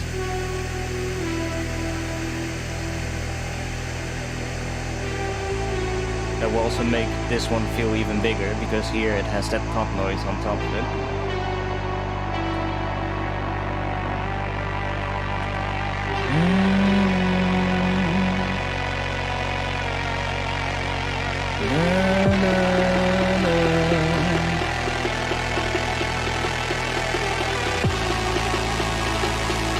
That little melody hook is for sure the thing for this track. I need to keep working and using that little hook and sort of like make that the whole main idea. You see, because that leads perfectly into that, because that is exactly what we're getting in the drop.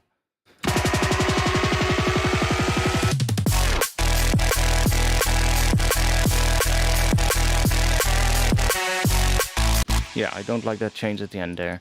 This. I don't like that.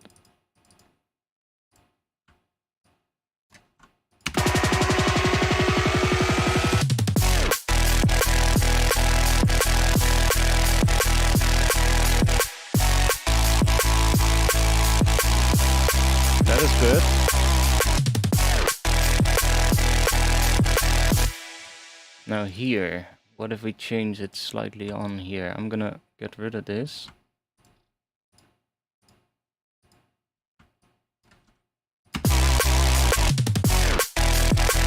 What if we go thumb? Yeah!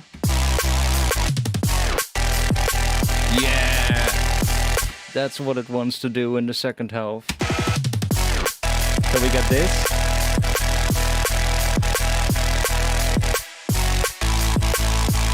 Which nice. And then we go.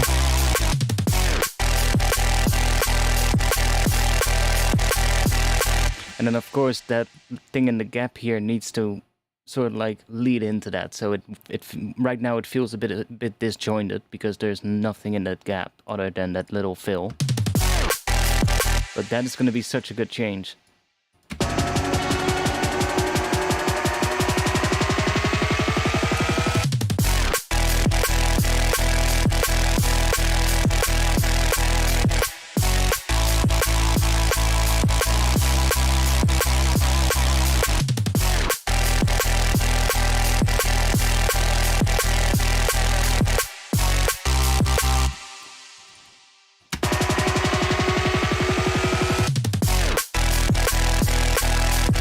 I am kind of hearing that layer in here as well already, but maybe with a different... Oh, maybe we need a third layer for that.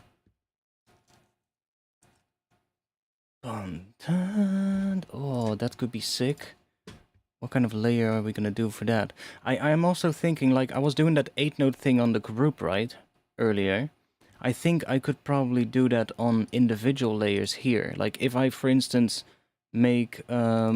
let's try this out real quick. If I do an auto pen on the sub layer, like if I just add that here and set this to 8 notes, and then do that maybe, or that, and then that.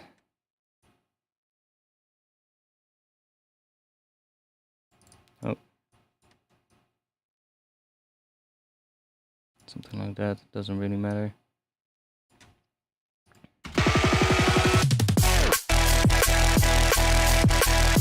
Where did I throw it? Oh, here, yeah. And then...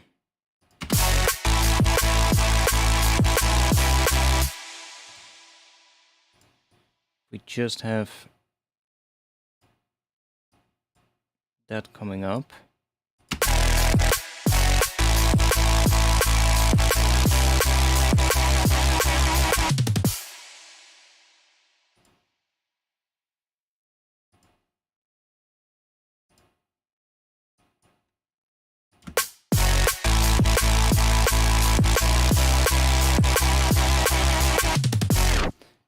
Something like that could work.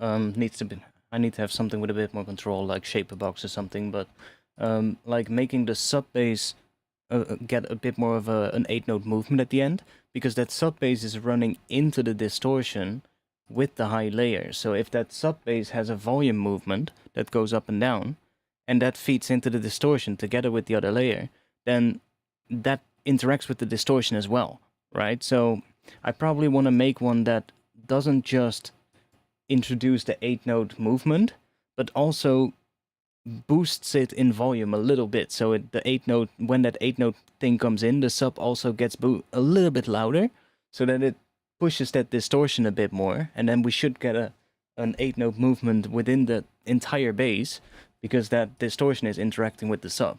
I could do that with a Serum Effects. I could do that with a Serum Effect. Oh, I know, I have a better idea. Why I don't just grab a... where are you? Modulator Shaper. Let's grab a shaper. Actually, no. Let's just do it in a Serum Effects. That's a lot easier. Don't have to set everything up ourselves. Just do Serum Effects. And then we do probably want to re-trigger this, because I'm not sure if this properly re-triggers with latency as well. So I need, I guess, well, we can just use this track. I just need like a MIDI note at the start of the bar, basically. Just re-triggering this thing.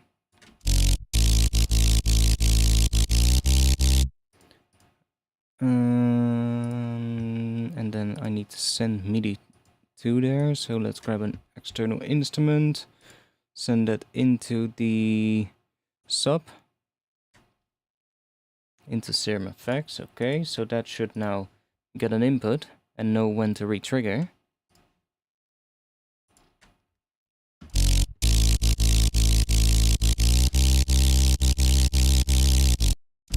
And then we want to have some kind of a shape like that, maybe.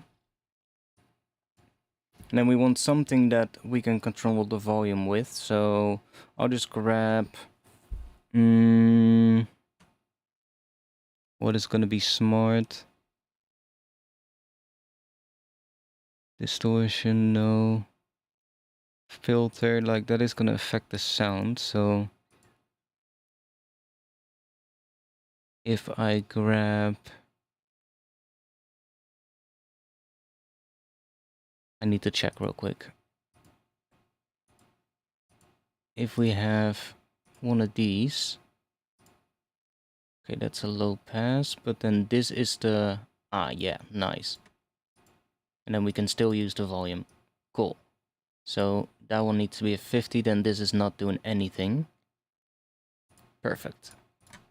So let's grab this one and do this at 50. And then doesn't matter what this is. So this is not doing anything. We're just gonna use this volume here. I just needed a volume thing that we can use. Like I can also have audio in here, but the downside of this audio in is that it makes the sound mono. So I can't really do that, right? Because then we would have a volume knob here, but if we do that, it turns it mono, and then we lose all the stereo information of this bass, and that we can't really have that. Oh wait, no. Isn't the sub mono?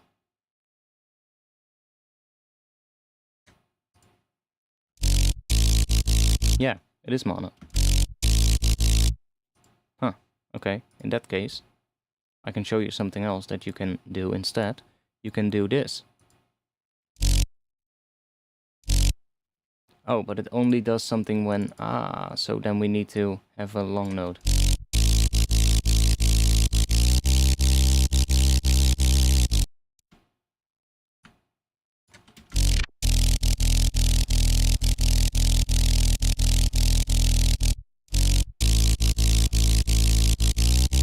Okay, but then we can just use the volume on the noise. That's nice.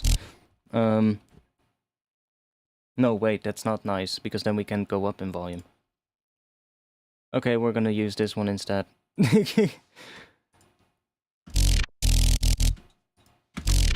Because this one also can go up higher than what we have here. So, I just want to have this.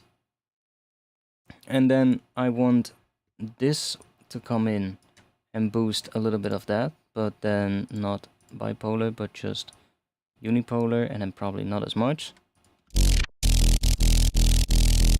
Then we need to set this to trigger.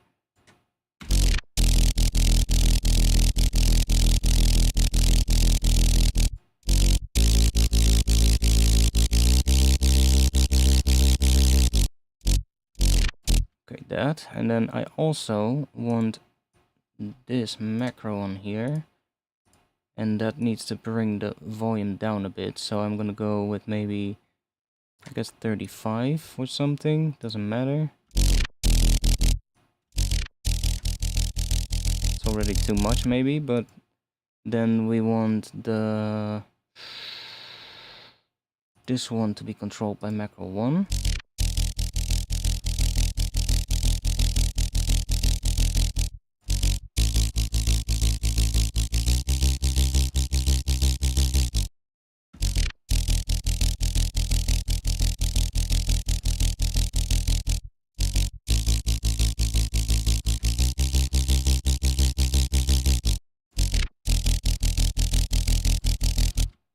Okay, let's start with something like that, and then just use that macro to automate in certain sections.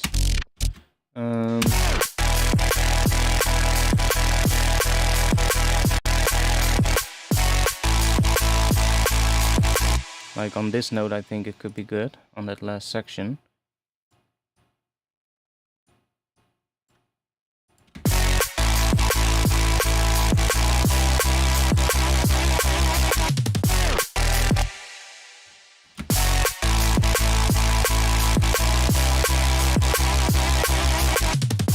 It's not doing exactly what I want, but maybe we need to have a similar thing happening on the high layer.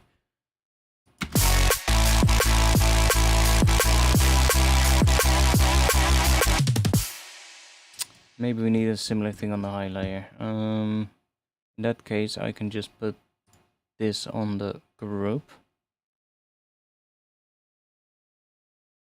Let's just do it before the other serum effects.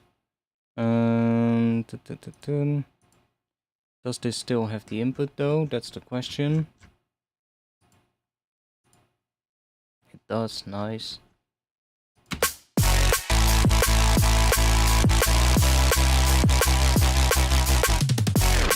Don't like how it sounds if we do it on the entire group though.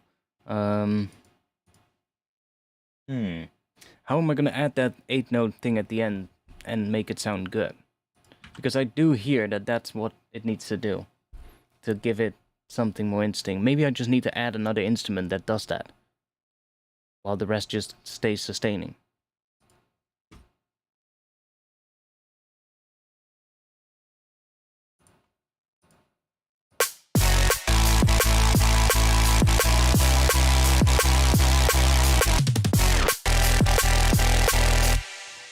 Maybe the high layer wants to do it.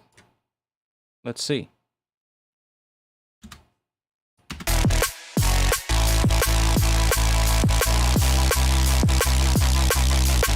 It's also not in time at all.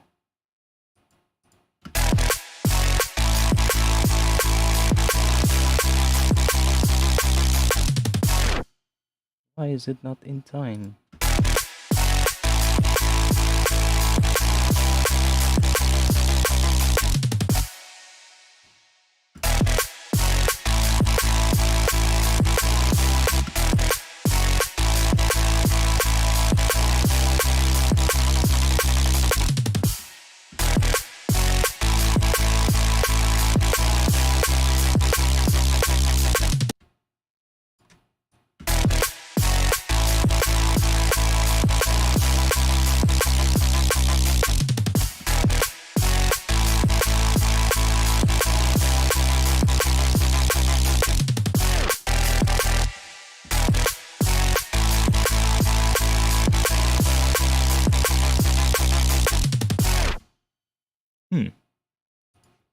What if we don't send a MIDI thing into it? What happens then?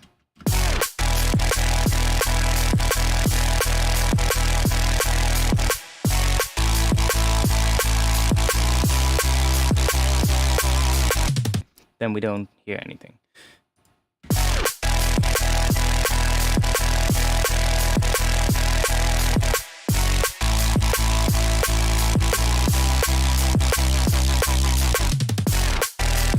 Nah, not entirely a fan of how that sounds, so let's just get rid of that.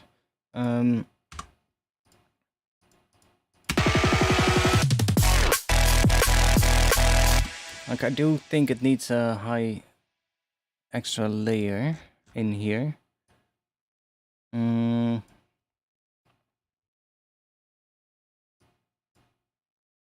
Should I try something else with a different synth maybe? Let's try pigments. Let's try adding a granular layer.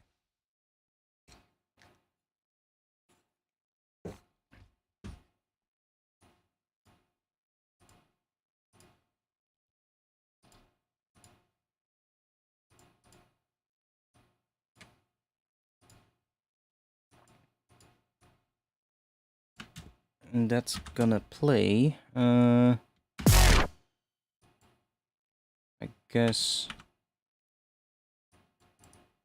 Why am I not hearing you?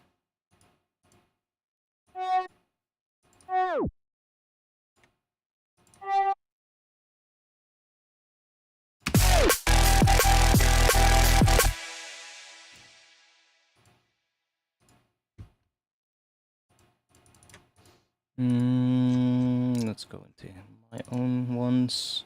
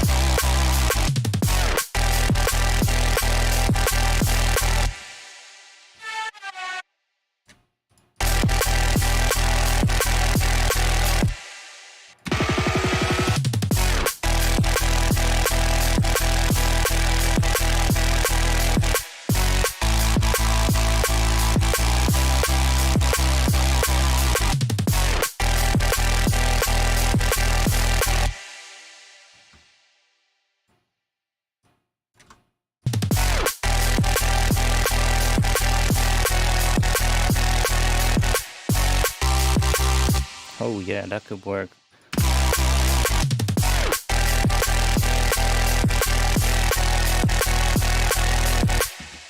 That is E probably. Yeah.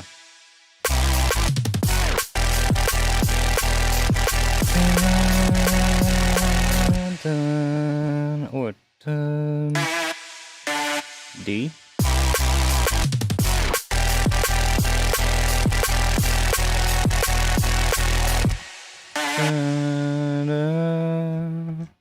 What's that? Back to E. But E over F sharp. Maybe. Let's see.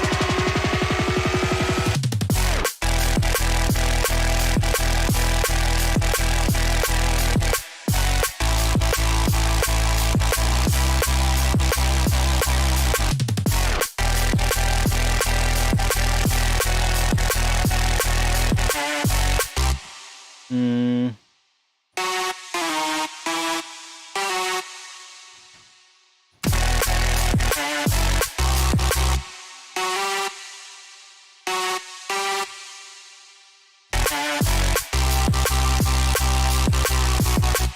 Okay, I'm hearing something else there at the end, but I need to, let's just do that. And let me go and do that.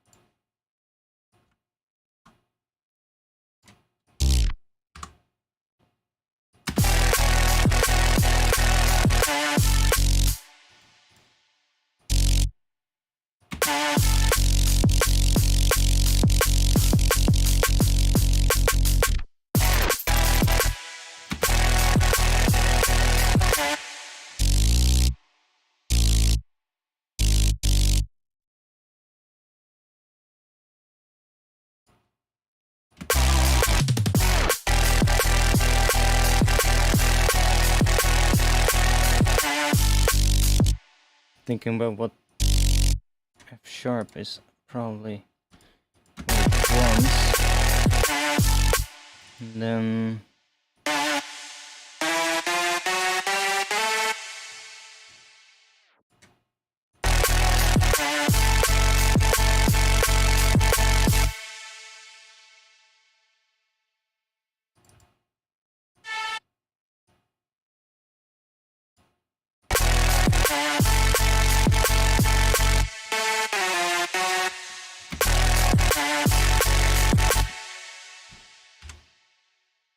oh, what did I do? Oh.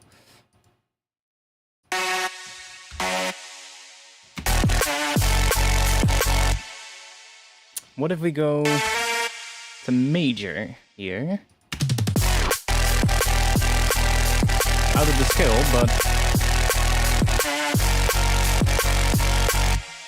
then we also need to go to major here.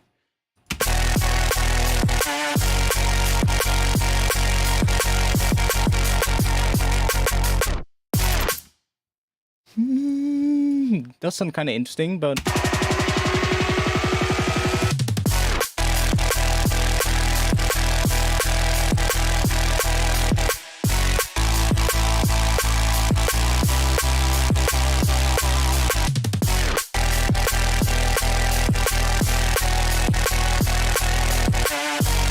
I'm not entirely sure. No, I don't like that. Let's see. This top one might be a bit much, actually, for this section. I might want to bring that in later in the second half.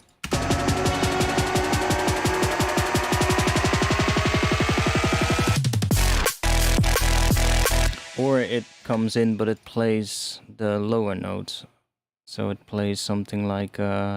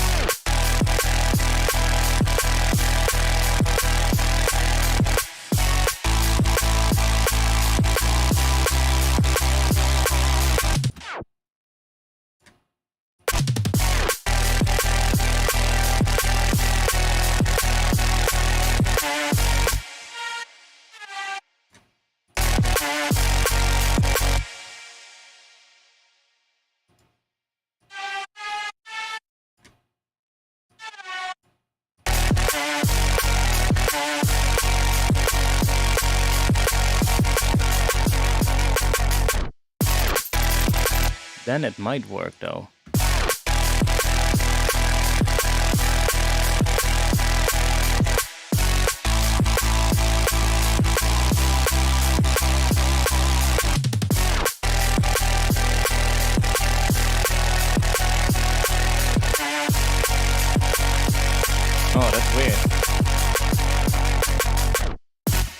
but it does kind of work. Question is that also working in context? So my ears are starting to get fatigued as well, so it's getting harder and harder to judge.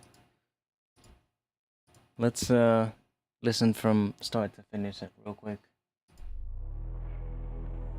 I think it's also going to be time for the end of the stream soon, so...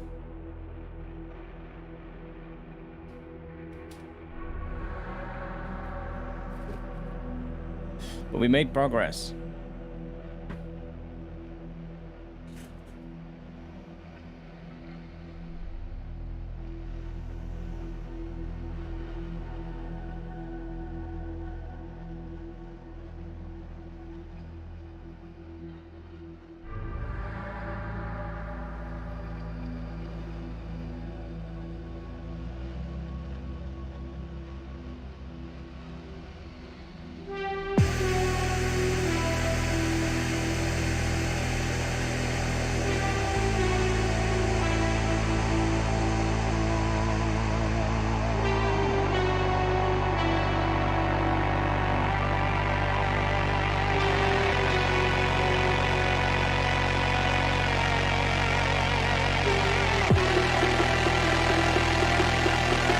This is sounding big now.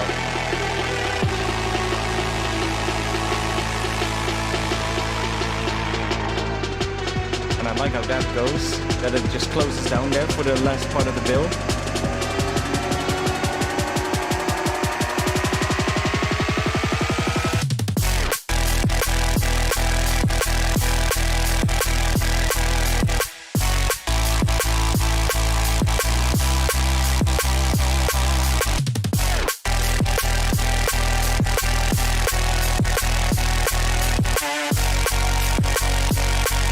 Does kind of work.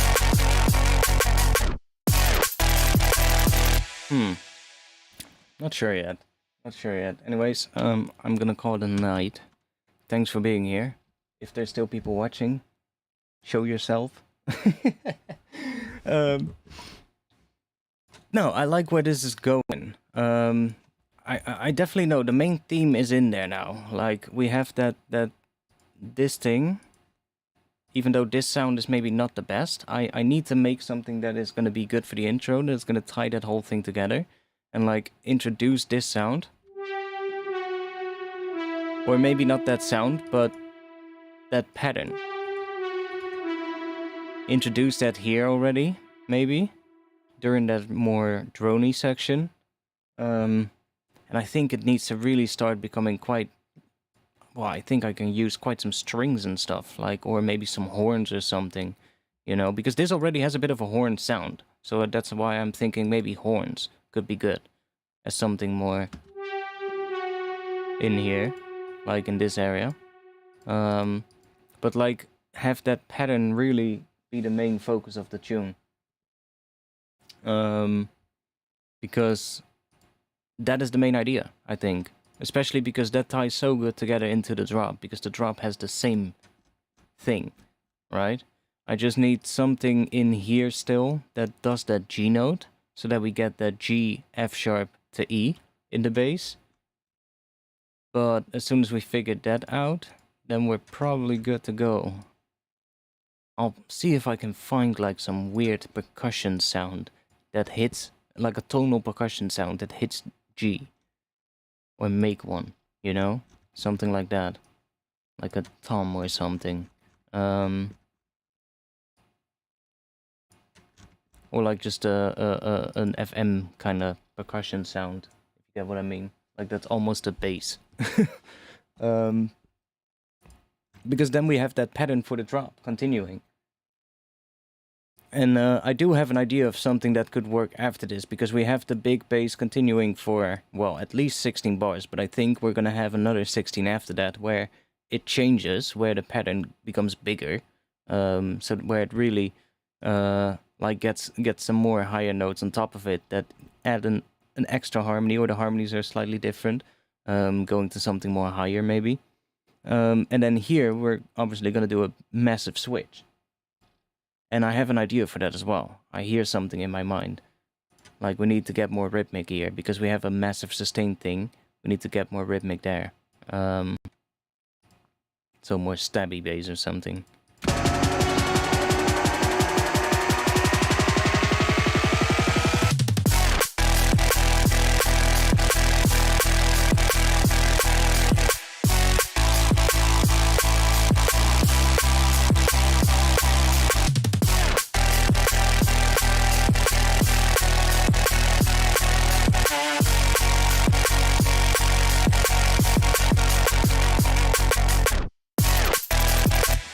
Maybe that major note is a bit much there, but if I change that to...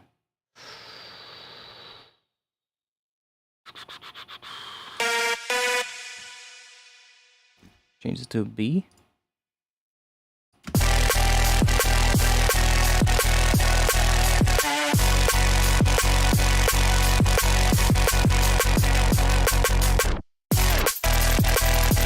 Like something like that, and then what if we take a B and then bend it into that major note?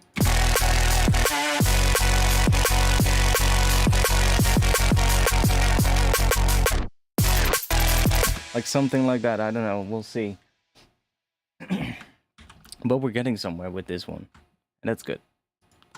So, thanks for being here, like I said. That's a lot of stamina to listen to the same song for 4 hours. Yeah, exactly. It's been 5 hours almost.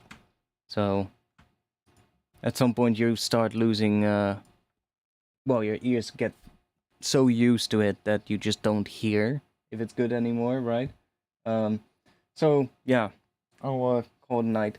I've been doing some other stuff as well. I've been making some stuff again. Remember, I got into the City Skylines thing. Well, I also started this in Blender. It's still a little bit weird, but I'm trying to make a tree in Blender for City Skylines, because I need like nice trees like that, you know, ones that are like, what do you call them? Japanese garden trees. Oh, maybe. Oh, there's some here in the lower right corner. Those are really, really pruned, but like some nice trees like that. And I've been making some in Blender, but it's really hard to do that if you have no clue what you're doing. Well, I do know a little bit now, but I'm learning step by step basically to get it done right. I need to do the textures properly now, especially for the bark, and I've done some other stuff for that, but I've been trying some stuff out with that, and it's pretty cool to do. So, anyways, I'll be back soon. Friday, 8:30 p.m. Amsterdam time. If you want to support me and get samples in return, check my Patreon, patreon.com/artifacts. I'll drop the links to that in the chat. And if you want to join the Discord, then use the link in the chat as well. I'll be back next week. Thanks for watching, and have a good night. Peace.